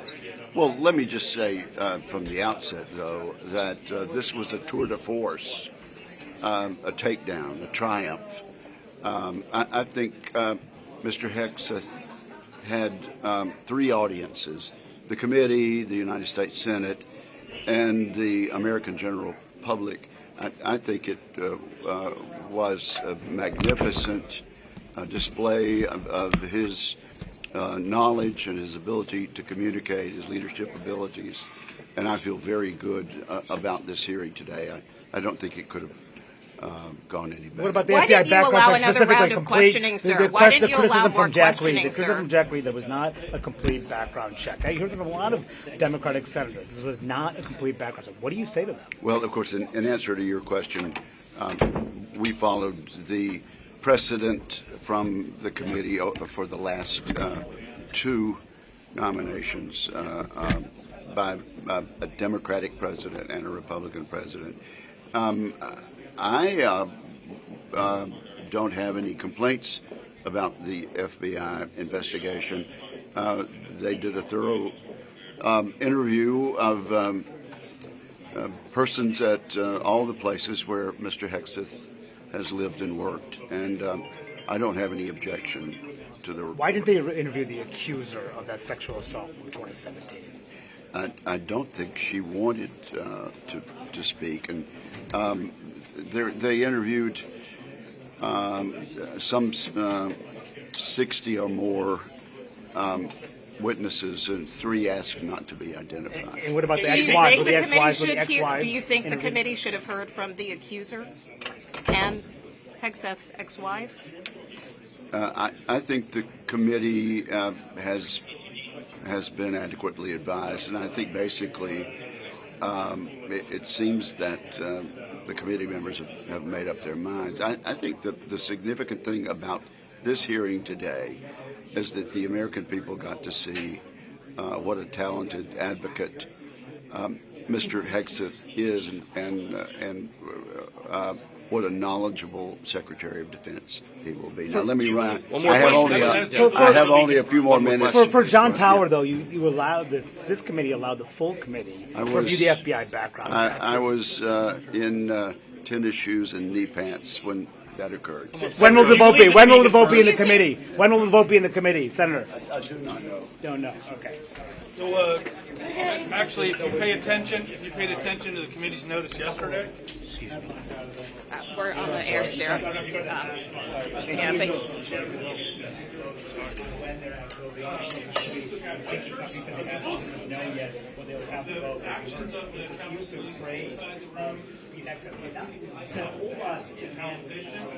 We're very, very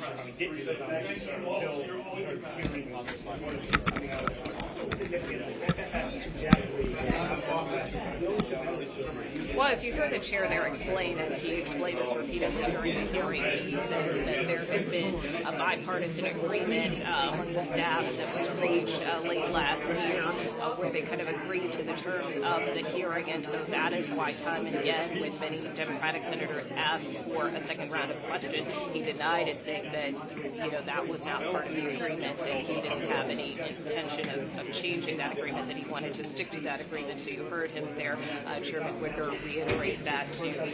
He also, as you heard him tell some of our colleagues as well, he believes that FBI background check that was conducted into Hegseth was thorough, even though it did appear to exclude not only Hegseth's accuser, but also his ex-wives, although that issue was raised during the hearing in terms of Hegseth's alleged infidelity at the time of this alleged sexual assault. And again, important to note that Hegseth continued to deny any wrongdoing there. But that being said, in terms of next steps, we do expect Pete Hegseth to meet with more senators. Sources have told me he will meet with more senators this week and next week. Possibly that could include more Democrats, considering he didn't have a chance to meet with many Democratic members of this committee. And then, of course, this committee, the Senate Armed Services Committee, will be taking a vote as to whether or not Pete Hegseth will be confirmed. If he clears the committee vote, and then, of course, his nomination would go to the full floor of the U.S. Senate for a full confirmation vote. Okay.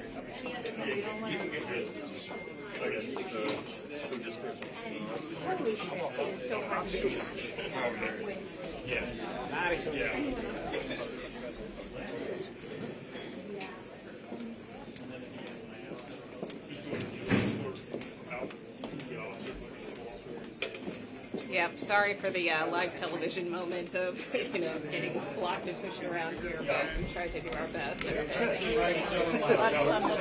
Hold on. Hey guys, in the pin, stay in the pin. Stay there. You got both going this way.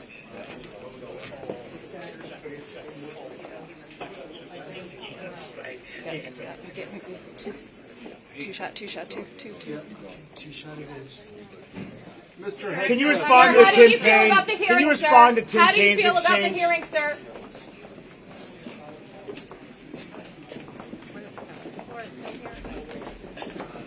Laura still here?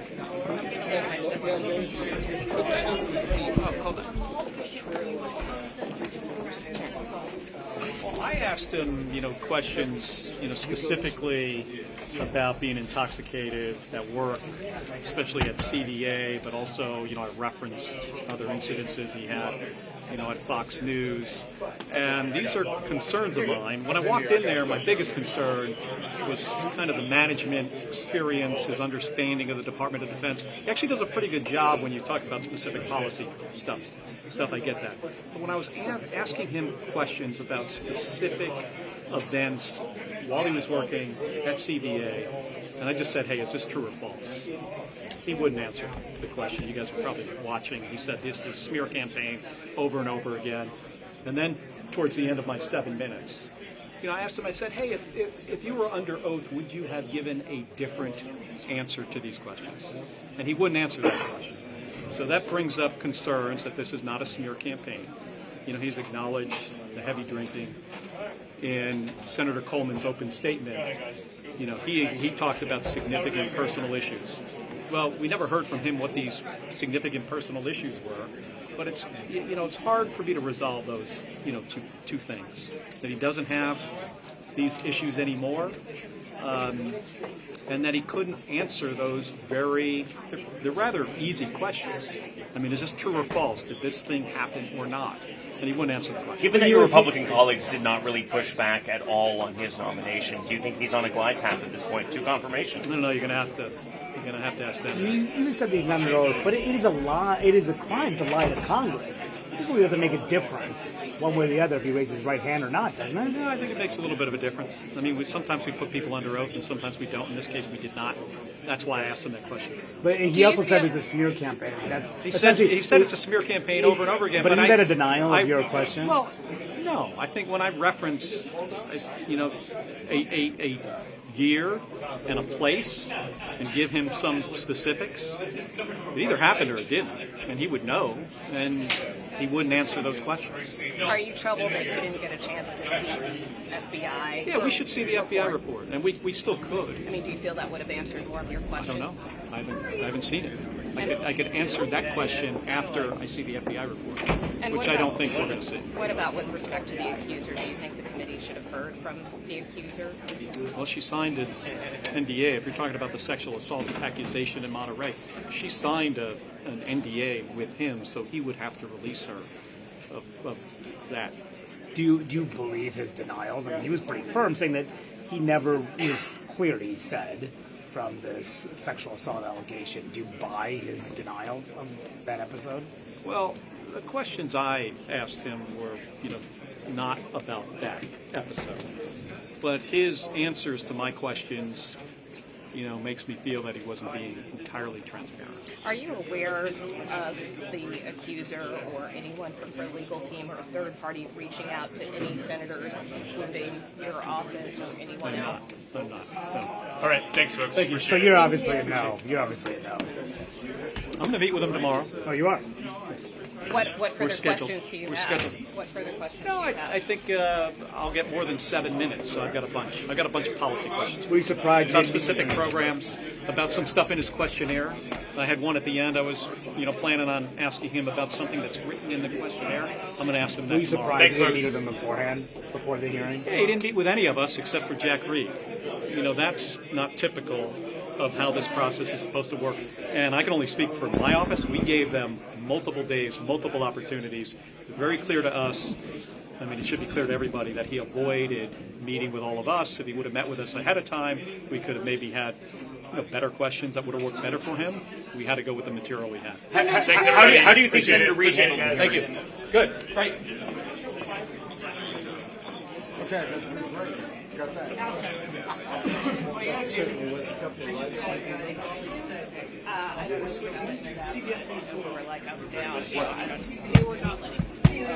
Live shot? No. We love to live shot.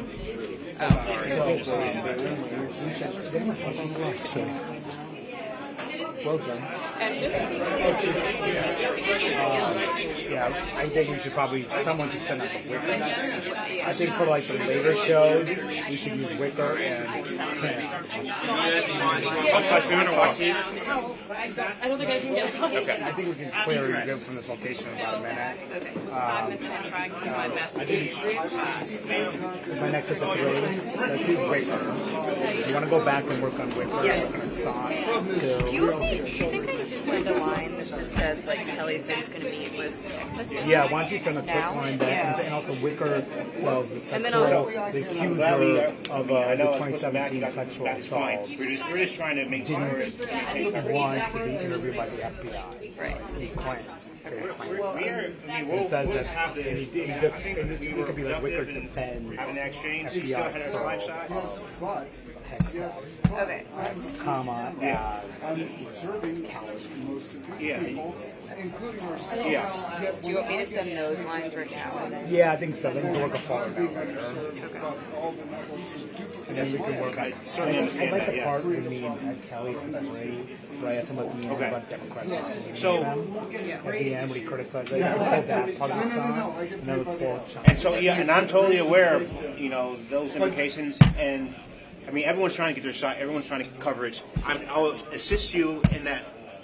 So let's just make sure we continue to have a dialogue when things are happening. I know you're trying to get your shot. We can't have the dialogue when things are happening, because that's when I know, but that's when it all happens. That's when everyone wants to talk when bad things are happening. So, Is that it? I think most of the members are wrong. hopefully everyone got what they needed to get.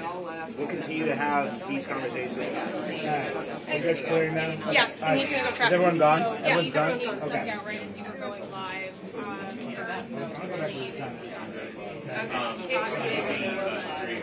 You go back and work on that.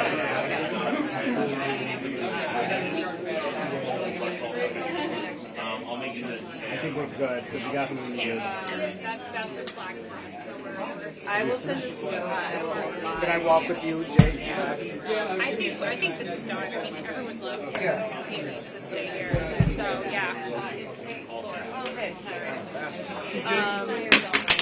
just checking in.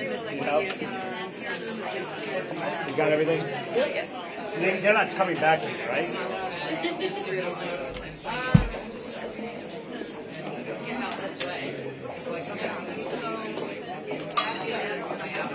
That is all good. Okay. Yeah, more than just about senators no meeting. If you wanted to she just walked by here and said, that's why Mom says yes.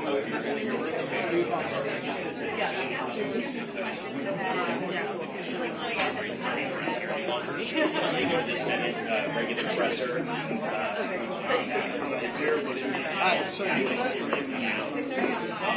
Oh, hey, what's up?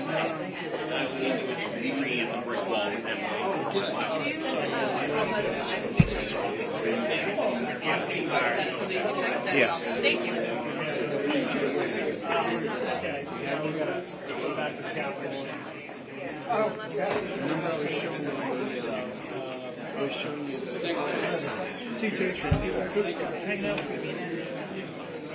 Hello?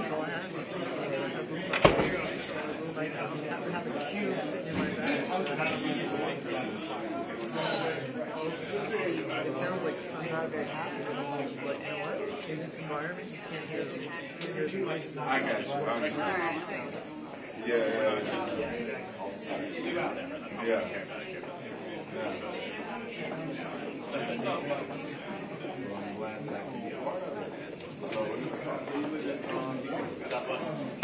I just thought about I'm on the same street, so I'm on the so I'm on for lunch. So, yeah. Yeah, so you go down that, all the way down to that bases. It's like a military base down there. Yes. So I'm literally,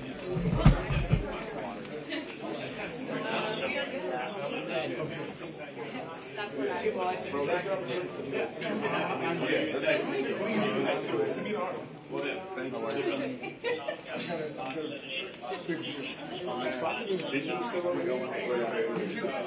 Thanks again, Meg. Appreciate it.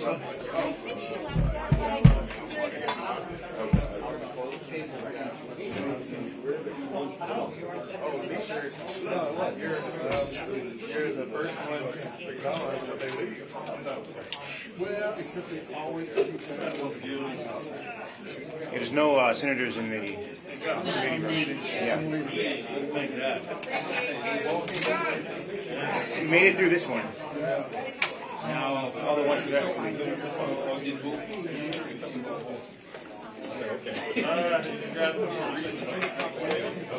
Haven't seen a long time. No, Happy New Year. there's no budget, there's no,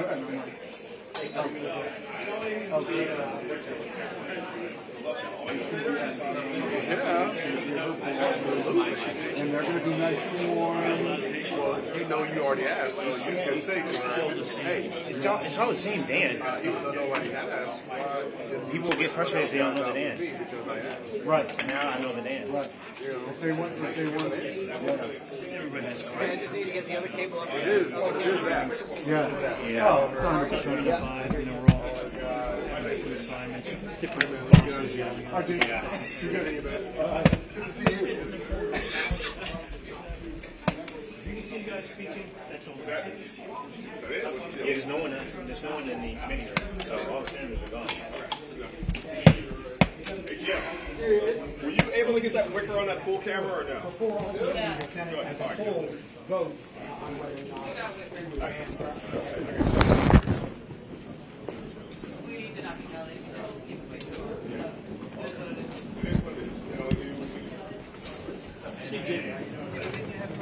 All right, guys.